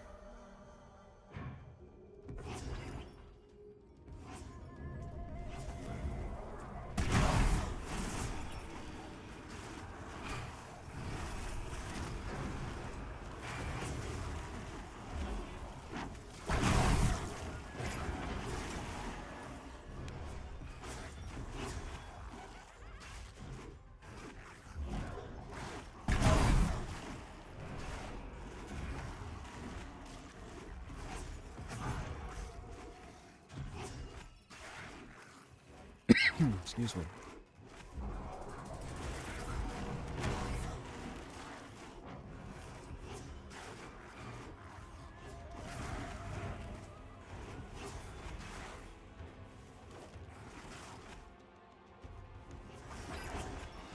Light no fire, but I don't know if it's a full-blown MMO. Soulframe, true. Yeah. Now, Soulframe is interesting because I know Warframe is a heavily ground out experience, meaning you have to grind. You have to put an insane, almost addictive level of grind into Warframe. I'm hoping Soulframe isn't necessarily, you know, the new world to Chrono Odyssey. I hope it's not the different coat of paint, so to speak. But I guess we'll know more when it gets closer to launch. Again, I can't seem to draw myself away from Pantheon to try and take part in other games.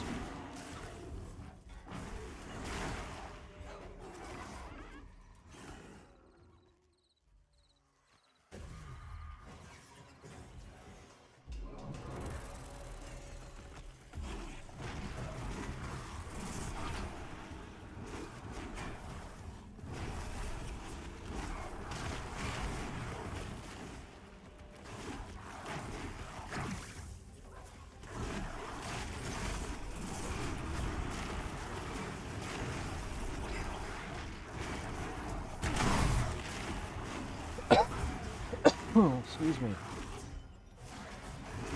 Might have a code for Soulframe? Yo, I'd be willing to check it out, my friend. For sure. Is it accessible now or currently? Or is there a future date? I would definitely take time to take a look at it.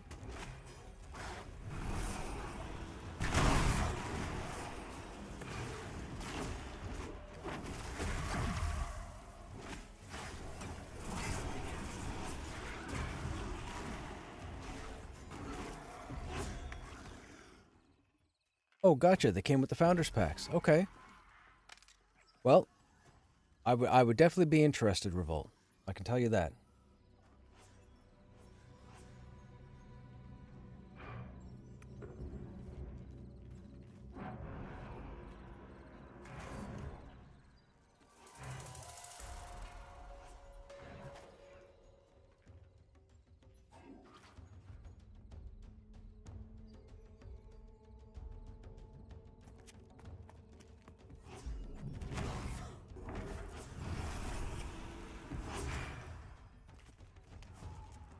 They've given codes out over Twitch.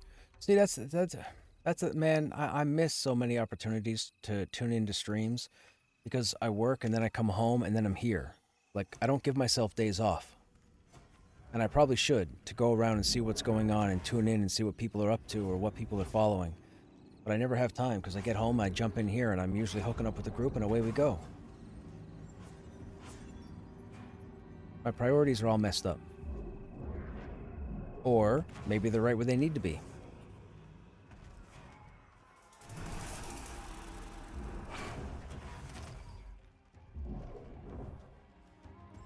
Probably not, but they might be. They might be.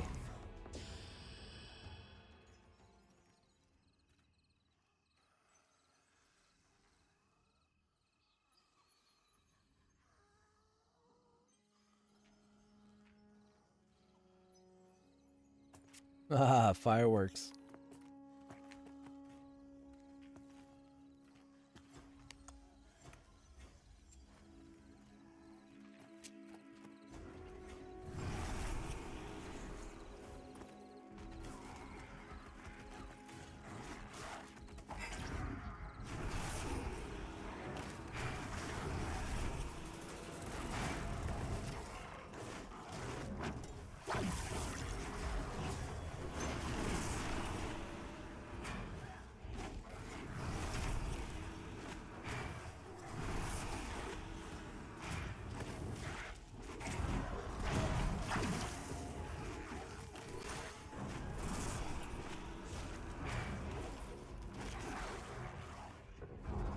Thanks, Revolt. I appreciate it. I will take a look at that. Can I get a look at that right now? Let me see if I can take a look at that right now.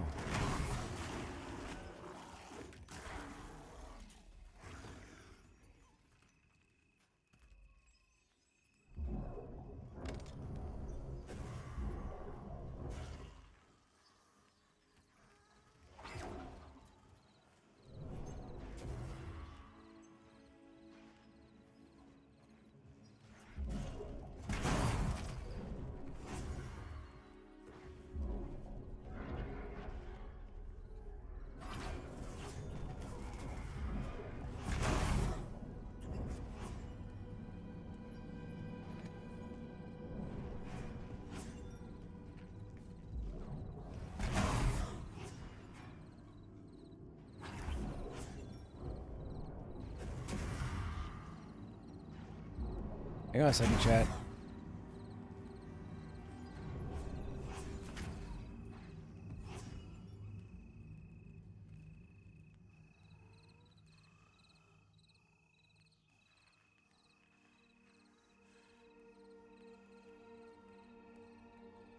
Ba-da-ba-ba-da-ba-ba.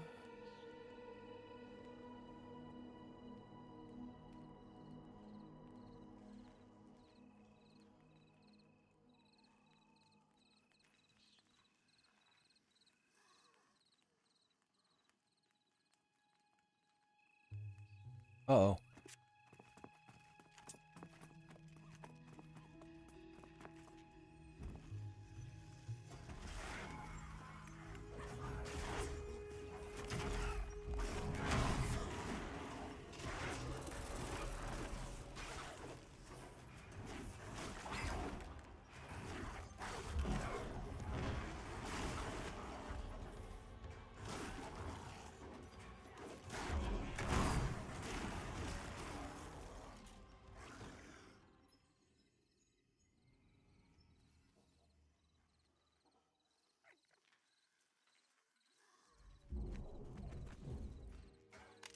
Okay, it's done. It just wants me to download, but I have to do that after stream or else it's going to take up all my bandwidth. Thank you, Revolt. Yeah, appreciate it, appreciate it. I will definitely check that out. So, is that accessible now? Like, once I plug this in, download the game, am I able to log in right away, or am I waiting for a play test type deal? I can jump in right away. Can I stream it, do you know? Are people streaming the game? Or do I have to look at it offline, or off stream?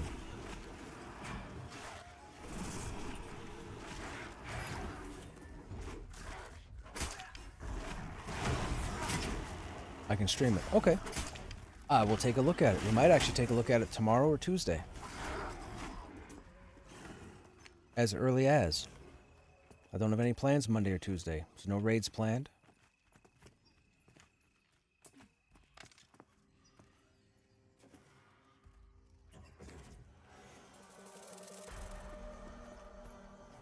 How did I get that dot all the way over here? Rude.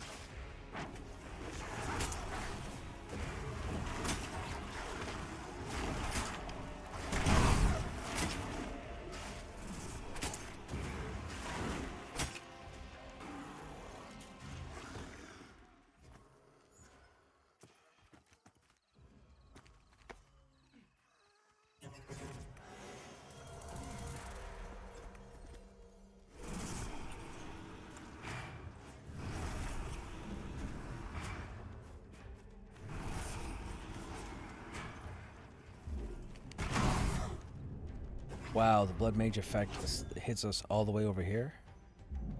How far away are we? 5, 10, 15, 20, 25... probably 30 feet away.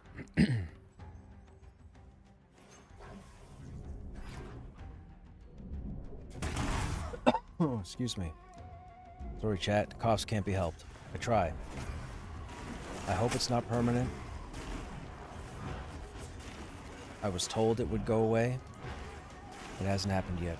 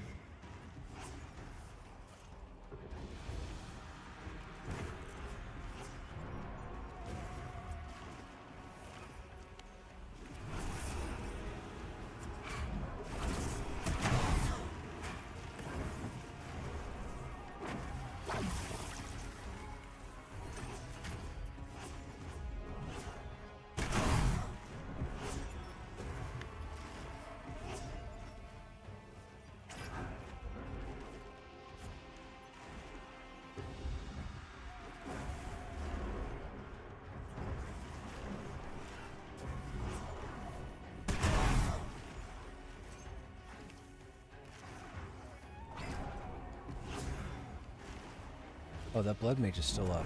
I was like, what is breaking me out of my med?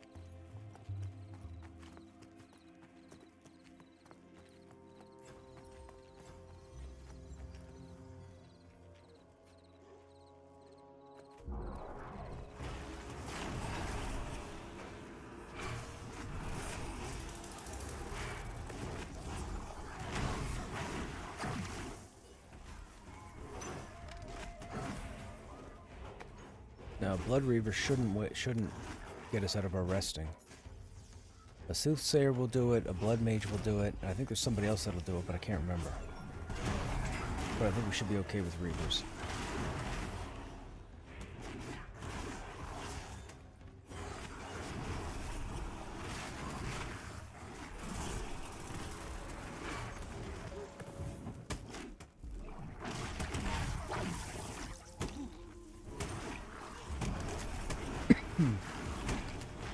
I'm not a tank.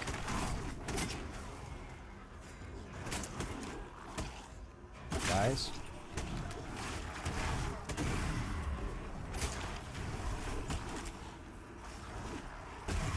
This mob was in camp first. But okay, we'll go. I'm a tank, chat. I'm a tank.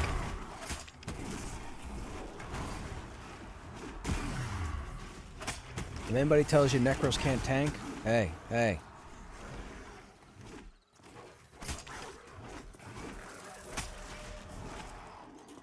Necros are OP, man. Nerf Necros. That's what I say. Nerf Necros. They're too powerful.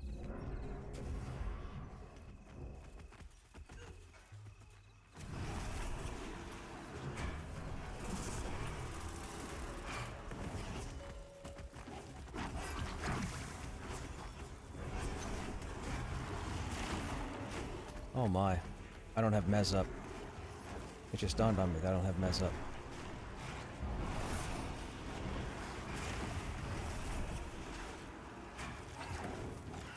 I gotta get fear off. Or we gotta swap fear out, I should say.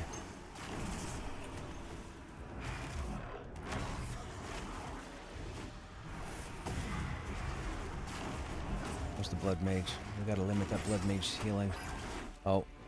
Groupmate already did it. We just refreshed it.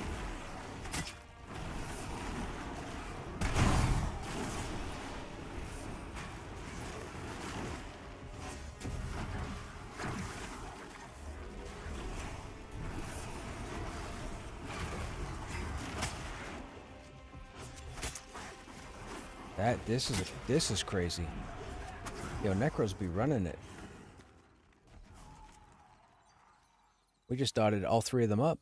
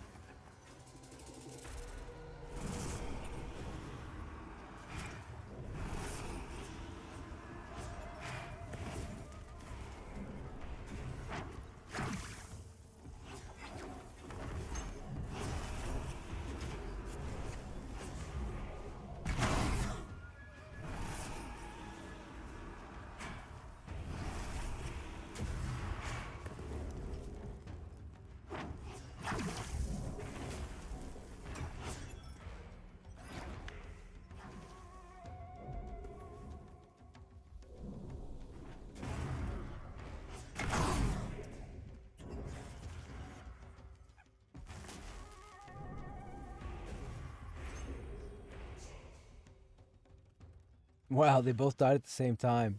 Fantastic. Excuse me.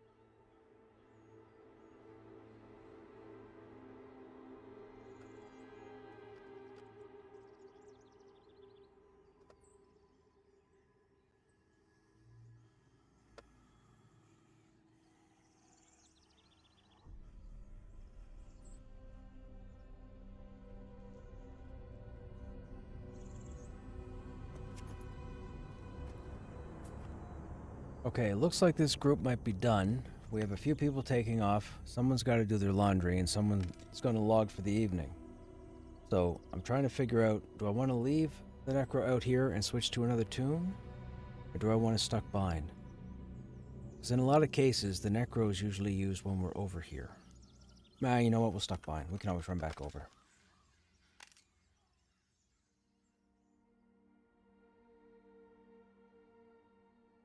I know the gang is going to be raiding, I believe, so I don't think I'm going to have them available for the time being. I should... I'll hang out in the chat just to keep up to date. Oh, I see them here. Okay.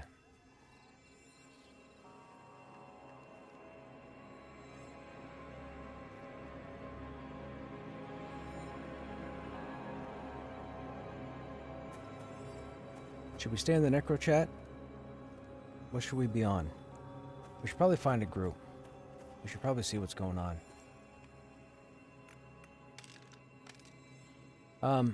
Who do I want to jump in on?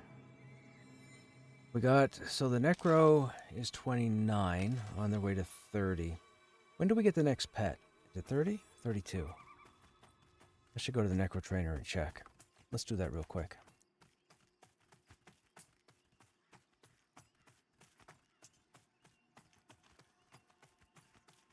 You know what? I don't want any hassle, so we'll invis while we run.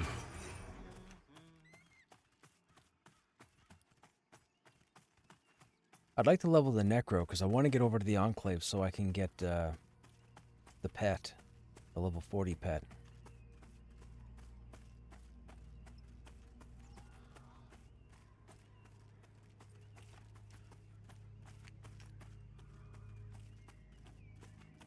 Oh, we're on a shard too also. I should probably get off the shard and get back on 0. You know what? We'll run back to town, we'll check the trainer, we'll log back over to 0. 0 will have the most people that aren't raiding.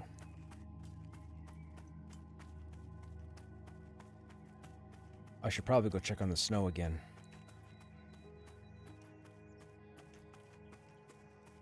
I need to grab my phone anyways or find out where I put it down.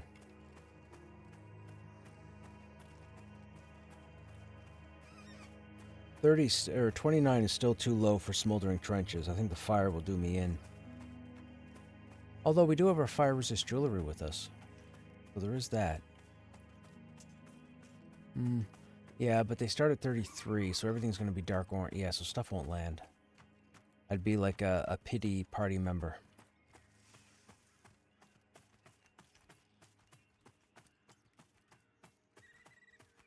This is interesting, though, because we have the Warrior, who's now 22, on the way to 30.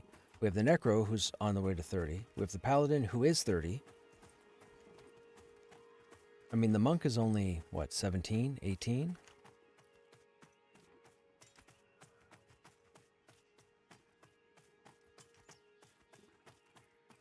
There's Bolt. Does Bolt like us?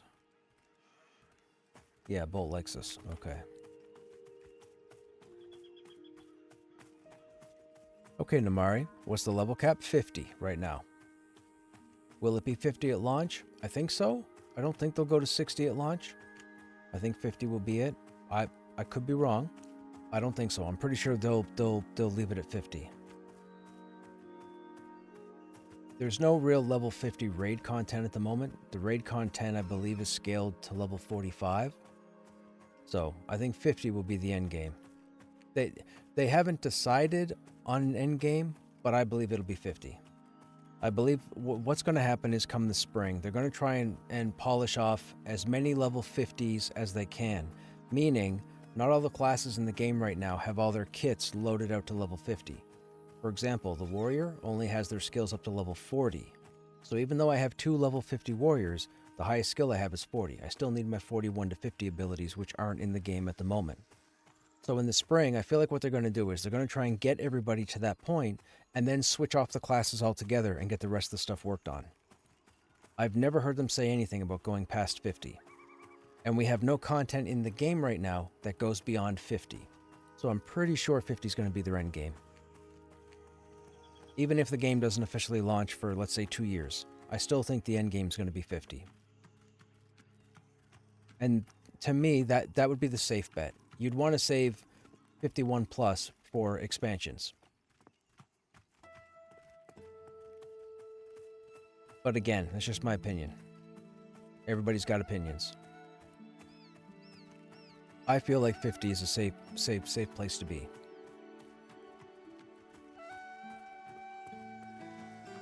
If you're jumping into the game new, do you need a guide, or would a YouTube video breaking down the game be enough? You shouldn't have either. You should jump in the game and figure it out. It sounds short and it sounds rude. It's not, but I'm being honest. You jump in the game and explore. You trip over everything you need to trip over. There's nothing you need to know from level 1. Use all your common sense from every other video game you've ever played that involved levels and experience and go with that. You could go online. I mean, the ultimate cheat code would be to take 1,000 hours and watch all my videos. Because you learn a whole lot watching my videos. There's a lot of there's a few things you won't learn because I don't talk about them on purpose, but you'll learn quite a bit by watching all those videos. Okay, so we have up to 25. We don't have 30, so we'll pick up our 30 just to have it.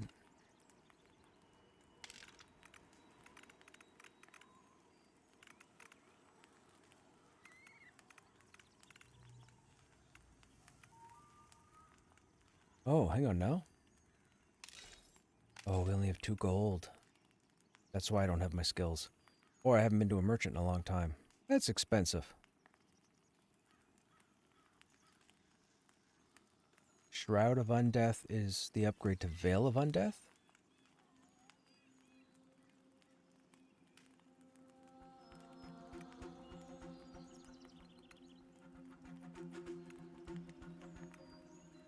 Level 30. That's our pet. Alright, you know what? We're gonna go broke, but I'm buying at least this.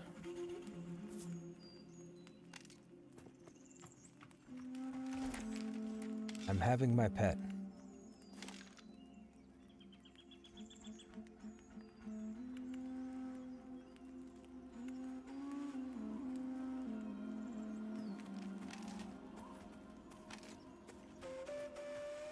I don't loot anything, chat. I need to go out and solo stuff so I can loot stuff and sell stuff to make money to buy my spells, and I don't do that. I don't typically play a caster. So forgive my failings in that respect.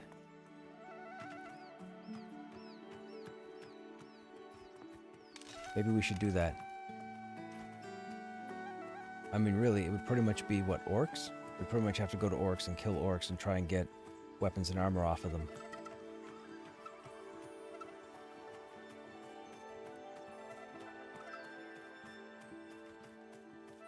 Oh, I gotta get back over to 0. What am I doing? Pay attention. Pay attention.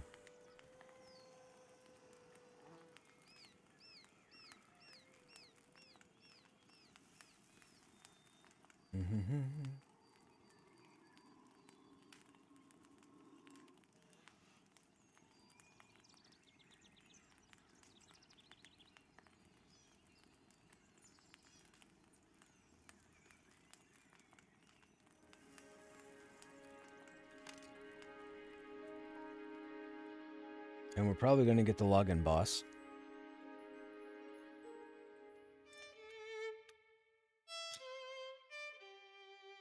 Nope, we got lucky.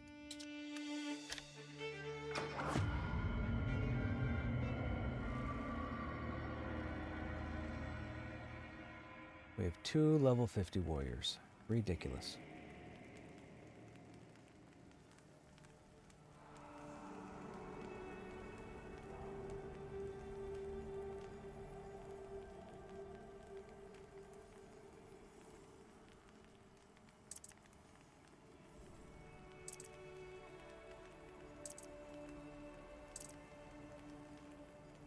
Look at that sword. This sword is ginormous. It's the strongest weapon in the game, chat. Right there.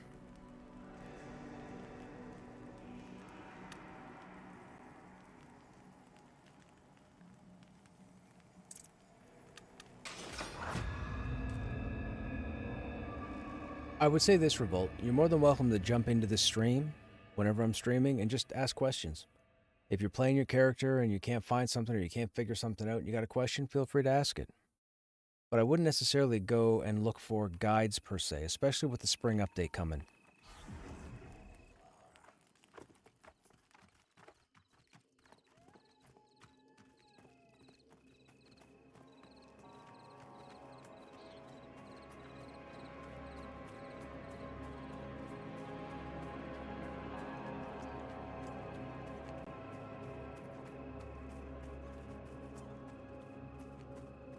I gotta zap somebody with a life tap so I can get some hit points.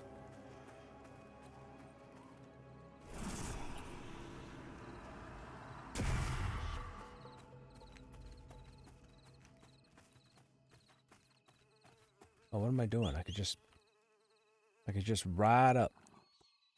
That person had the level 40. That was a 40 necro. That red glow, that's the fire effect on the necro.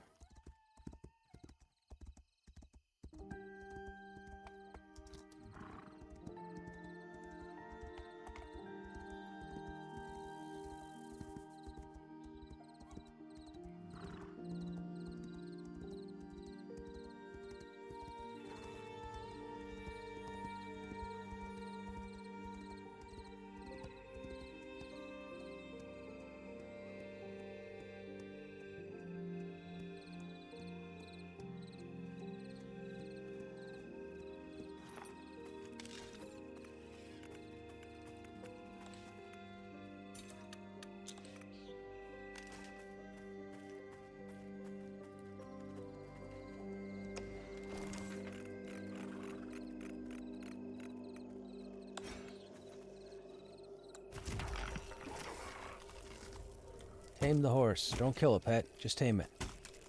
Don't kill it. Failed.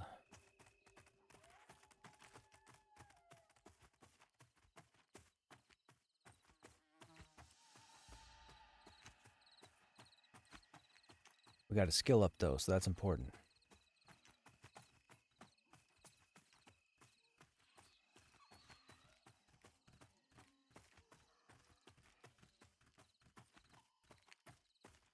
We got a filly. Filly's gonna be a little too tough, but we're gonna do it anyways.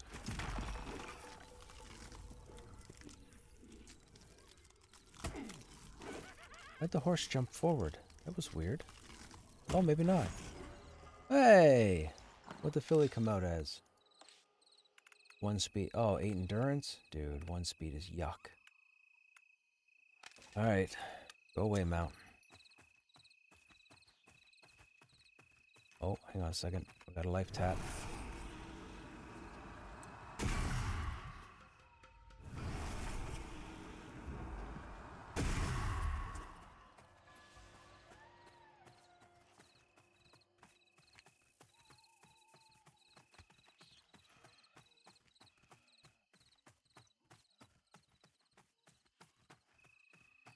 Gotta see if people left up the other mounts.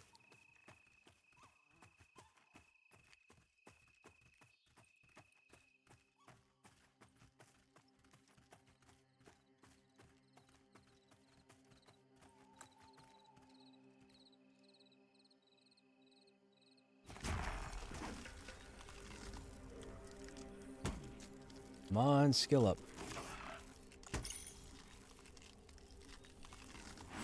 Hey, we got a skill up. Okay, what'd the horse come out as? 3, 5, 4, 3, 3, 3, 1. I think those are slightly higher than the previous horse.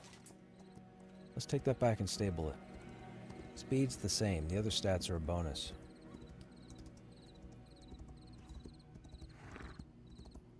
I'm receiving a tell. Hello.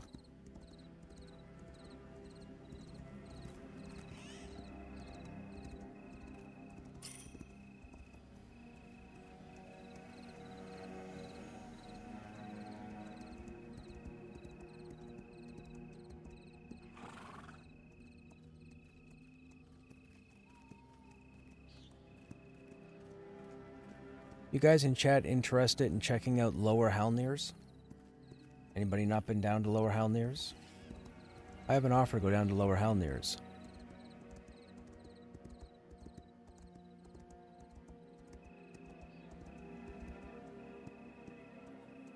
And that's Deep Halnirs. It's down at the bottom.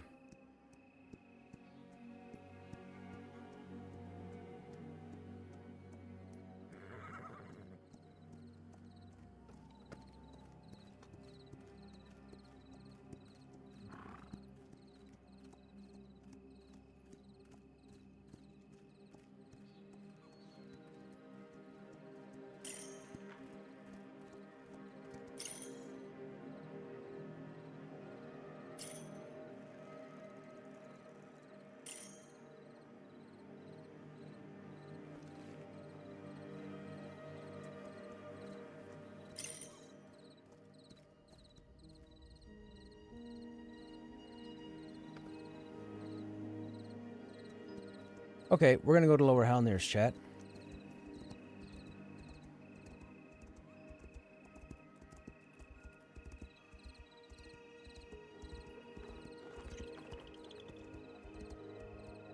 We'll show you guys the deep area of Halnirs. This will be an area that not many people get to.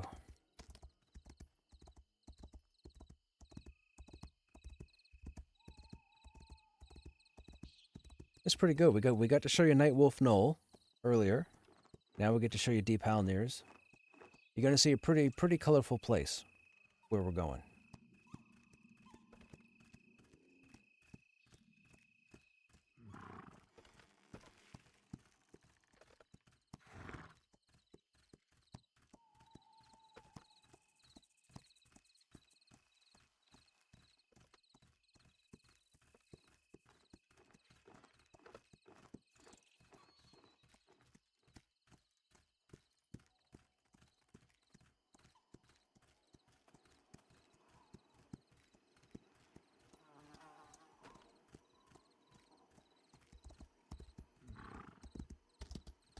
Just ran past town.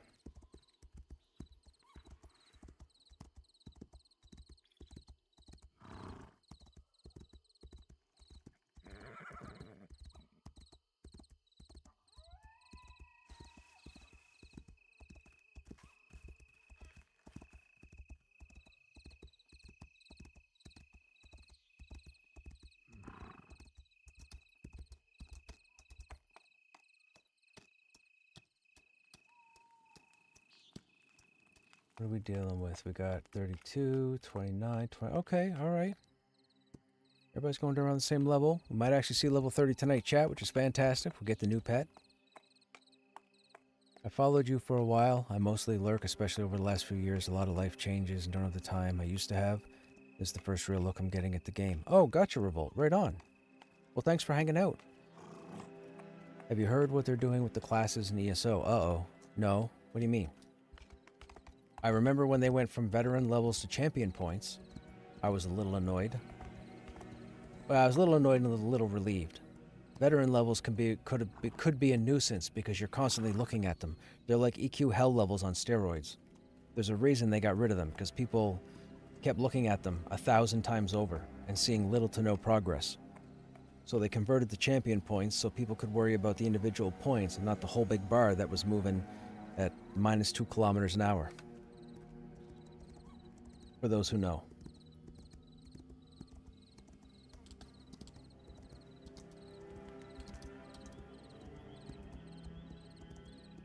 Excuse me.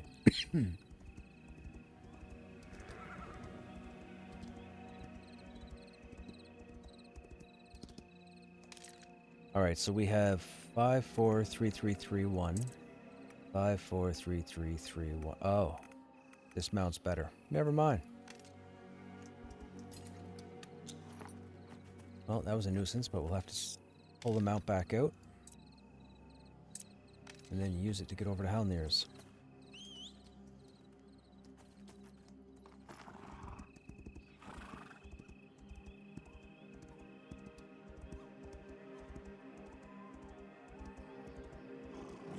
Let's see how severe fall damage is now.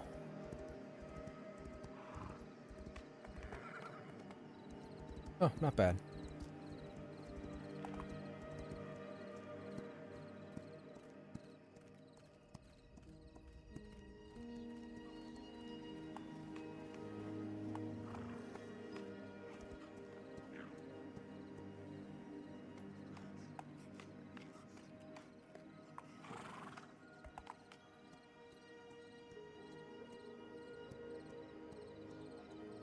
We're going to have to stop and life tap something.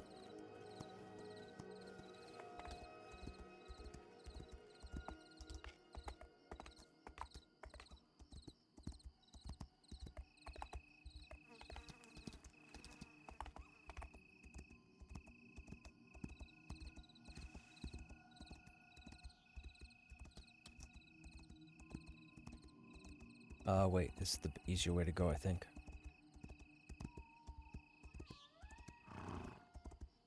Or the quicker way to go. You're playing a summoner currently? What level's your summoner?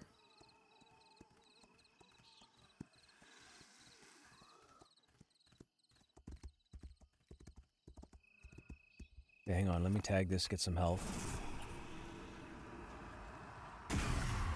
Then let me tag this to get the rest of it. There we go.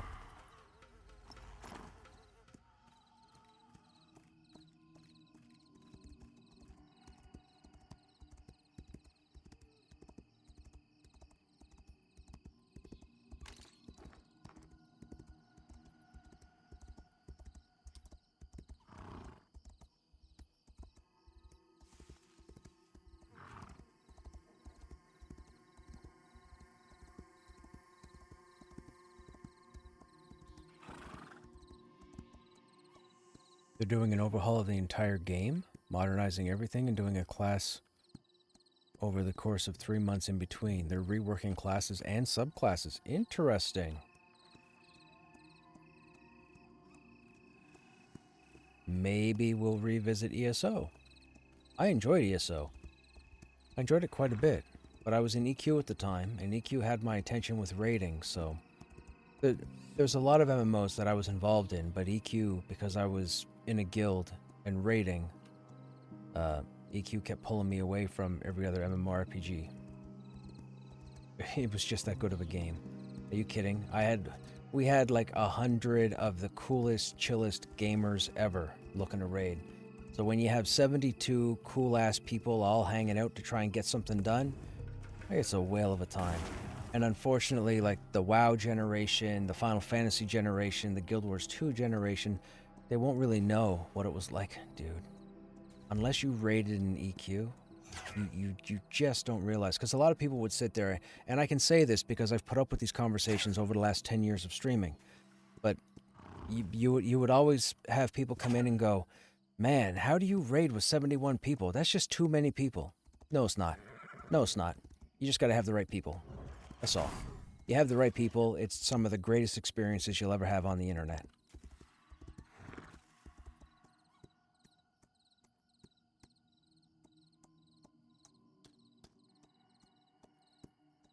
I should join you in Guild Wars 2? Dude, let me tell you, man, like... No Rest for the Wicked was a lot of fun yesterday. I could see myself jumping in again and playing that. For sure. I still want to go out and do some of the bounties and fight some of the bosses.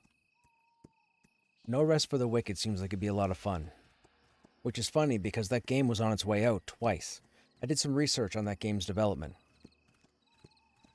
That game was on its way out, and for some reason they managed to turn it around. And now it's garnered quite a bit of positive attention.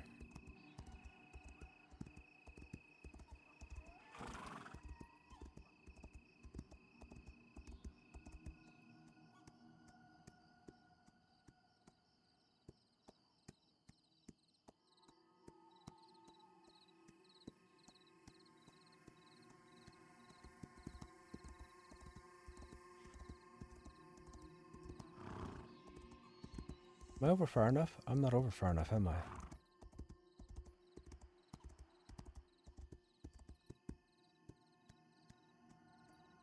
I think I have to go around here.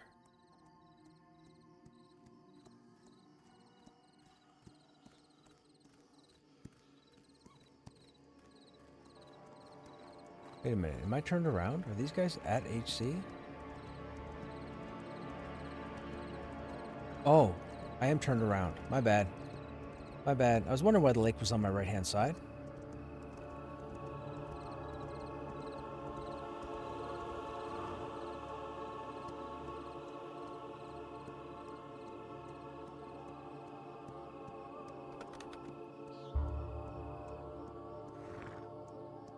They're aiming at each class to be viable and have their own identity. That would be cool.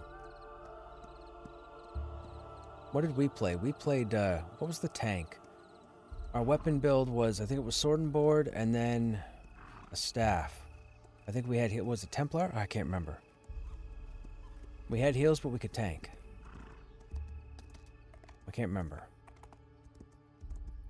We also had a Khajiit, or a Khajiit rogue, which was assassin, whatever, the dual wield. Dude, I loved my rogue.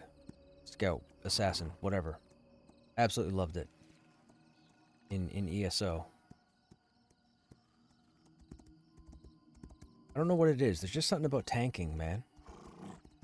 Ever since I switched over to tanking, like 20 years ago, it's just, there's just some, I love tanking. I just absolutely love it.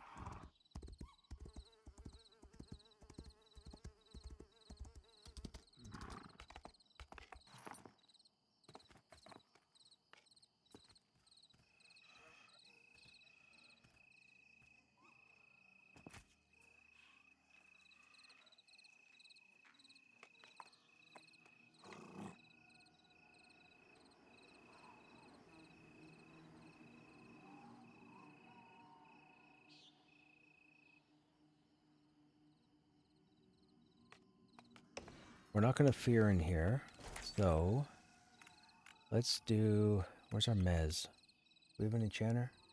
We don't. Where's our mez?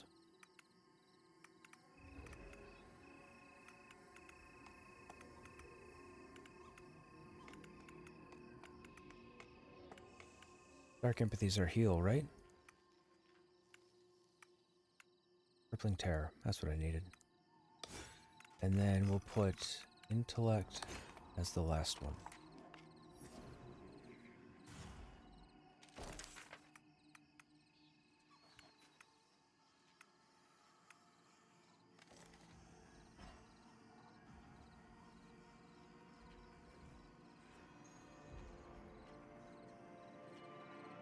Yeah, my whole thing with tanking, in games like EverQuest 2 and Pantheon, my whole thing with tanking is how much I have to pay attention to.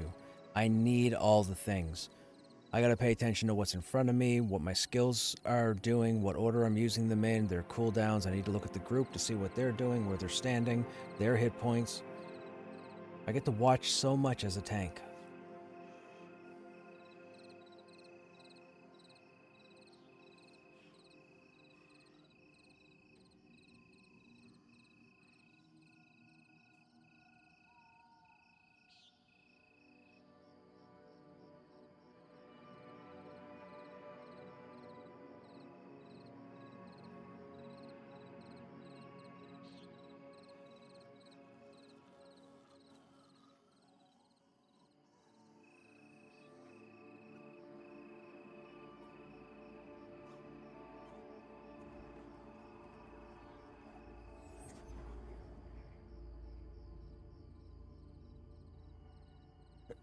Excuse me.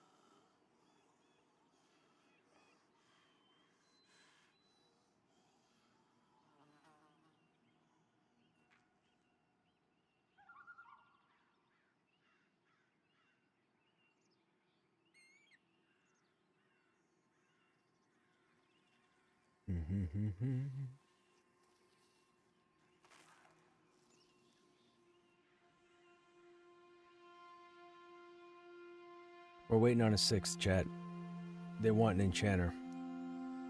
Probably a safe bet for where we're going. That place can get messy. I can lock down one mob, but I can't lock down 2 or 3 if it happens.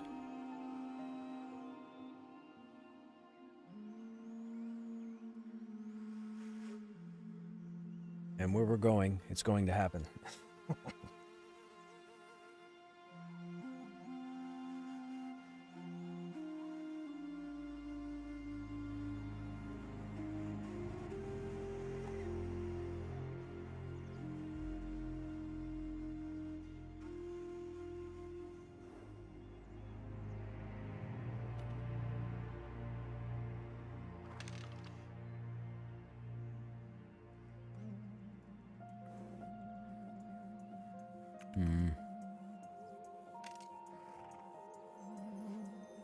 Nobody available around our level.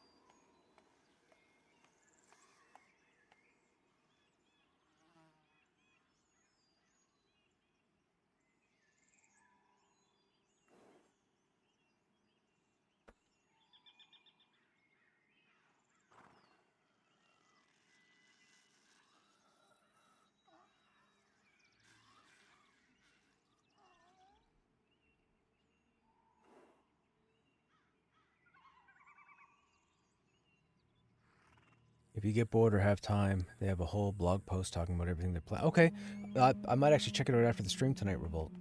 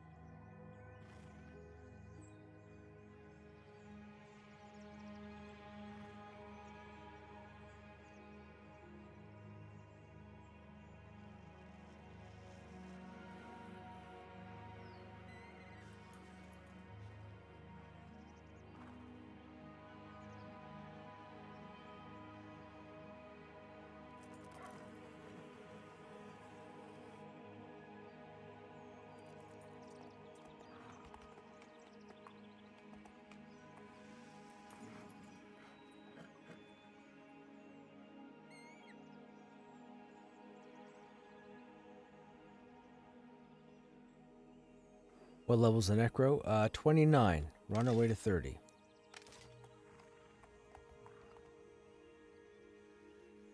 What level's your Rogue, Nomari? I'll ask them. I'll ask them and see. They seem to be hard set on an enchanter, but I would take just about anybody at this point.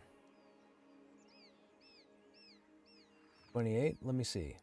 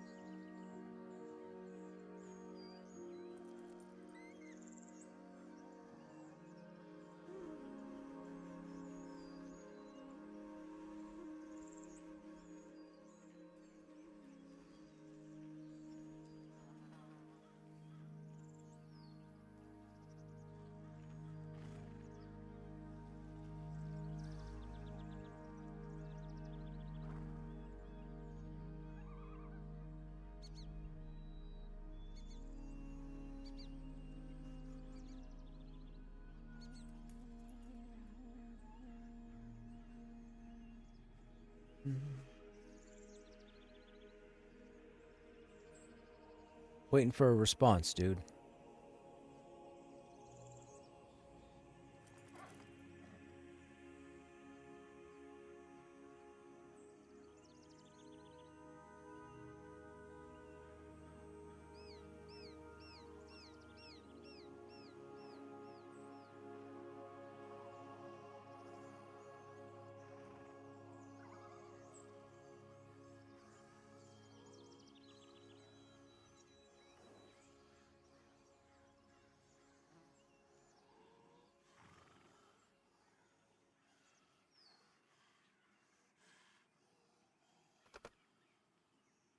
Okay, go ahead and grab your Rogue, Nomari, and then send me a tell when you get them in.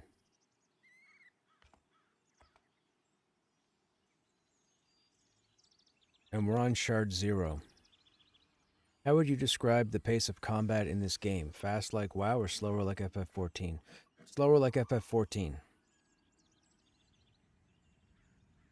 So, right now, the TTK, or time to kill, is pretty quick. It's quicker than it should be. It can trivialize some combat, and it can make classes like the Necromancer feel like they're not doing much, because by the time they get their dots applied, the mob is close to being dead. In the spring, when we get the massive update, they're changing the way combat works. The time to kill is going to extend, so it could take, my guess would be, twice to 2.5 times longer per fight, which means anybody who casts damage over time or heal over time will feel more rewarded and feel like they're actually contributing more to the fight, but also it will increase the chance that they're going to pull aggro. So as of right now, the kills are pretty quick, but moving through a dungeon, if you're not over-leveled, can be a little slower than, say, World of Warcraft. But World of Warcraft right now, you run through a dungeon in World of Warcraft, you're killing everything within seconds.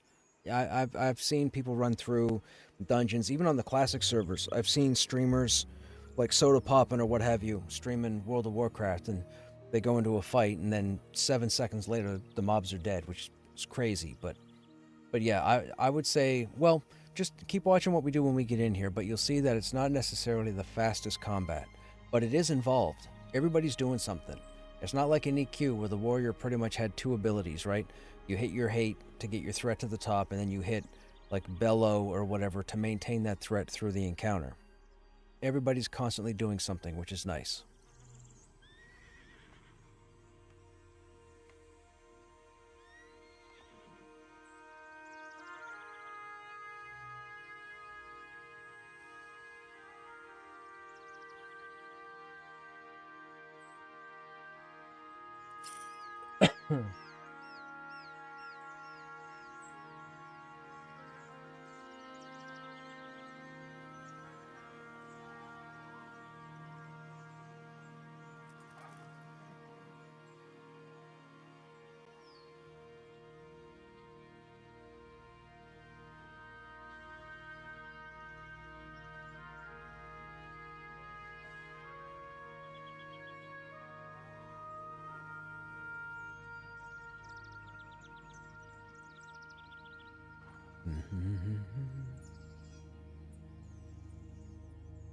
Yep, I got it. Group leader's AFK at the moment. When they come back, they'll send you the invite. No worries. Just make your way to the entrance. You're good.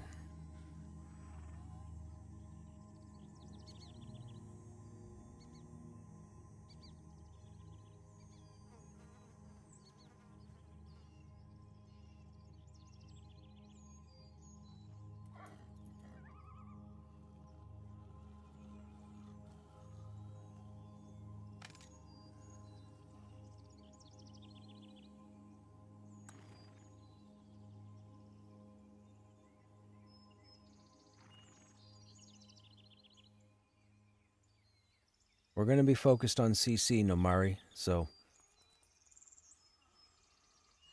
I'll watch for your blackjacks or what have you, and we'll go from there.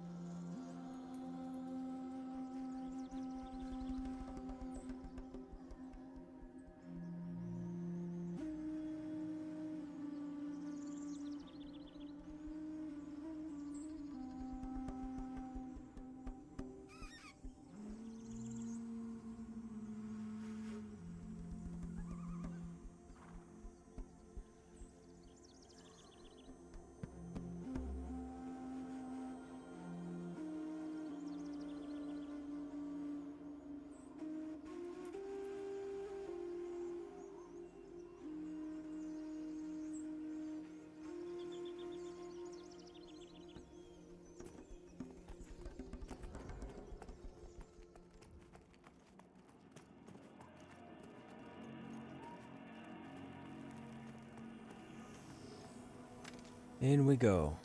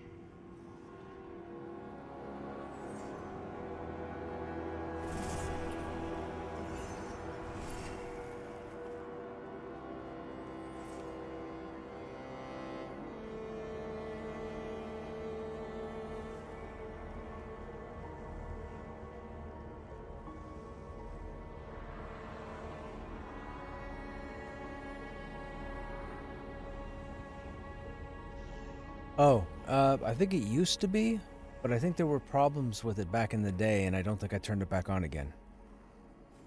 I could, though. I could do that. I'll turn it back. Here, I'll make a note.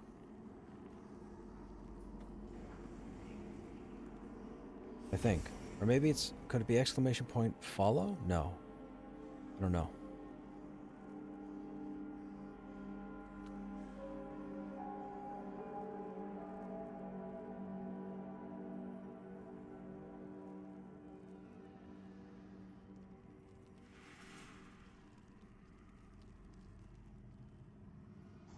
I've been here a long time. I'm probably one of the longest streamers on the platform. I think my first stream was 2013. I want to say August.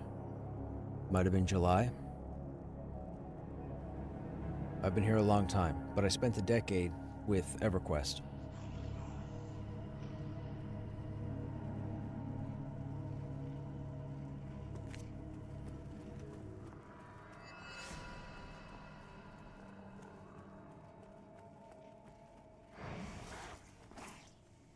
That happened.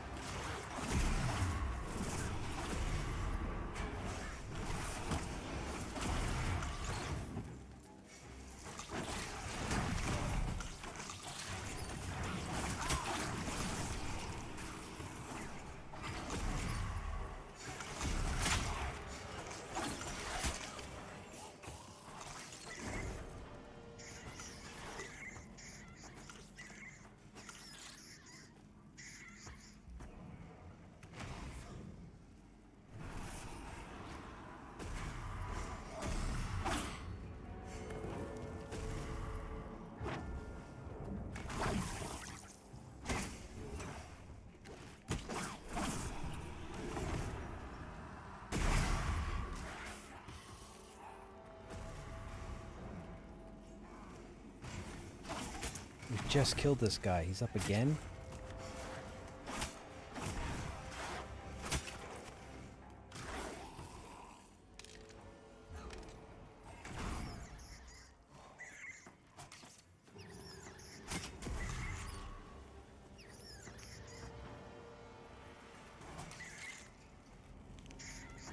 Three times?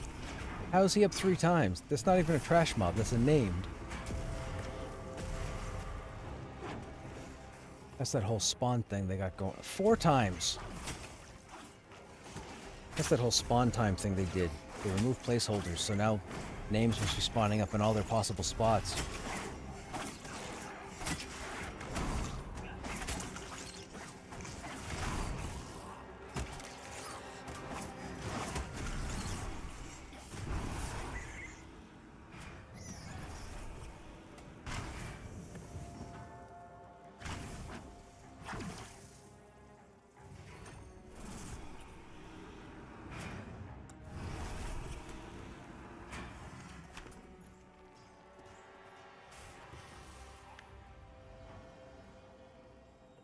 Excuse me.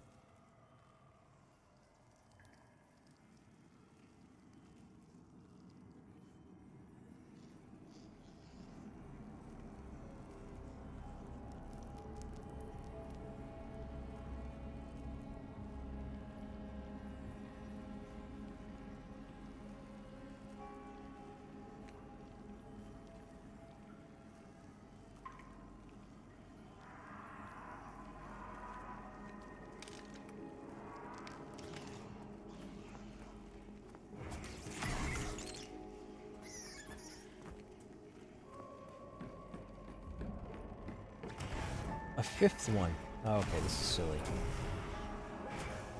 This is not normal, by the way, chat. Hey, man. You're not supposed to have 5 thaumaturges. Excuse me. Nice, they cleared this part. Oh, except for that one. Number 6.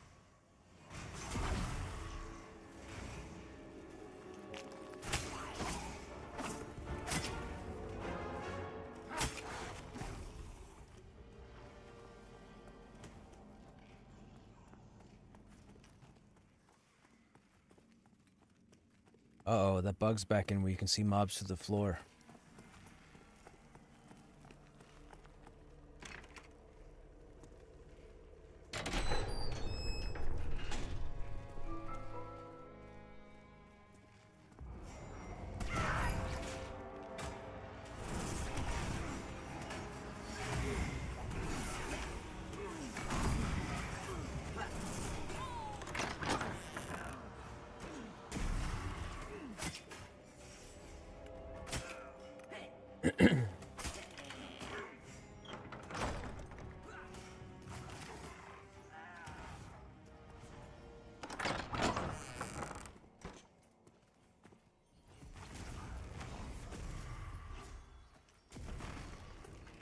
Yep.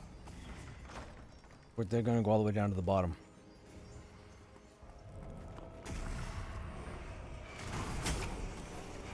Have you been down here before?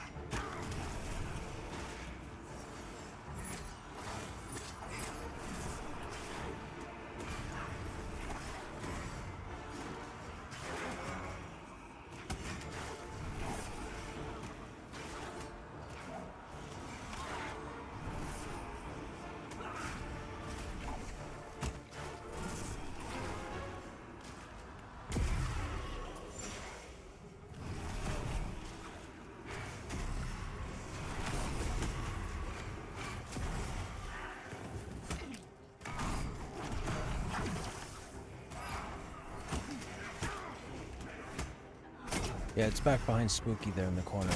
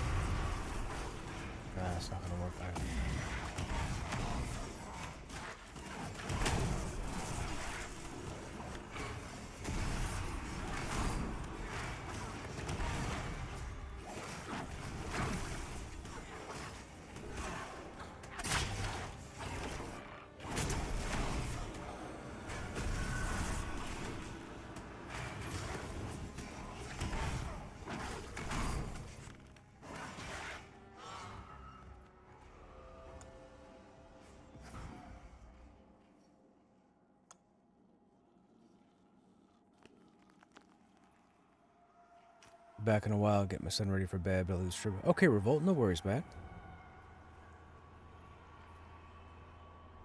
I don't think anybody's still here from 2013. We were doing different games back then. I was doing Darkest Dungeon and a few other Sunless Sea and a few others.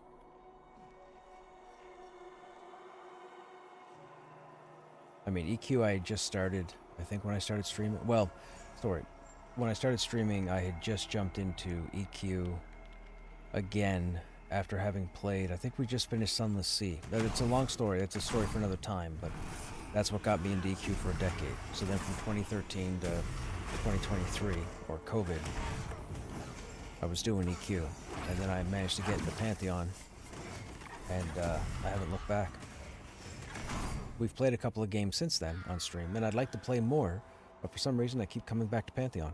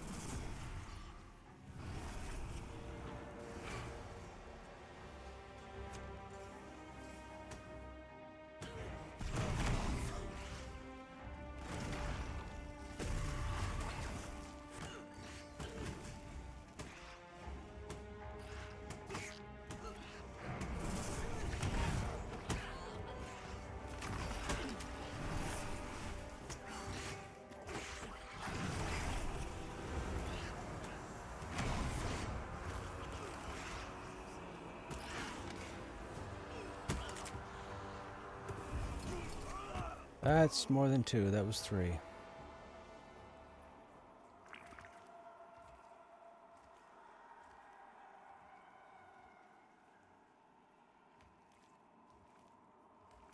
Yeah, everybody's a little different. It's fine.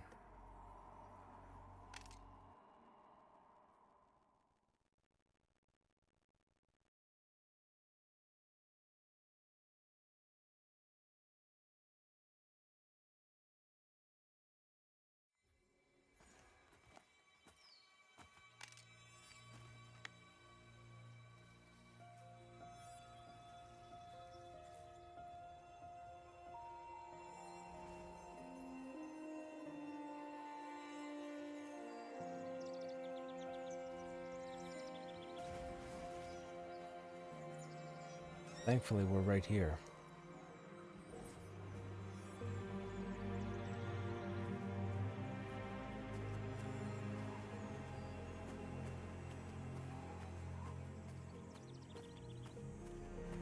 I don't have my pet until I can get bones.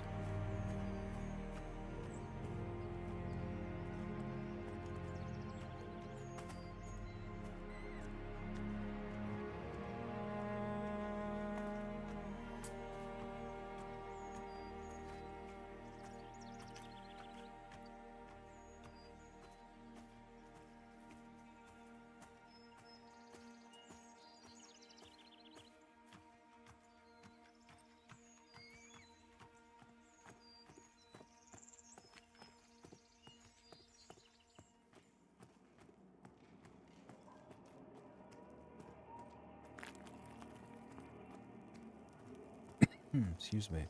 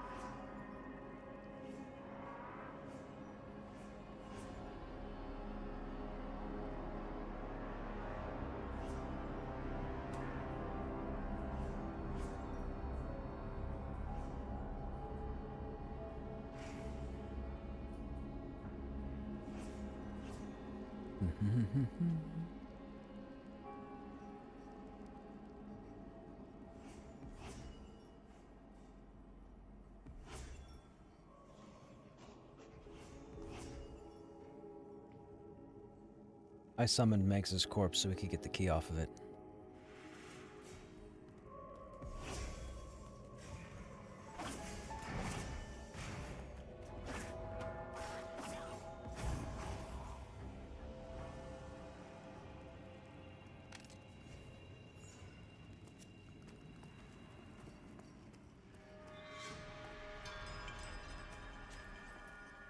We'll have to.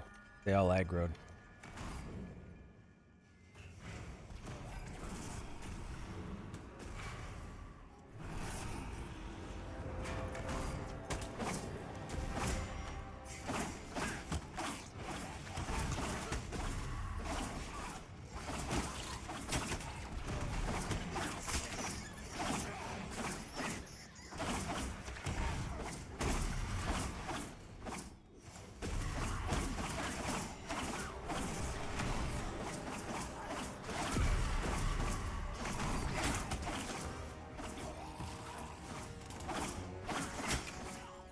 Okay.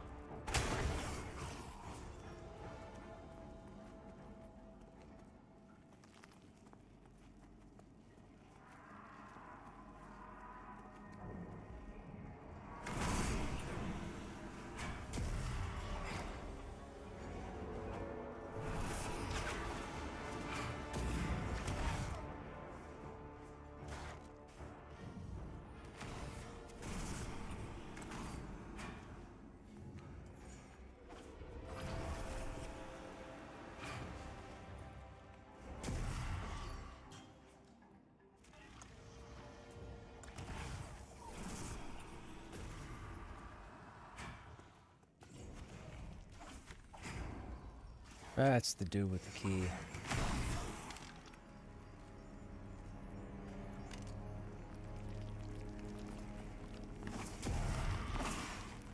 Yep.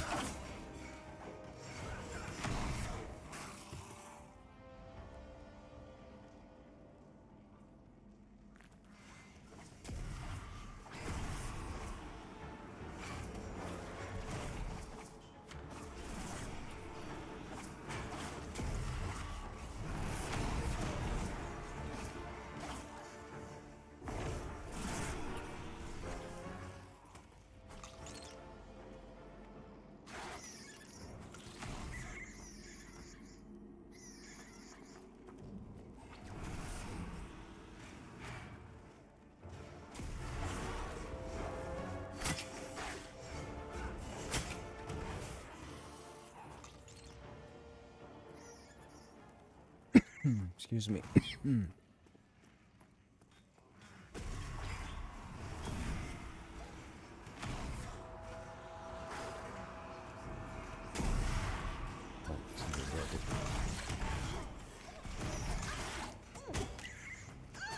Now it's on me. No, how dare you? Fine.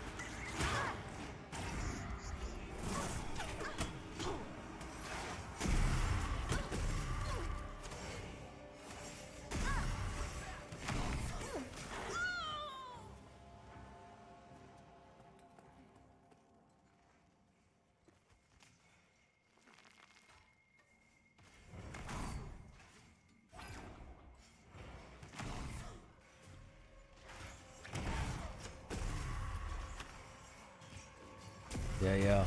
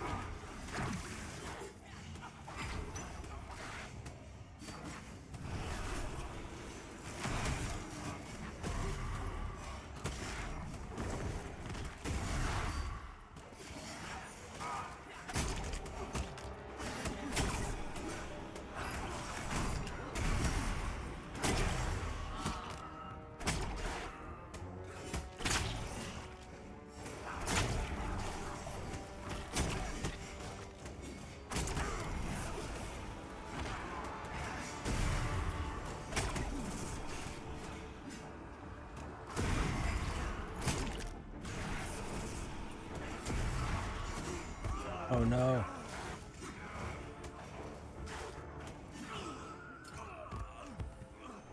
Oh, nobody clicked me.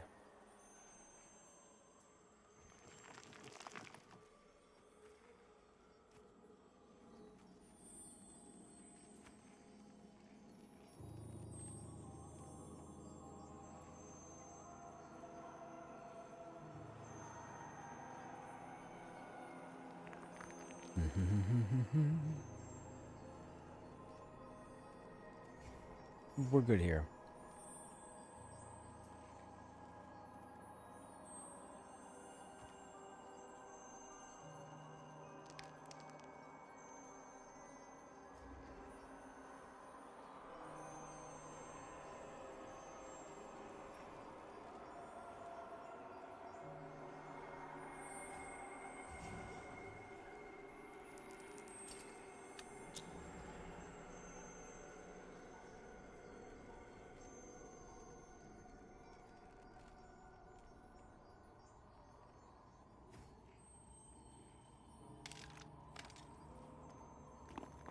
Bum, bum, bum, bum.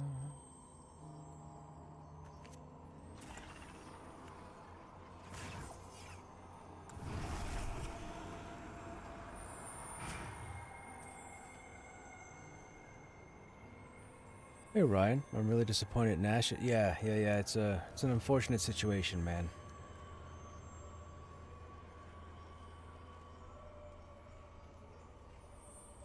Yeah, it's a very unfortunate situation. I hope as many of those employees can find employment working on something else, whether it's Pantheon or Monsters and Memories or something else out there. It's very important, or very unfortunate to hit 250 people, which is 100%. It's rough. It's too bad, too. I really wanted it to succeed. I said this earlier, and I'll keep saying it, but we need more MMORPGs out there. We need companies to look over here and go, oh, what's going on over here? How do we get in on this?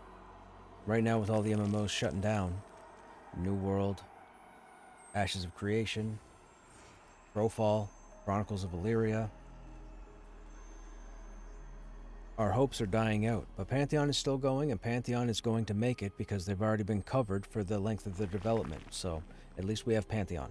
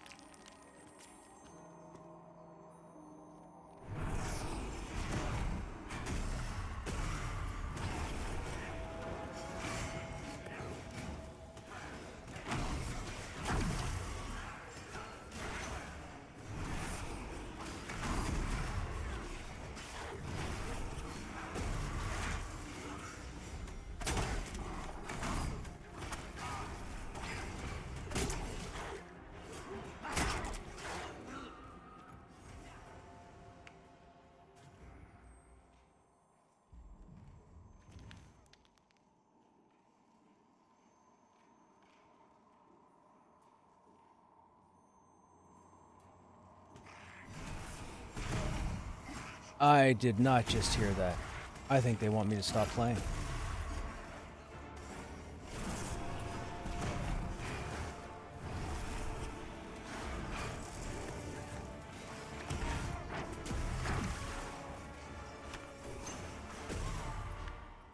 Someone just asked about a follow command, and the response was, yeah, I'm warming up to it.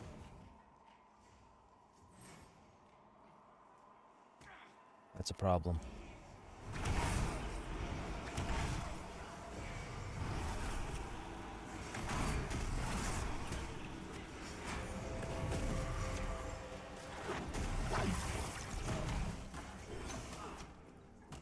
It'd be more than that.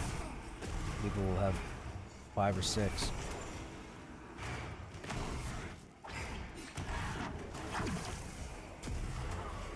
How do I have aggro on this guy? Isn't he dead? No?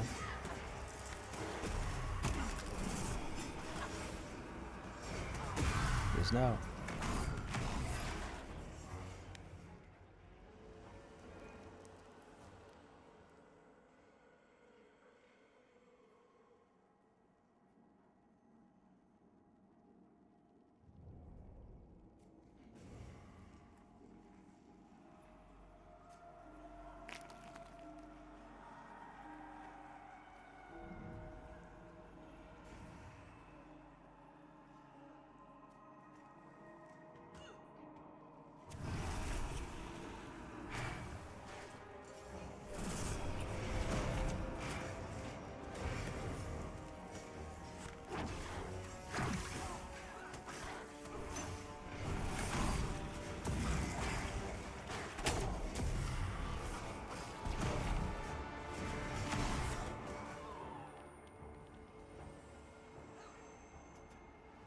Excuse me.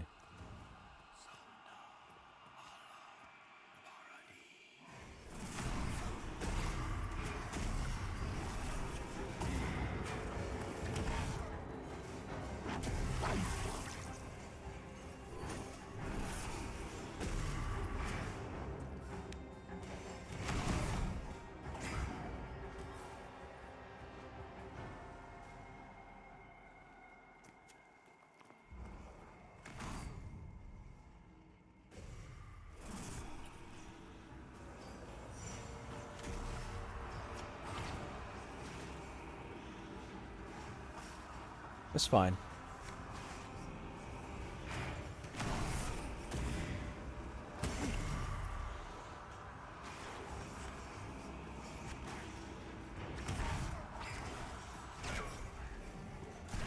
Not sure why he pulled it just there. Oh, I guess because the first one's almost dead.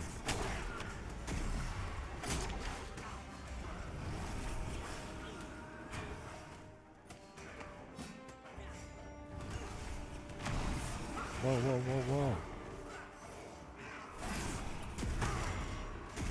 Someone's breaking mez.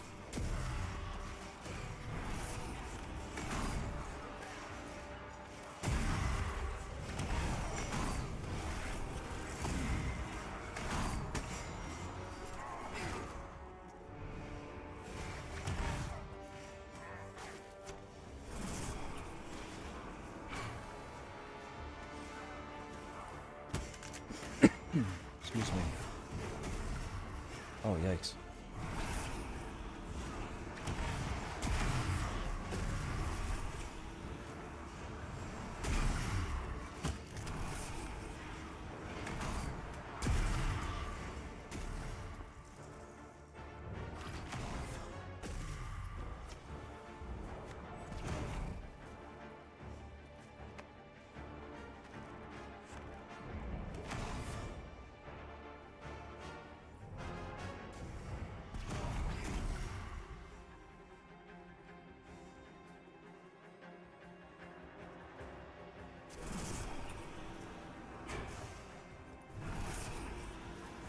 I had it mezzed.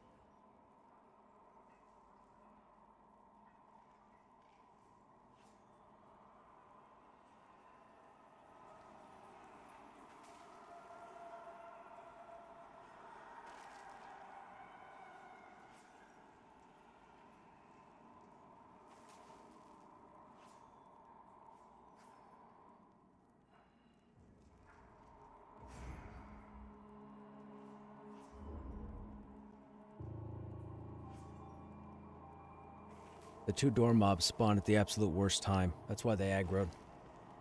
We were down to a 1 pull, and then both spawned, and that gave us 3.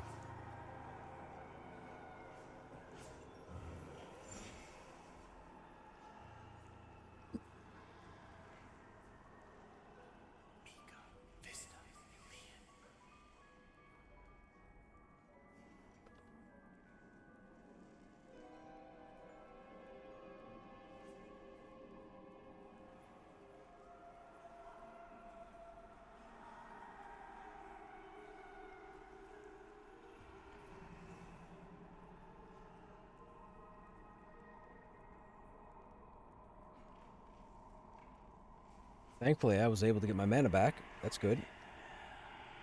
This higher level group is moving through. I don't know where they're going.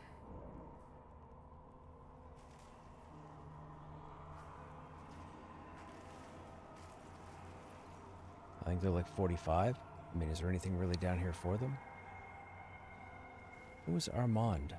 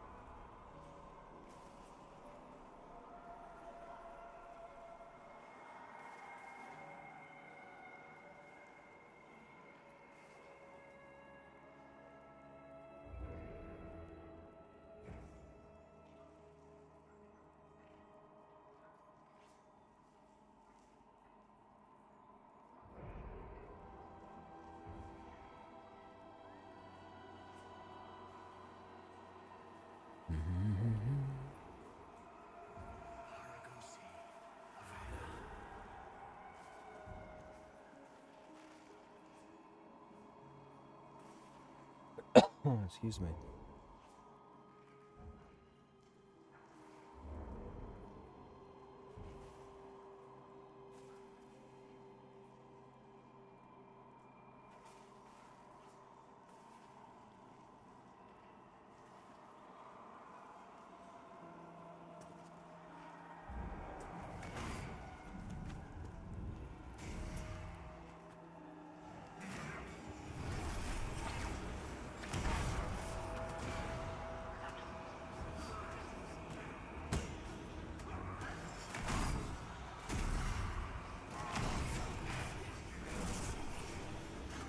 Why would you dot that? Okay, whatever.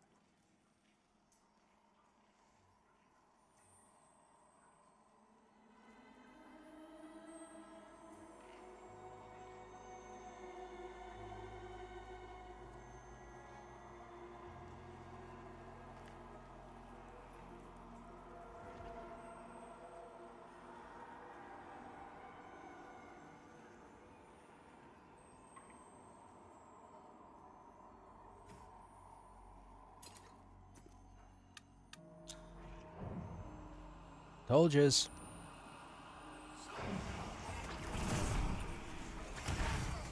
You gotta, man.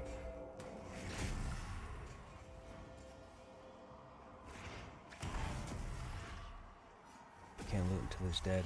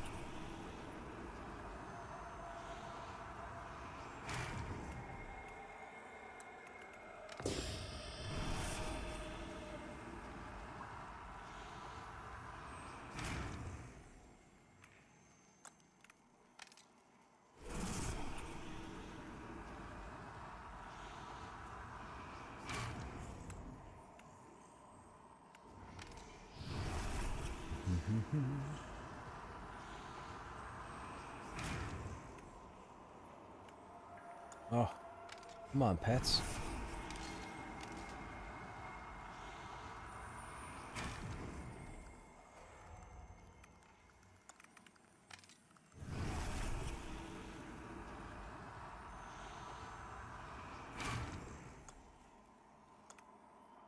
That's good enough.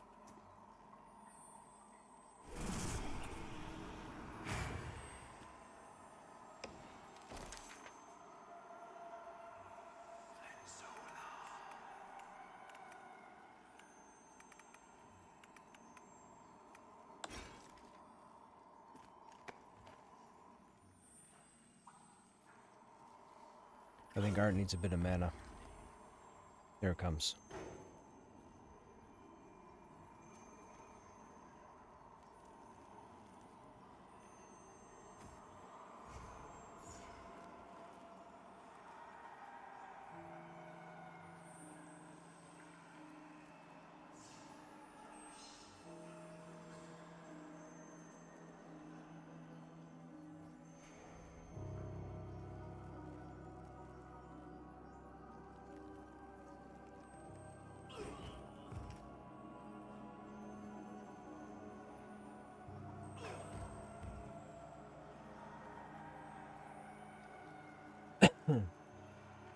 Your guess is as good as mine, man.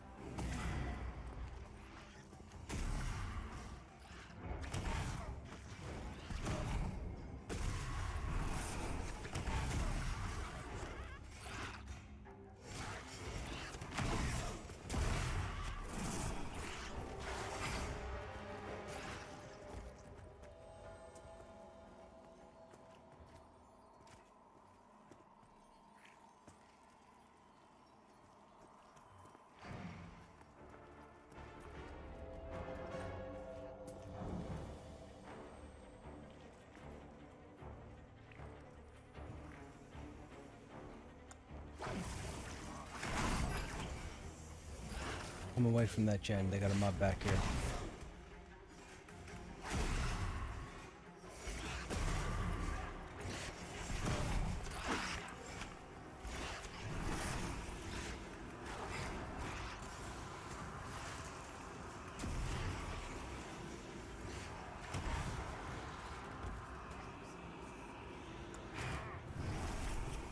Yeah, my pet apparently chose the wrong target.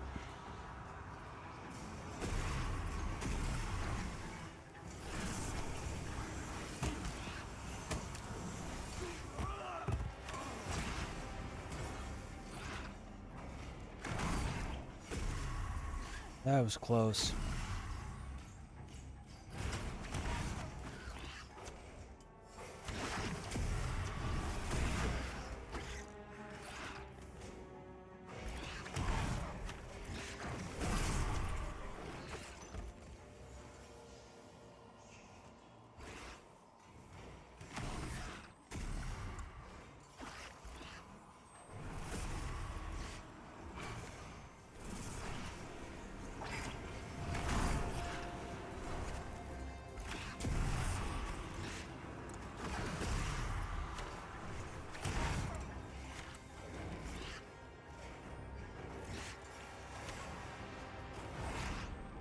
Oh, that was smart of me. Fantastic. Fantastic. Fantastic. I turned the pet ton on just to grab attention so the tank wouldn't die. Gave the tank time to heal. Thankfully, the tank got the aggro back before the pet died. Beautiful. Excuse me. Necromancer's fantastic.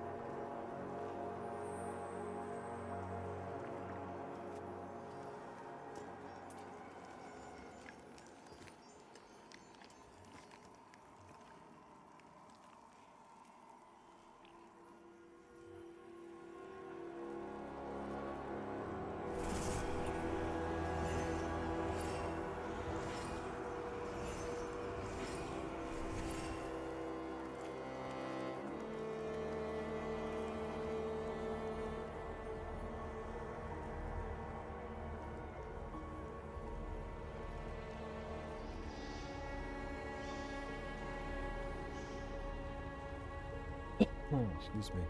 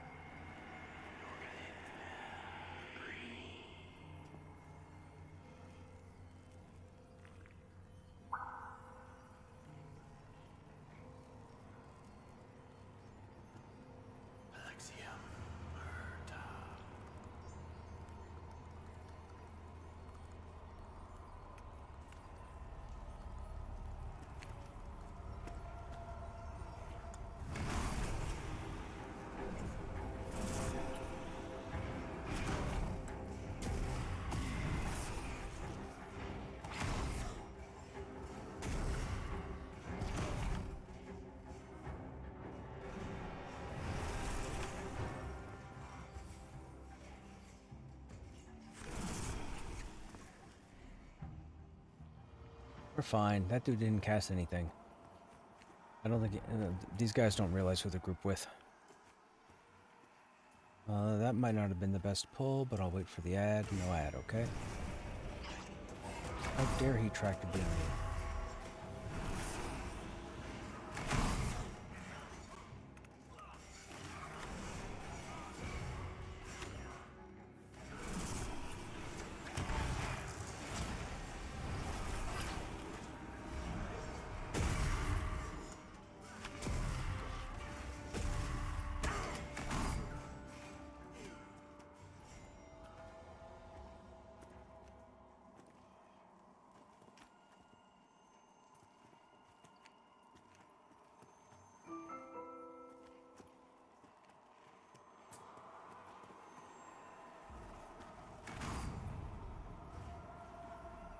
Wait for it to come around the corner. Interrupt. Flow. Then pet. Interrupt.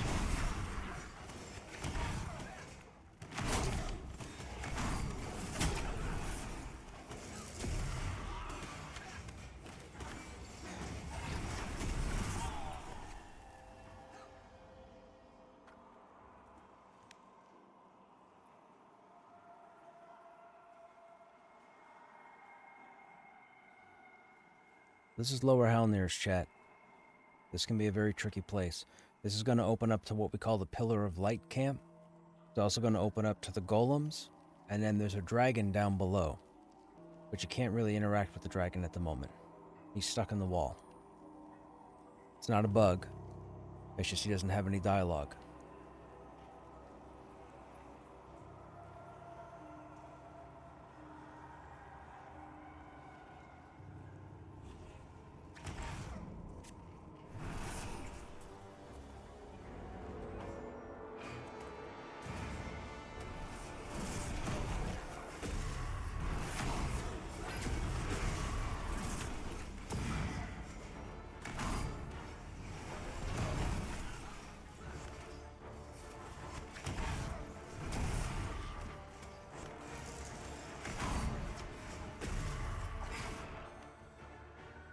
These guys don't realize how easy I'm making it on them. Just saying. Shh.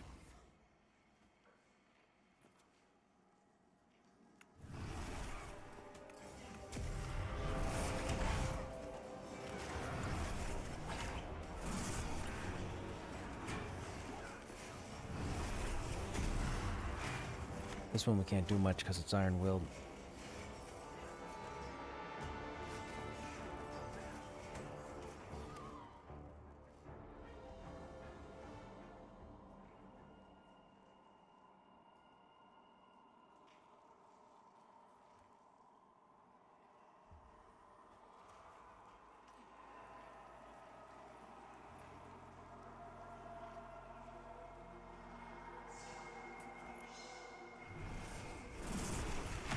Oh, another iron-willed? How rude.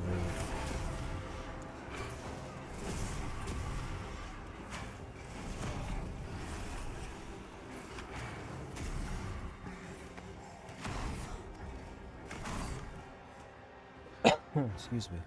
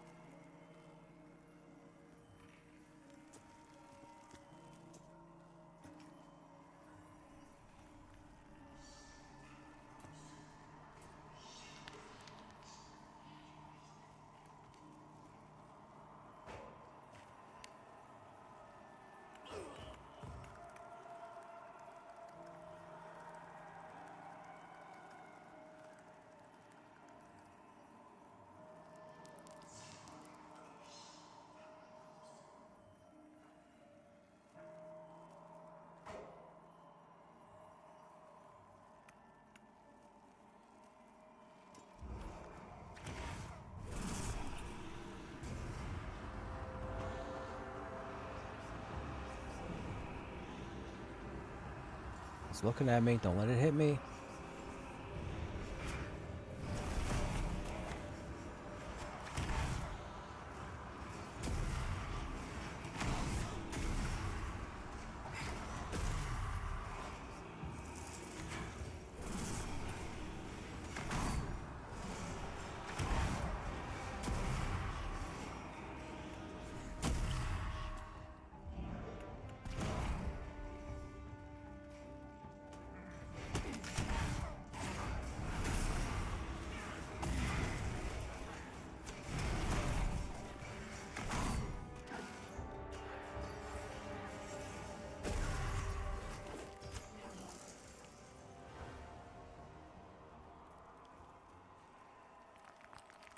Telling you, chat, Necro's a beast.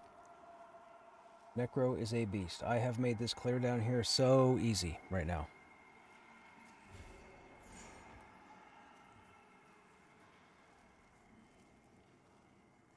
Oh, why is Undeath not running?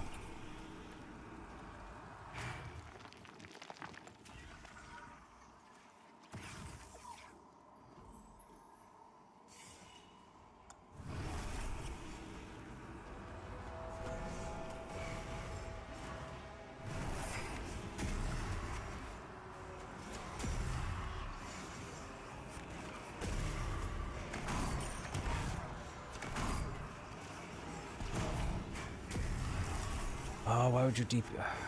dotted it. Oh, nope, it's a snare. Good.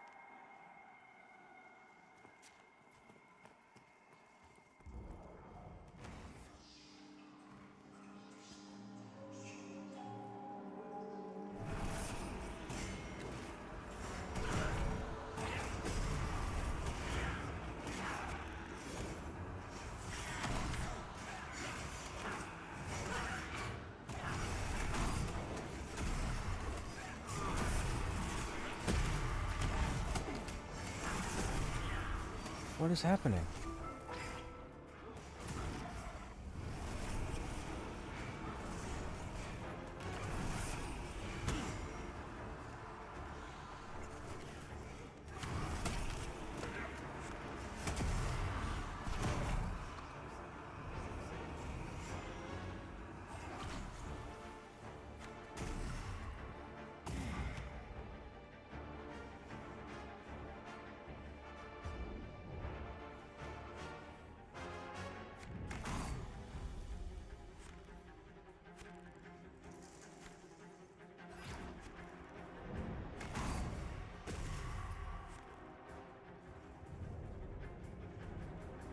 Dude's saying everything I've said.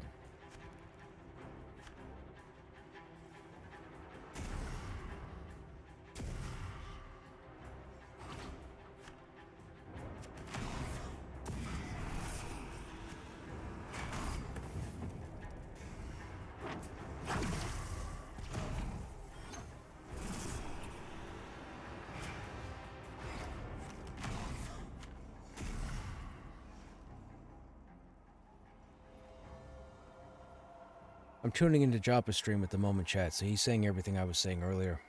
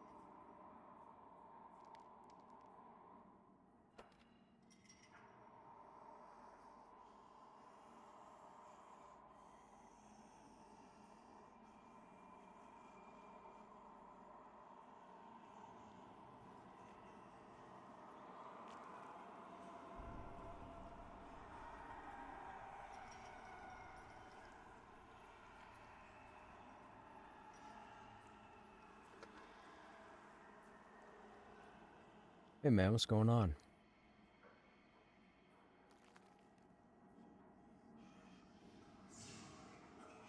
Hey, what's going on?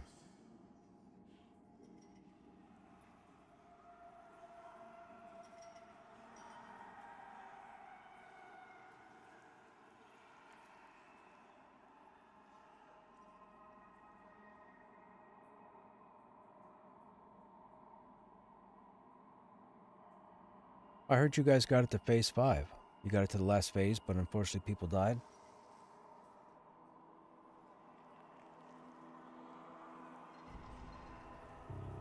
Oh no.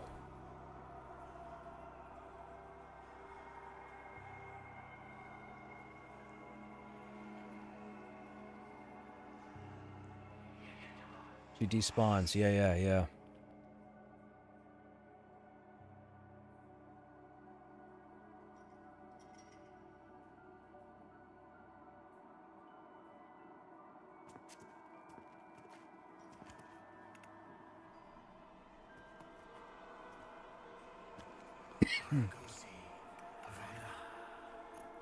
Right.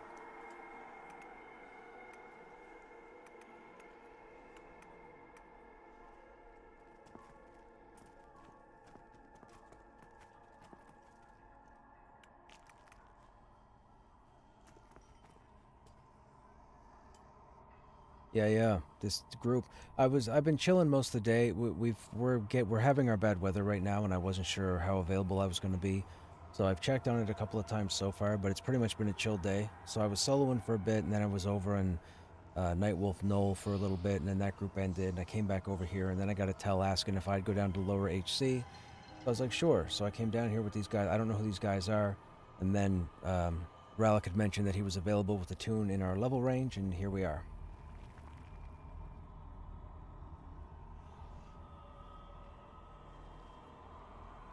I was waiting to see who was going to pop back on, and then maybe we'd run something, but I'm already in a group at the moment. And we just got down here. and this is our second attempt, or technically third attempt. They just want to come down here and camp and kill stuff. They'd never been down here. They were asking what dropped down here, and I told them, I said, really, it's just wisp metal. I said it's typically rare to have it drop, but where they've increased the drop rates, we could see it more often. The funny thing is, I don't think anybody in the group can wear plate, so there you go. The pillar of light, where if you turn on my stream, you'll see it's the lower in the back with the pillar of light where the Praetors spawn, the ghosts, just before the golems.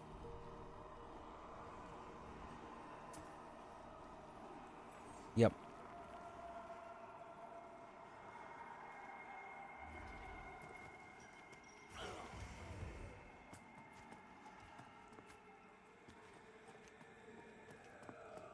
Nope.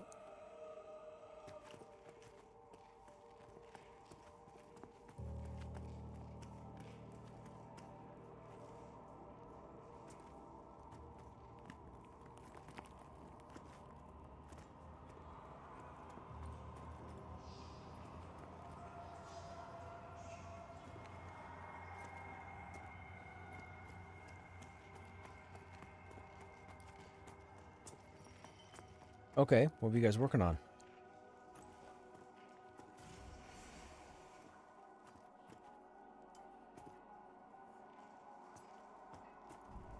Not bad.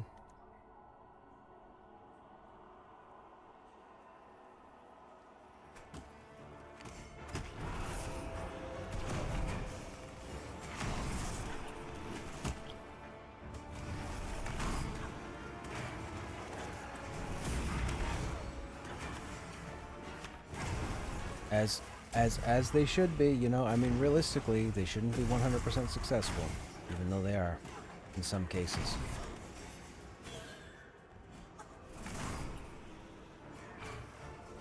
And right, right.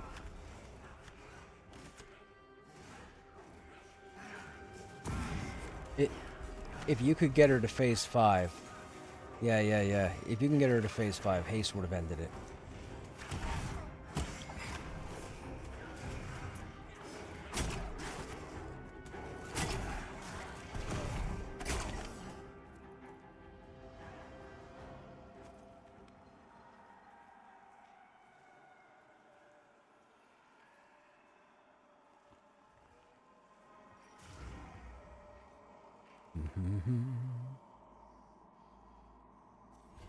We are 14%, 15% from level.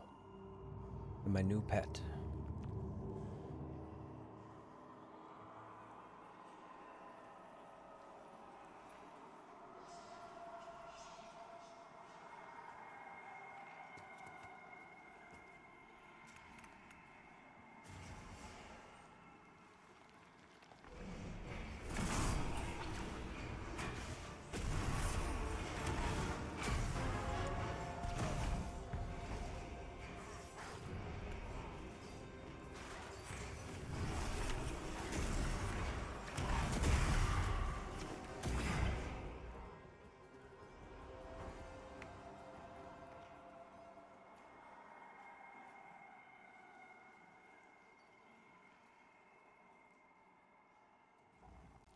I like pickup groups, man. Pickup groups are cool.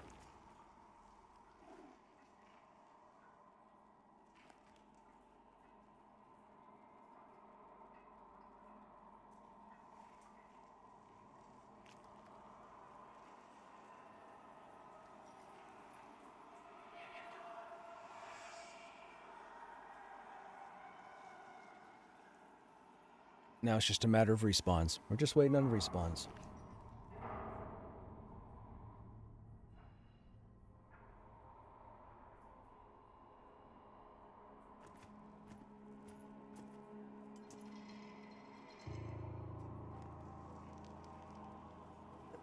Excuse me.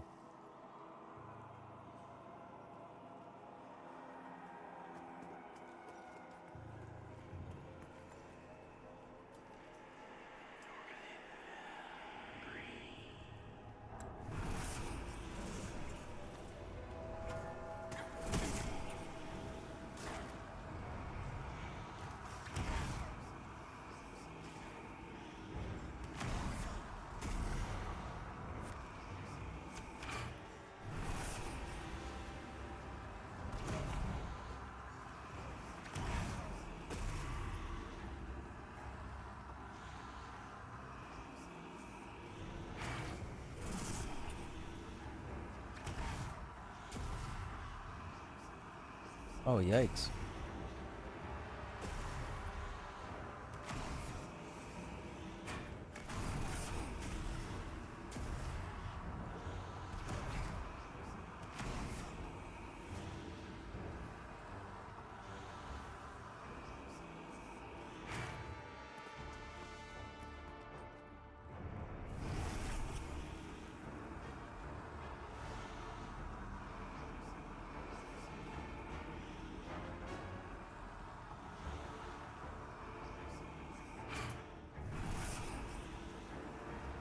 I do not know.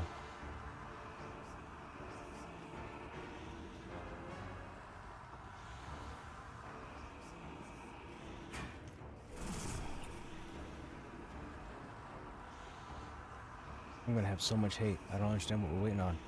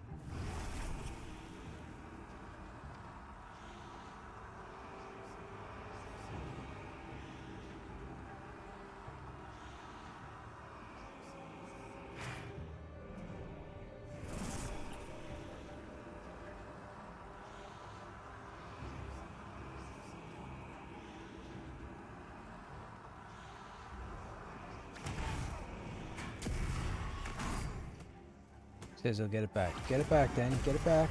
Don't let me die. Get it back.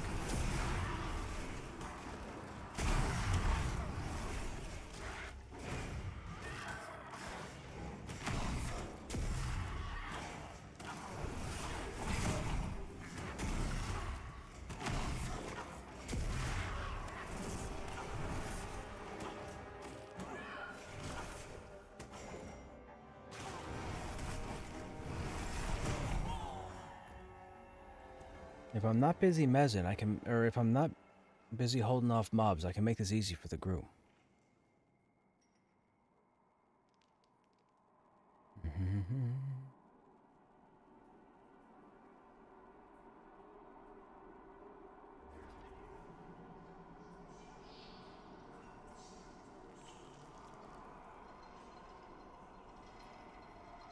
I need level 30. We're 13% away.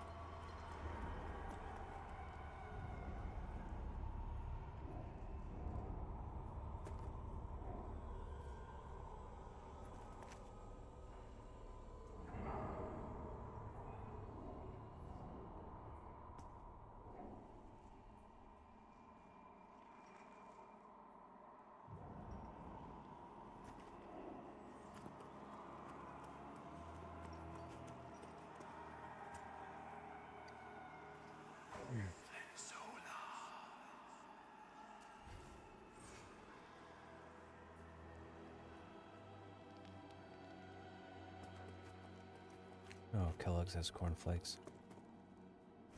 There you go.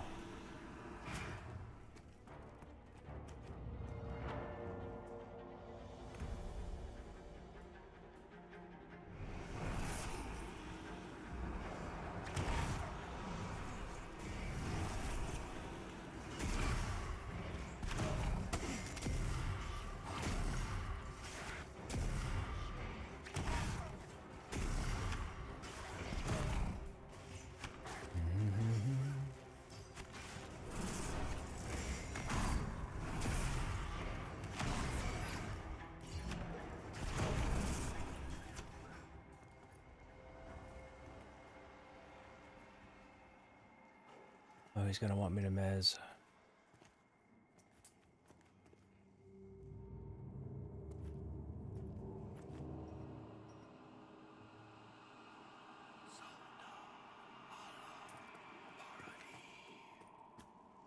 I don't think this dude realizes how much I'm shutting these abilities down. Hey, Papa Heels, what's going on?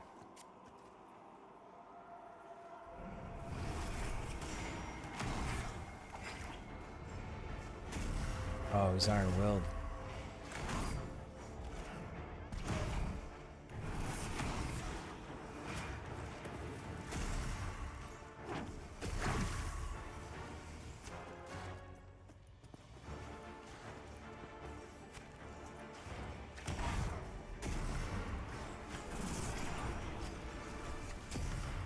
No, I didn't make it on the raid. We're having some bad weather, and I've been playing it by ear all day, so I didn't want to obligate myself to a raid if I had to get up and go AFK. So, not today. The guildmates went. They were asked to go, so they signed up and went. I did not.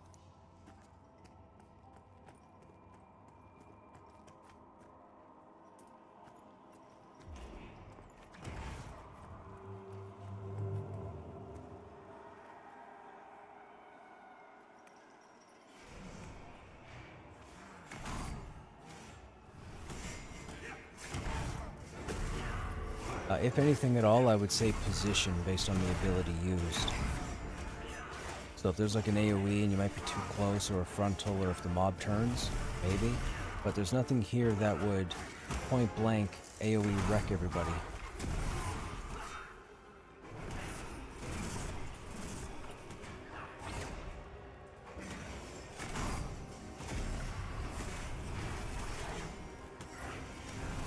Yeah. There's a couple abilities that are 360 degrees, and the problem is when they're pulled, I'm mezzing something, so I can't work on the other mob. So you guys take those AoEs. If it's just one mob at a time and I don't have to worry about mezzing an ad, you won't take any damage because I shut everything down. But when there's an ad, I'm out of the fight. I can't mezz and fight with the Necromancer.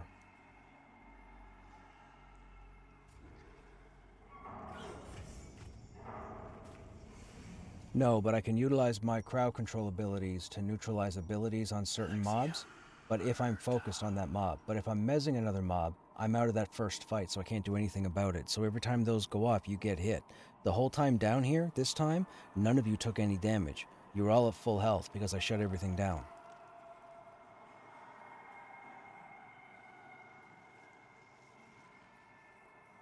If I'm on your target, you're good. If I'm on another target, you're on your own.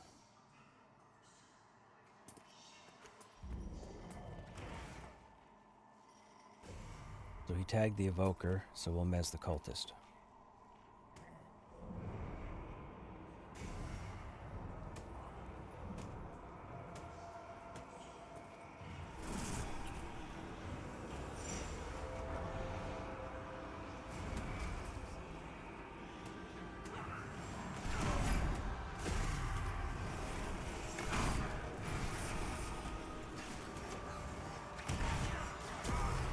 This Evoker is going to nuke people, and I'm not going to be able to do anything about it, so you may take damage here. So if you do, get behind a pillar.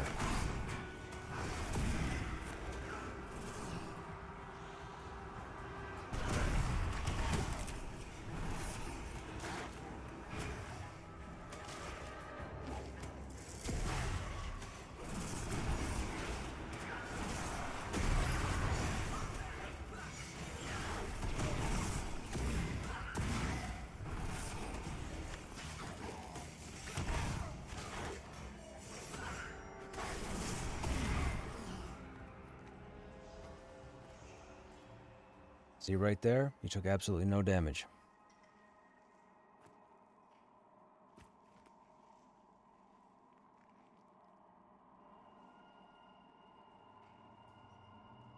You haven't went since the first time? I went, I just didn't sign up. Ah, gotcha. Oh, yeah, I love doing the raid, man. Don't get it twisted. I love doing the raid. I love being there for the raid. It's just I wasn't taking the chance with the weather.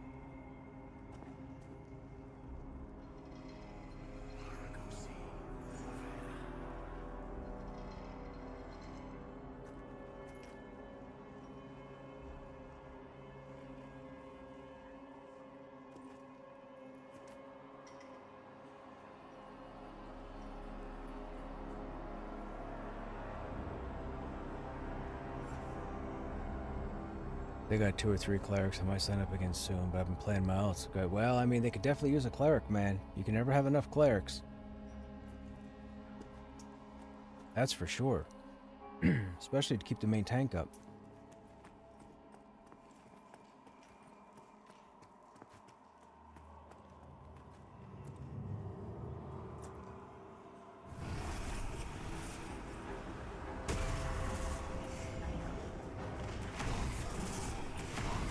Grab aggro, dude. Grab... Kellogg's has cornflakes. We're in trouble.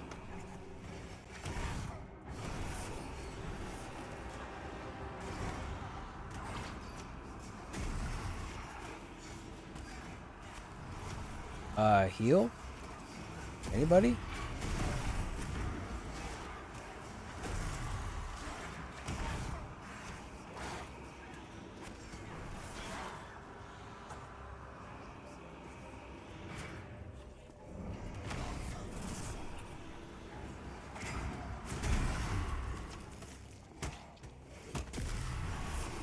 Taunt him off, pet.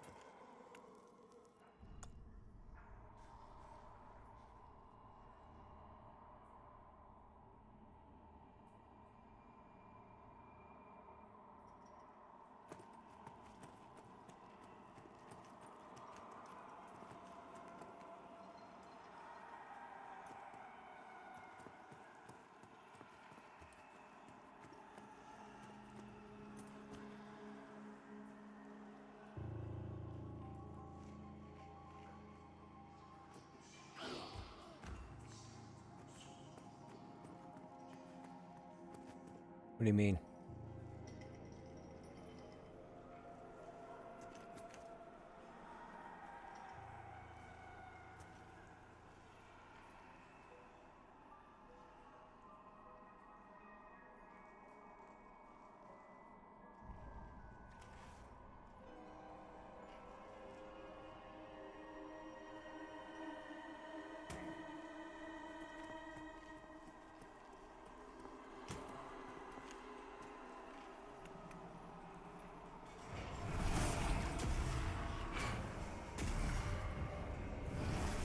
Iron World.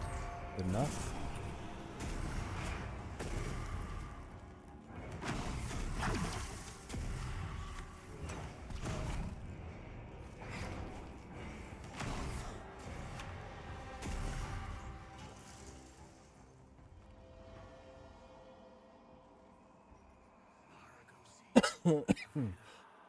Oh, excuse me.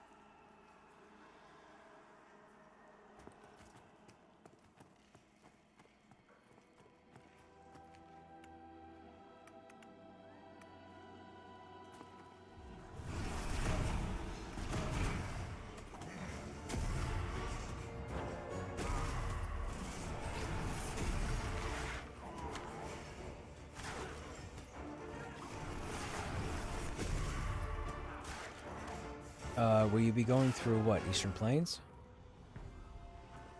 I know you need to climb your way up. I just don't recall the direction that you run.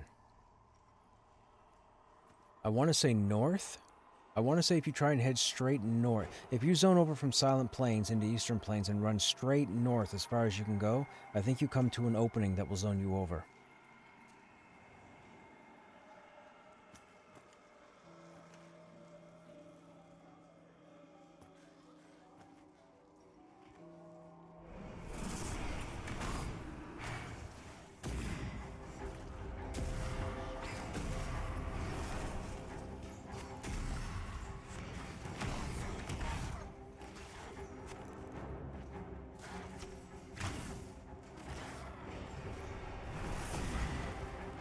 See? No damage.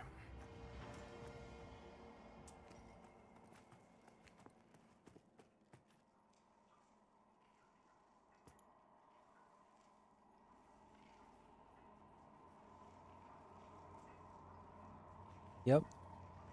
The main problem is going to be running through the wolves. You'll have to run through the lycandrils on the left side of the map when you zone up.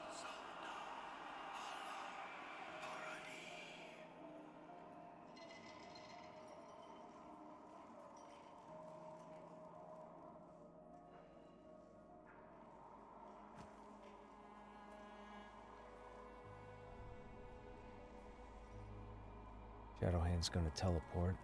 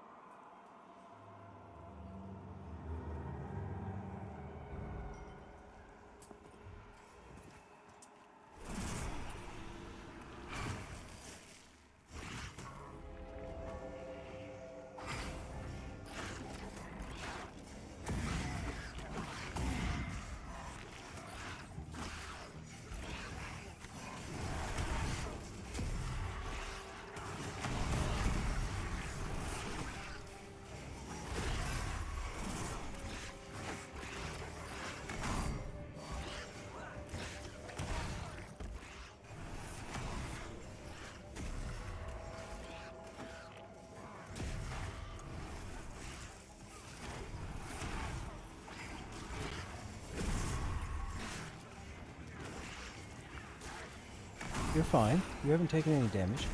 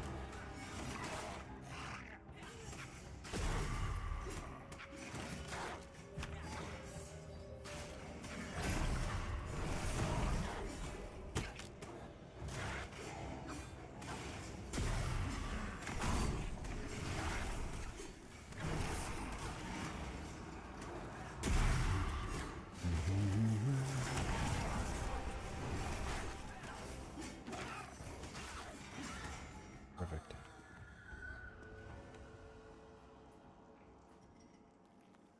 Hey, Cross. 20 stream streak. Look at that. I appreciate the attention.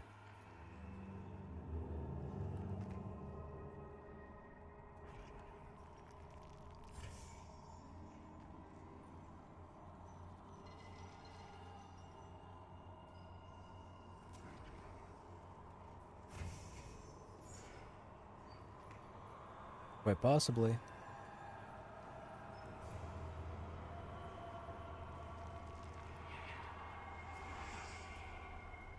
I did. Well, I saw people. I didn't myself.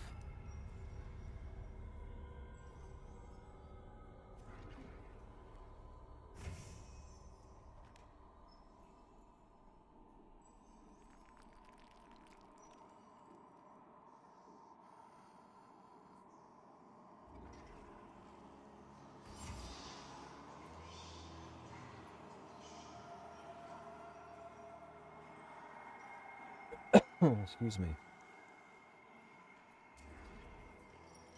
No, it's been going on for the last 6 hours or so.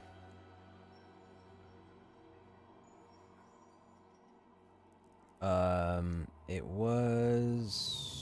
was about 24, I think initially, but I think it's down to, I think they said 10 to 12. I mean, you should see my front yard right now. I can hide 6 or 7 of you in it.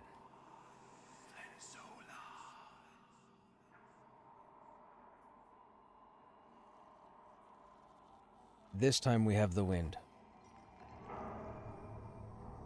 Last week we didn't have the wind. Last week it was just straight snowfall.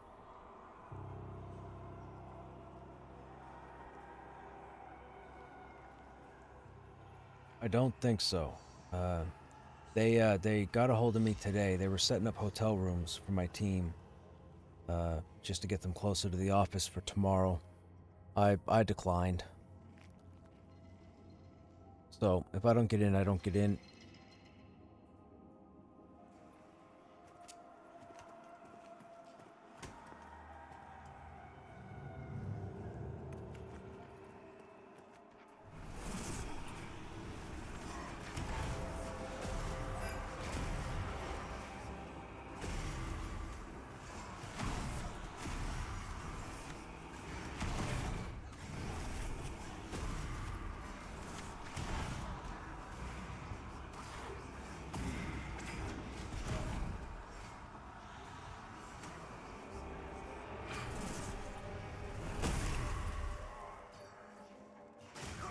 How dare he silence me?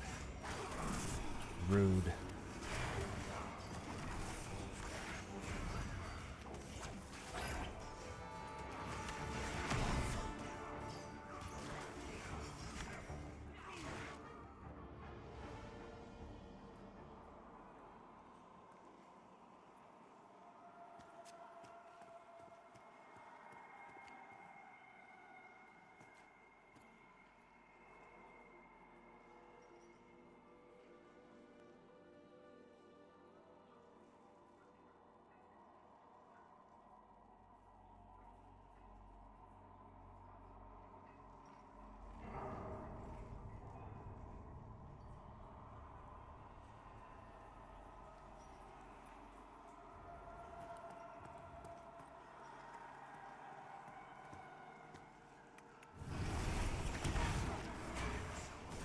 Gotcha.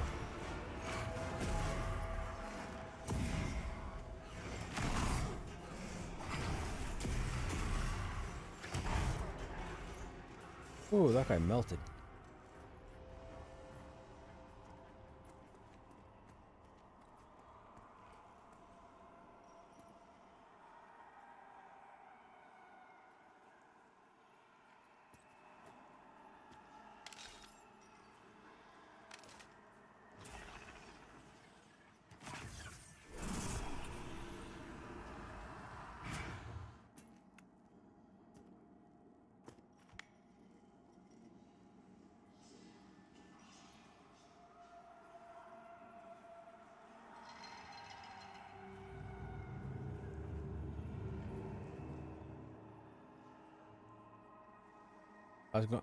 I was gonna say that one sound effect sounded like somebody just got hit in the head with a stapler.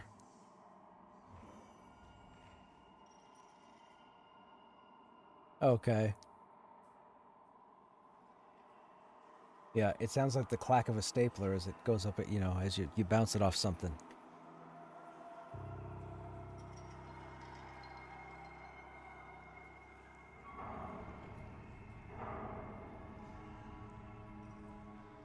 All the way back up through the doorway, but this end should start respawning in the next 2 or 3 minutes. Chances are he's got a Crypt Fiend coming. Excuse me. Yep, Firebase Crypt Fiend. Oh, he's got 3.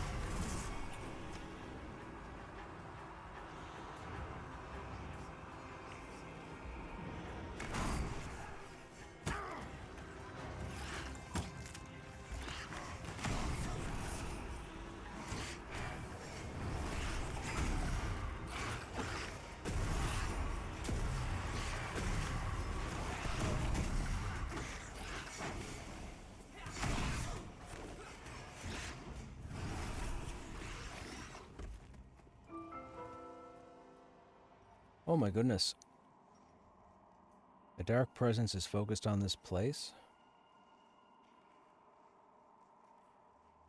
Wonder who the dark presence is. Must be the dragon.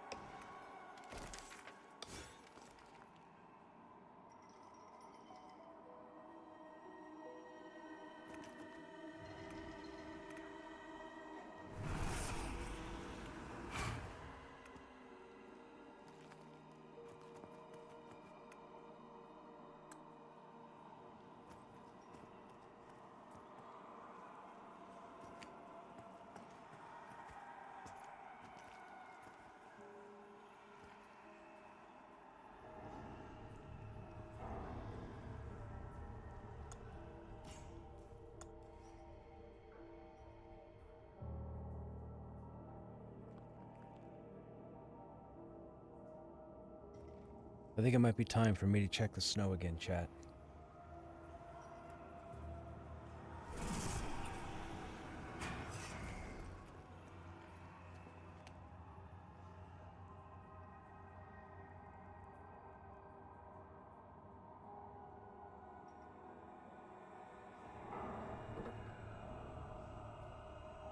Okay, I shall only be AFK 2-3 minutes, chat. I'll be right back. Feel free to get up and stretch.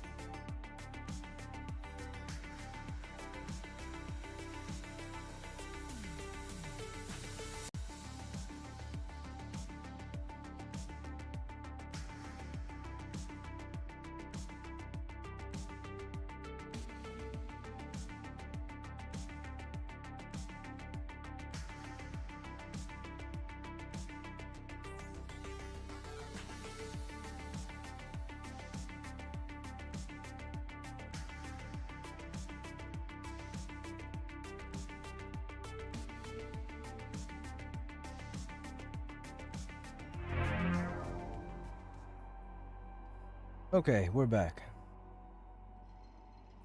We're back. We're back. Okay.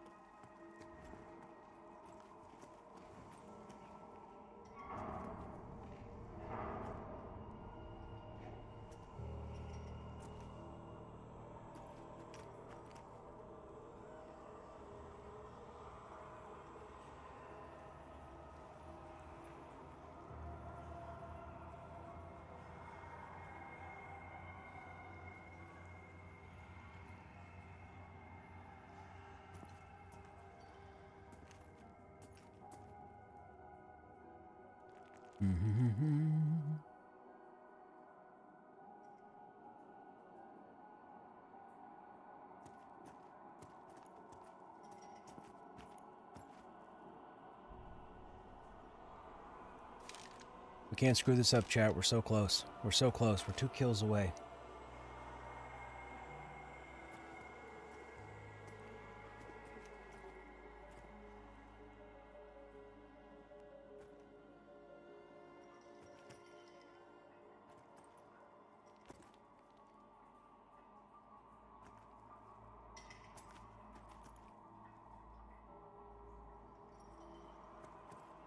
Oh my goodness, dudes, man, oh man, oh man, oh man. I wish I was on Krushnek and I wish I was running this. I really do. I really do. I love pug groups, but situations like this where we seem to be sitting on our thumbs quite a bit, not a fan of.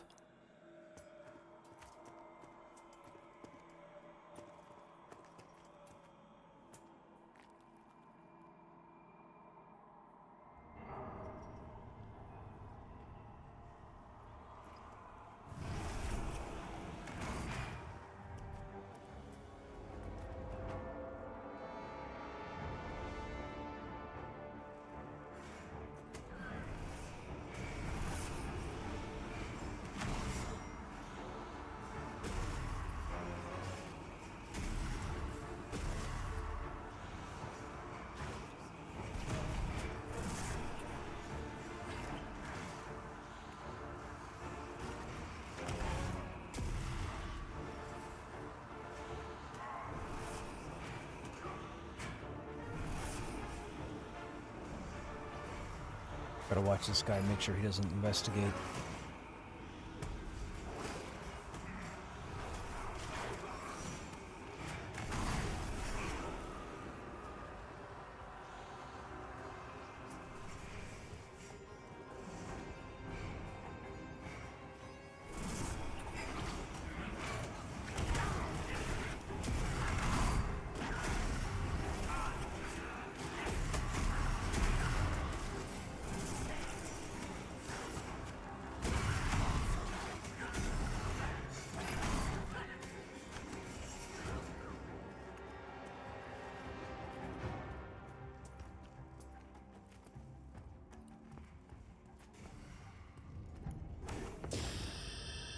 There's 30.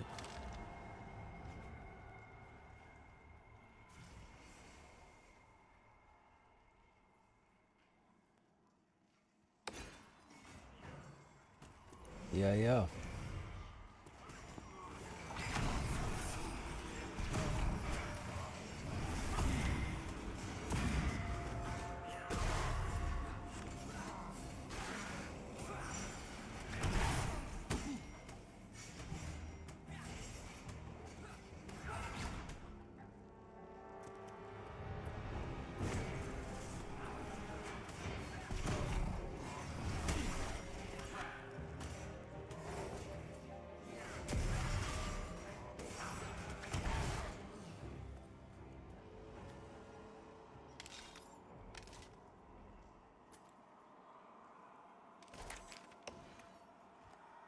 Okay, so now we go down here, we get our new pet spell. We can summon, and I'm guessing the highest will be 32, so we hope for 32.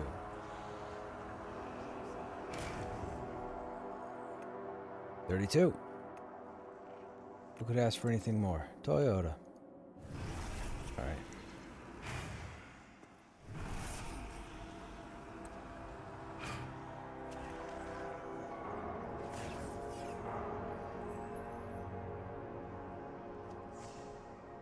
Hey Doski, where is this in-game? We're in Halnir's cave. We're down at the bottom. Some people call this the Light Bridge. I call it the Pillar of Light. Some people call it the Praetorus Camp. Bridge is right out there.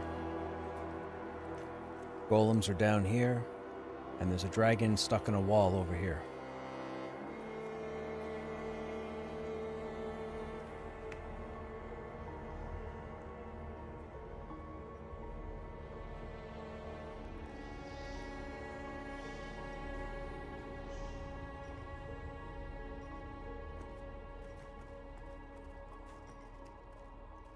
Oh, wait a minute. Stop following me. Come back here. Stay there.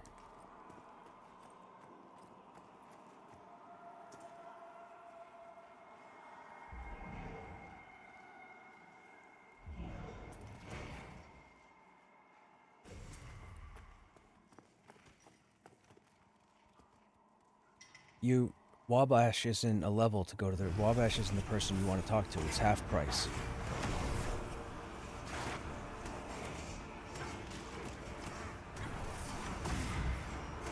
No, he'd be back over in the raid.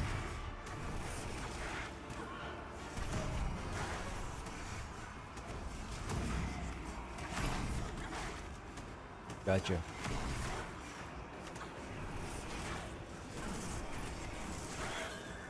Very nice. I'll have to check that out. And down by the crypts, I'm assuming this is the other side. The crypts are on one side with the undead monks. We're over on the other side of the dungeon.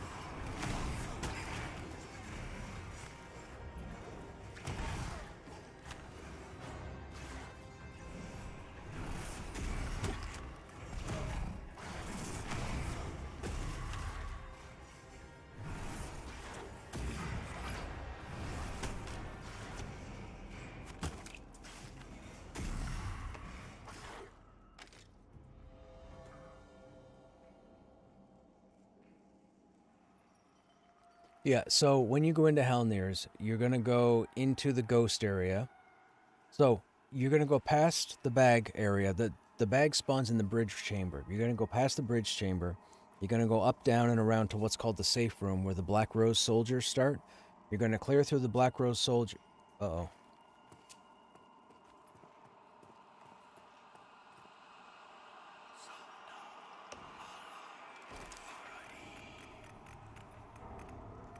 Hang on a second. I'll just summon.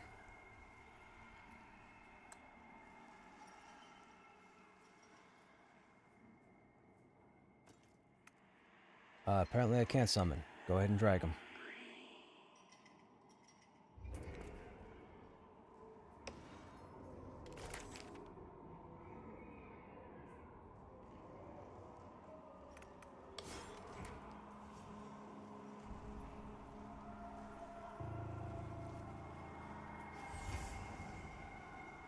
What was I saying? Oh yeah, so you go down through the Black Rose.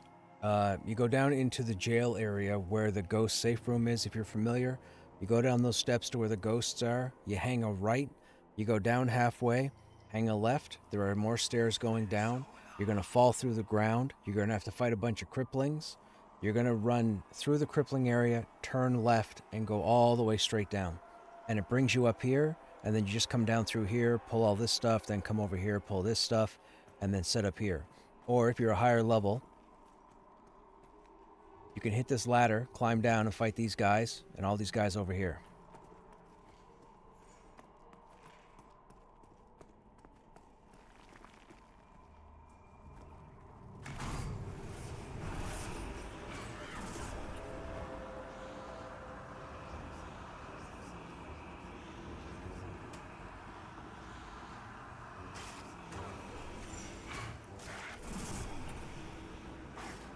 Roamer's coming.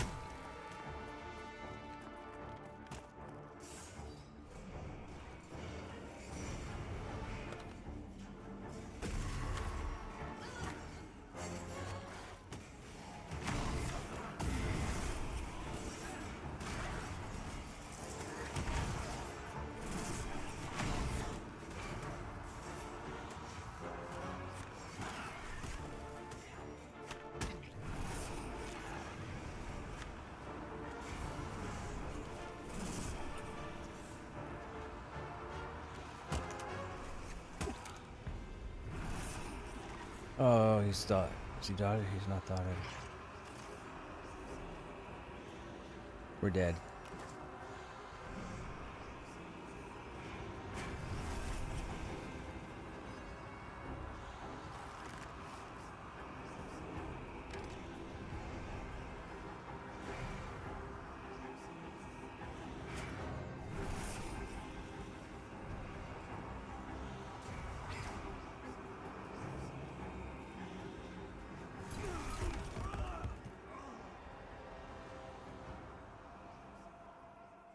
I told the story earlier, chat, about how hilarious and heartbreaking it is when you hit a level where you get a key ability or a key spell, and then you end up dying and having to work it off. Guess what just happened? Oh my.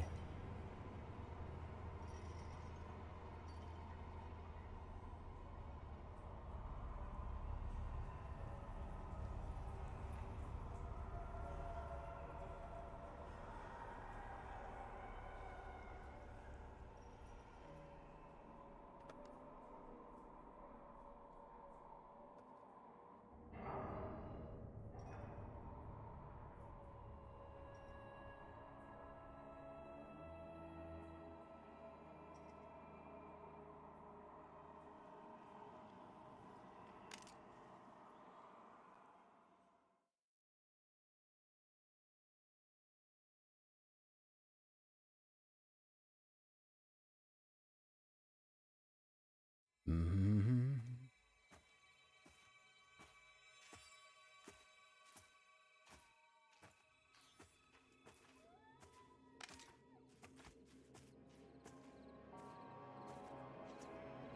Running. Sorry that. Oh, don't worry about that, man. Dying's part of the game. I've said from the beginning, if you're not comfortable with dying in this game, you shouldn't play this game.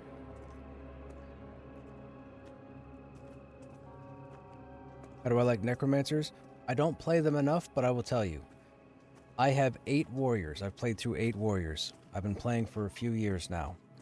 When I rolled my first necromancer back when they launched or when they hit the game, which was December of 2024, I almost started early access as a necromancer because I had so much fun. Fast forward 14 months to today, necromancers are ridiculous. Like, I'm pretty much controlling this whole group just with the necro. When things go right. So the necros are a lot of fun. But you have to learn how to play them. There are a lot of people out there who don't understand that all the classes in the game are given way more abilities than you have hotkeys, and that's on purpose, because you have to learn and be smart about when to put up or put down certain abilities based on where you are, what you're fighting, and who's in your group. A lot of people don't want to do that, and they don't put the extra time into that, so they never really shine with the class that they're playing. If you level up and learn your class without being power leveled or told where everything is, believe me, you'll be fascinated with how all 13 classes operate. They're fantastic.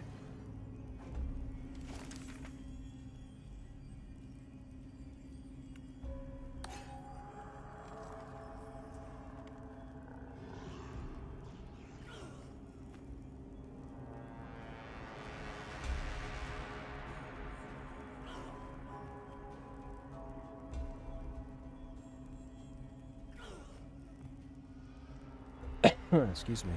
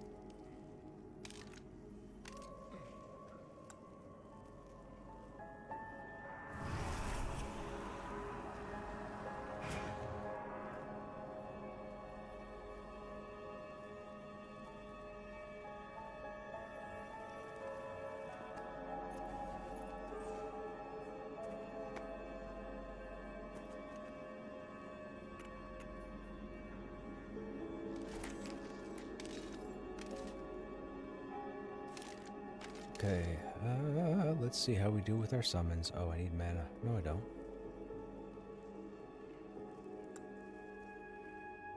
32 mana. Why am I not able to summon my pet? Oh, because I de-leveled. Ah, nuts. The res didn't level me.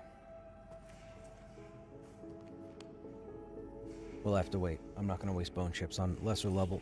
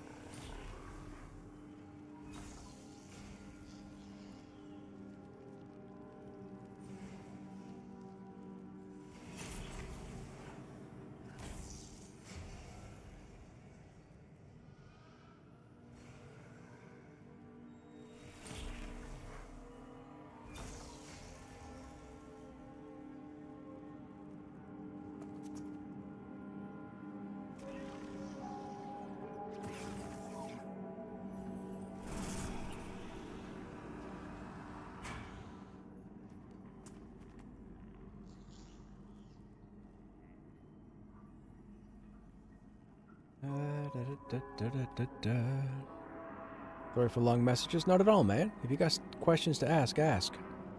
Been struggling with finding a class to play on the wipe. Did a 50 cleric, but probably will not do that again. Seems like when server population goes down, the cleric is very limited. Do you have any recommendations for something that will keep you busy even when no one is around? Monk and shaman for sure. I mean, you could go monk, shaman, necromancer, druid, probably a paladin, dire lord. Paladin and dire lord, you'll have to learn how they play, but that's definitely doable.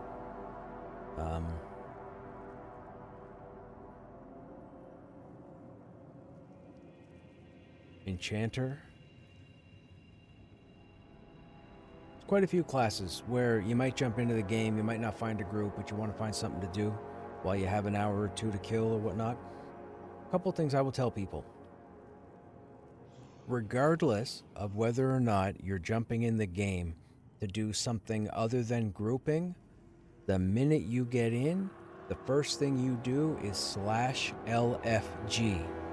You put that LFG tag on the moment you log in. I don't give two shits if you're looking to just trade skill. You put it on because you might not get an answer right away, but if you put it on right when you log in and then start doing stuff, you may get it till 20 minutes later, 30 minutes later when you're ready to do something. I do it all the time. So first thing you do is /LFG, whether you want to or not. Worst case scenario, somebody sends you a tell, you just have to know, oh, sorry, I've accepted a group to do something else. Whatever. First thing you do is LFG. Do not run around for an hour, hour and a half doing stuff and then put LFG tag on if all you got left is an hour. That's a problem. First thing.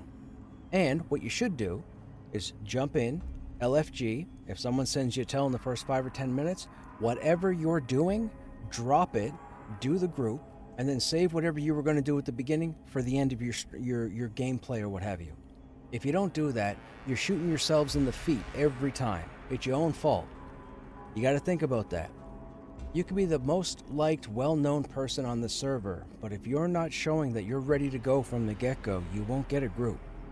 And there are some people who pay attention and may never send you a message again, and it could be the person you're waiting on to send you a message to find out you've got static people to run with. So, again, very first thing, /LFG. Post-it note on your monitor, /LFG every time you zone. So if you're in... What's happening?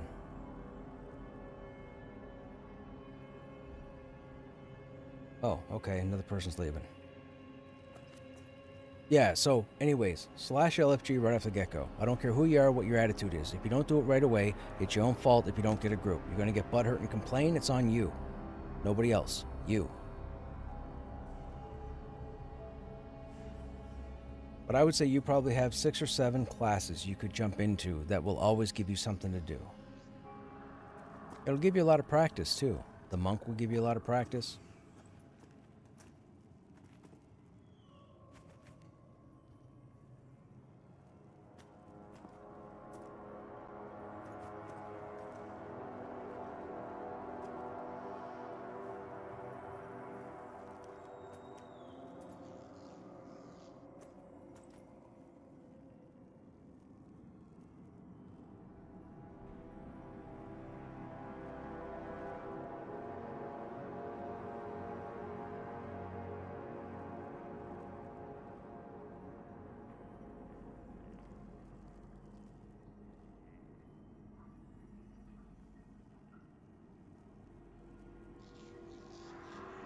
Sure thing, Doski.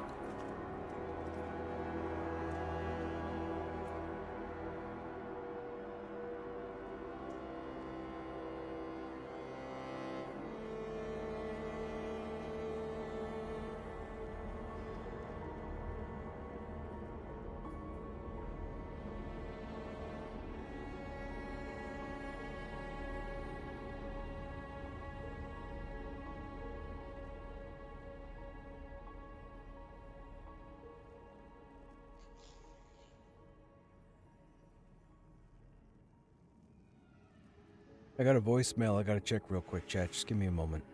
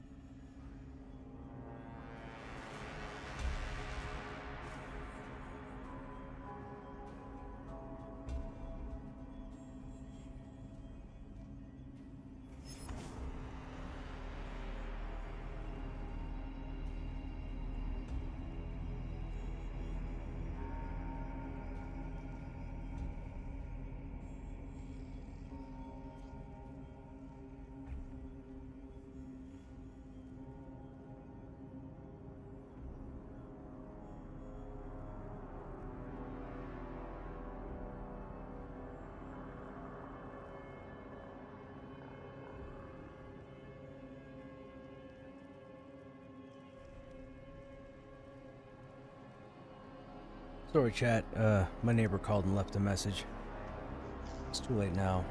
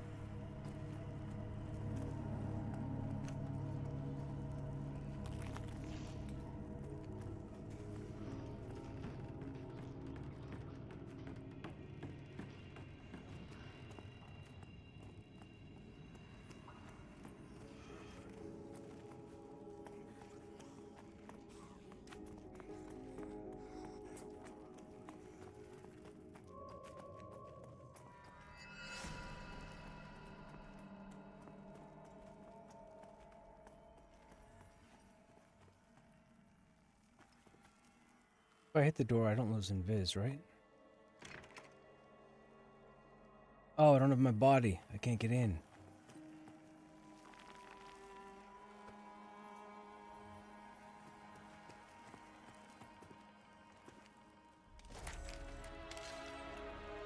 I don't have the right key.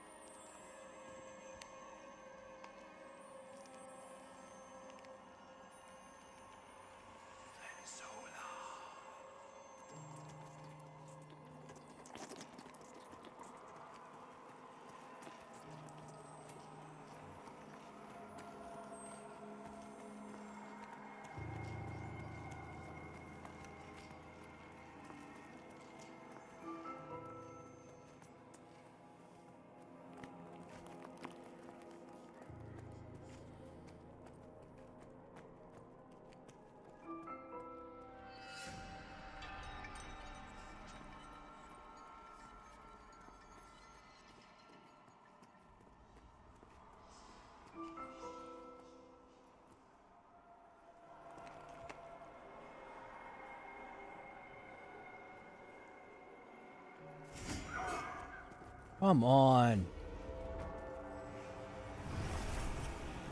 How did you aggro that guy? Unbelievable.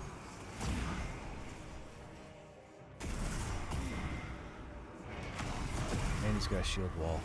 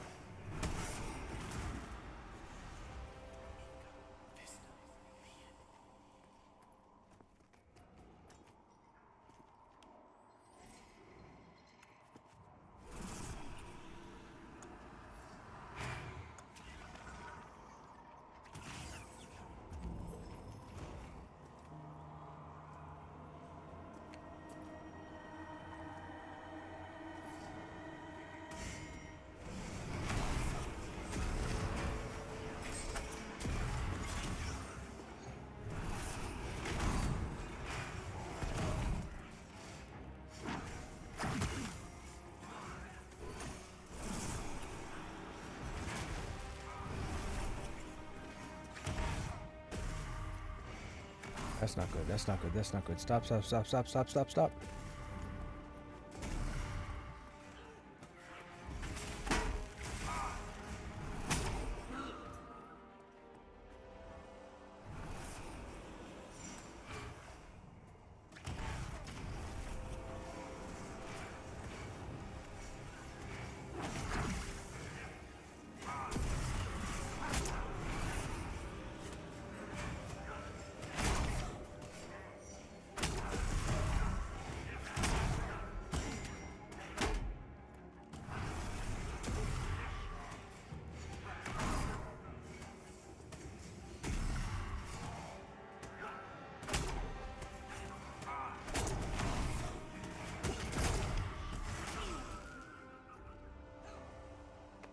Has anybody checked out Project Gorgon? I played Project Gorgon a few years back. I had a lot of fun when I played it. But again, I was involved in EQ, so EQ pulled me out of it in order to raid. But Project Gorgon was pretty interesting. They have a lot of really cool little mechanics in the game that you pretty much have to discover on your own.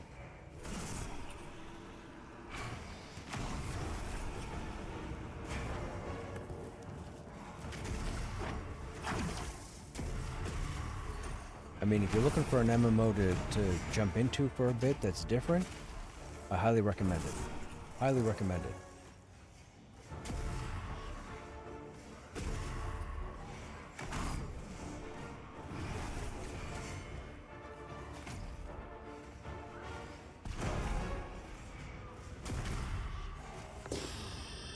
$30 again. Try for 32. 32 pet. 32 pet. 32.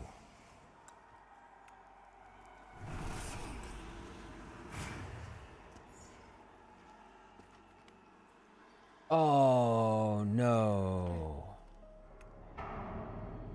I have to dismiss that pet and bring back the old pet because the old pet has my gear.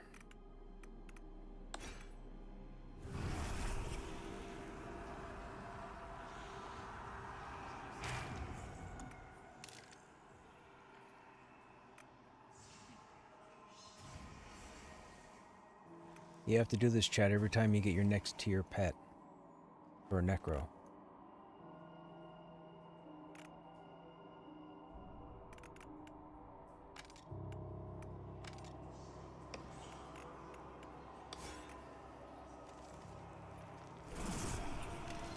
Come on, 32.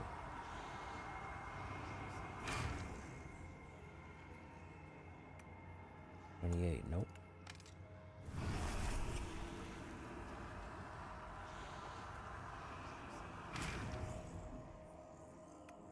Nope. We got so many 30. We got two 32s in a row, and now it's giving us lower levels.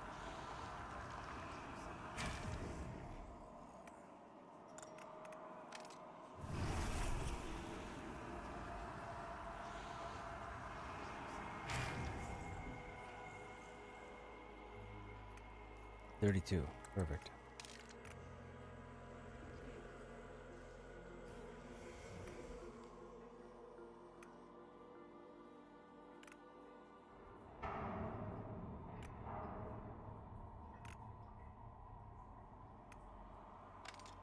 Here we go.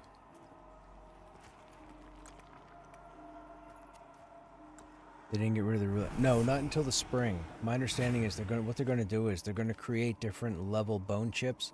So you might be in like level 1 to 9 content and you'll get like busted bone chips, but then you get into the 10 to 19 and you might get cracked bone chips, and as you level up you'll get higher quality, and those will dictate how your pet turns out, I think. Oh, yikes.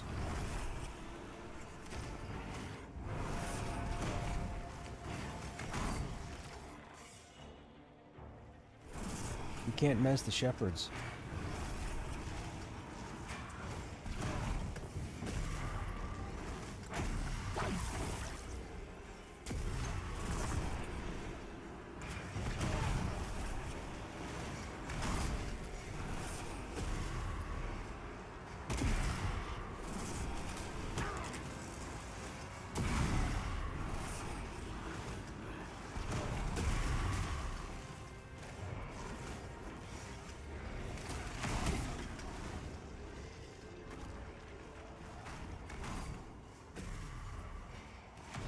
Where did they all come from?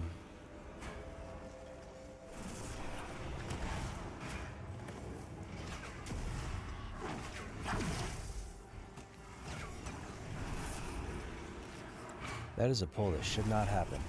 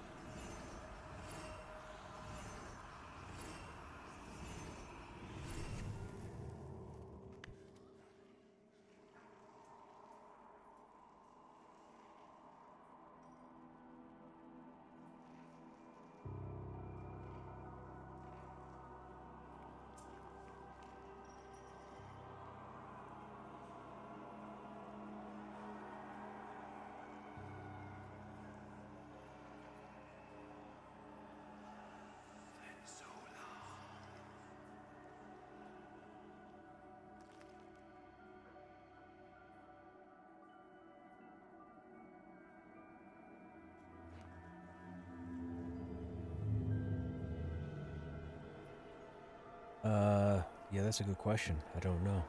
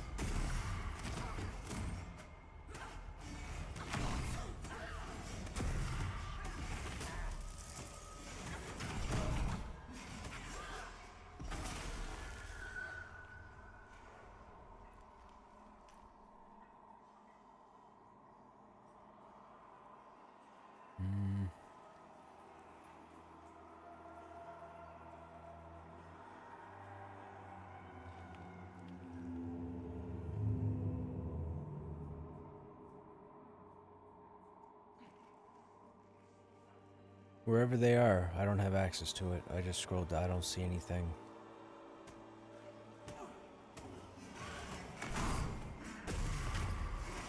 Not a problem.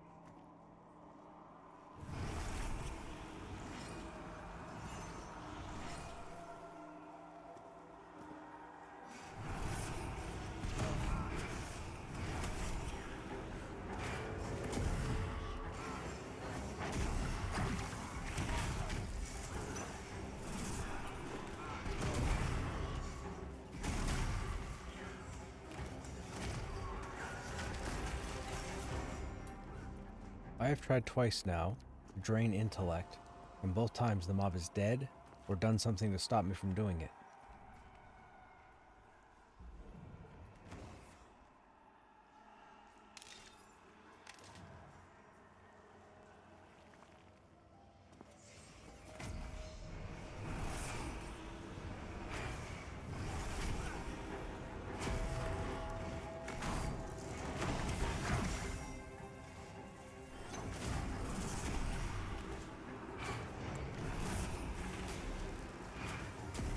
There we go.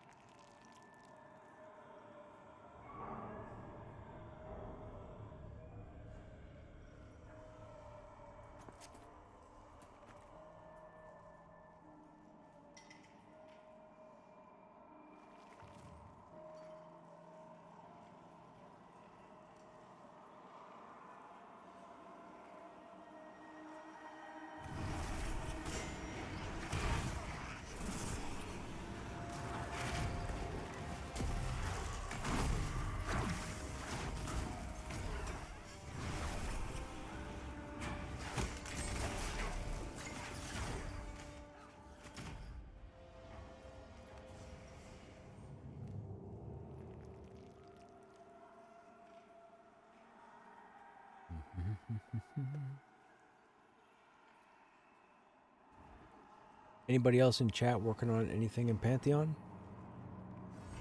If so, what are you up to? You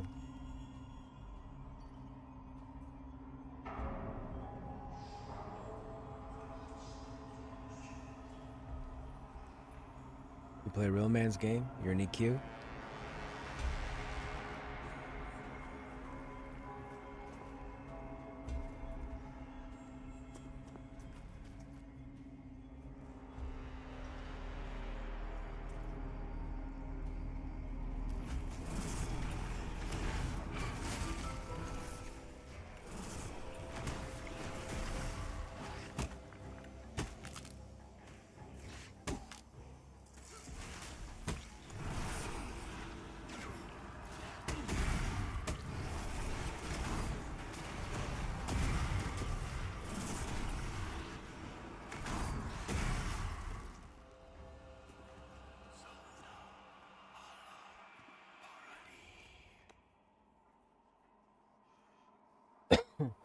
Excuse me.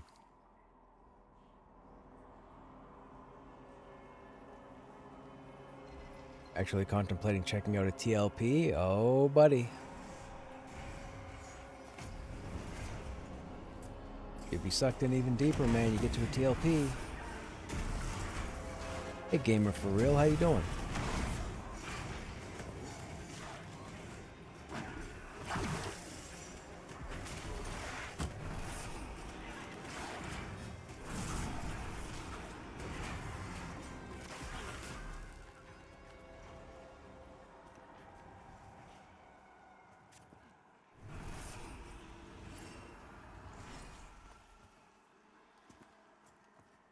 Thinking about giving this a try, but Steam says there's only 500 people. I don't know if there's 500 actively playing. There's probably closer to 1,500.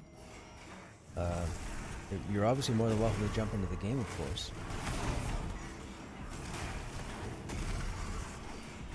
I don't know why it would tell you 500. Were you looking at active player count, like right now, like how many people are in game? Because if so, it could be because it's Sunday evening. And don't forget, there's a snowstorm happening along the East Coast, which is interrupting people's power. So you could be missing a fair number of people in the game.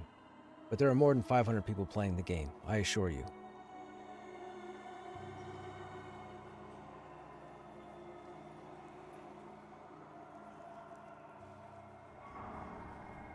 But keep in mind, the game's in development, right?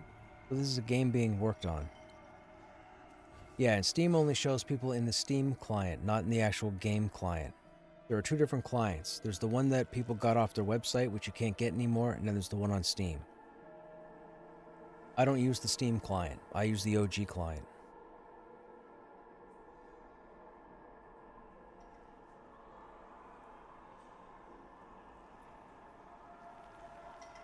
I mean, there's at least 1,000 people playing on Stormona alone. So I can't speak on the other, was it 7 servers? So 6 servers?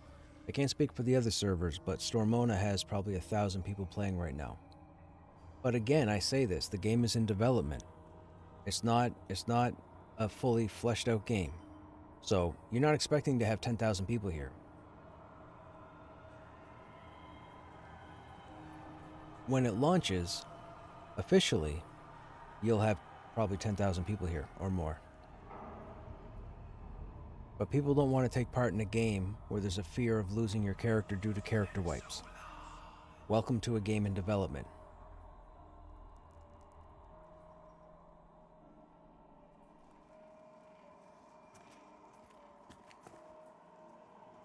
With the bonus XP and the increased spawn time and the increased loot chance, now is the only time to give this game a go between now and the spring update. So if you want to jump in and experience the game, you really should do it now. Once the spring update hits, the loot rate drops down, the XP gets way slower than it is right now. So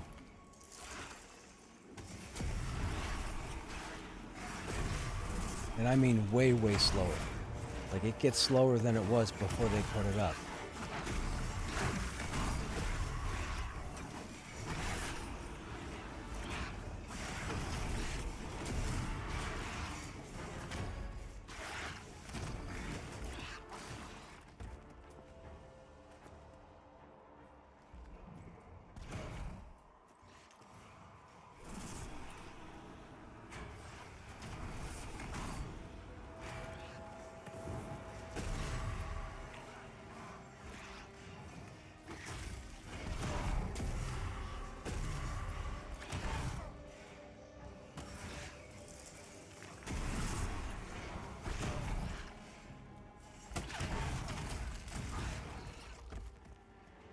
Like you have to understand, I've gone under like 4 character wipes and leveled 8 warriors, so.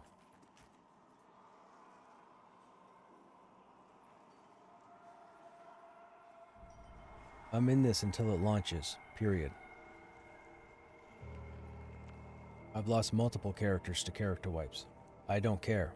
You just start a new one.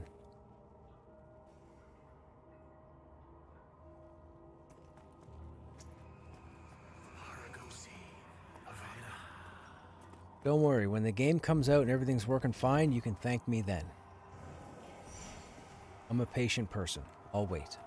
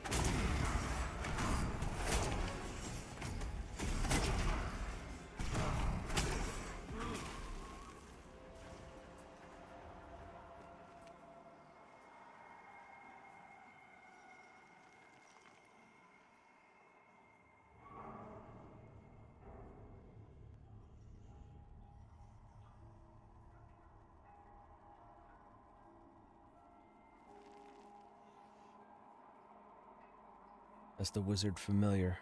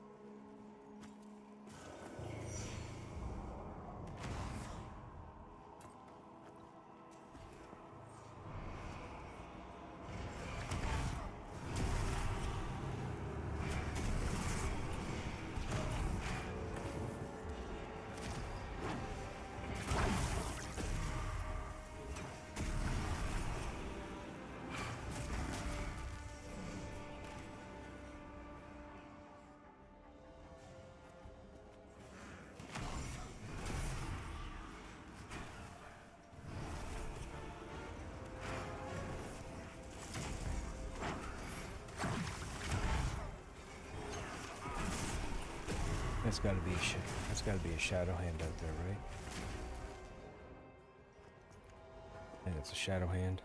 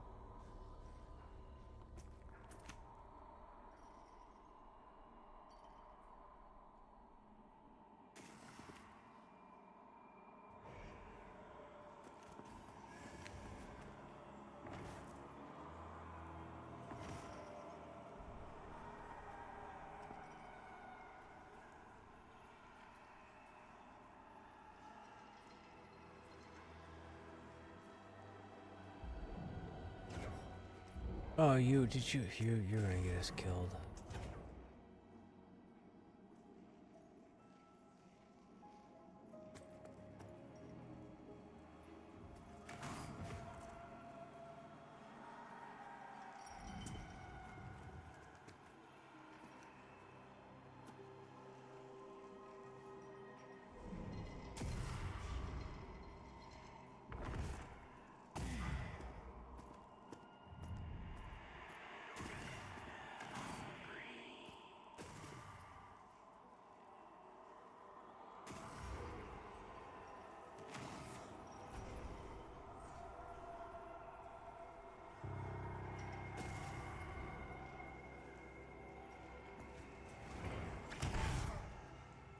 They.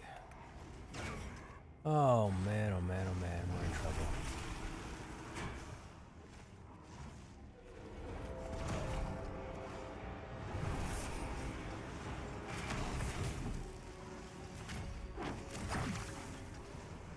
Okay, now those two are fighting. Don't get hit with an AE. You know what? I'm out of combat, so I'm gonna go over here until they figure out whatever they're doing.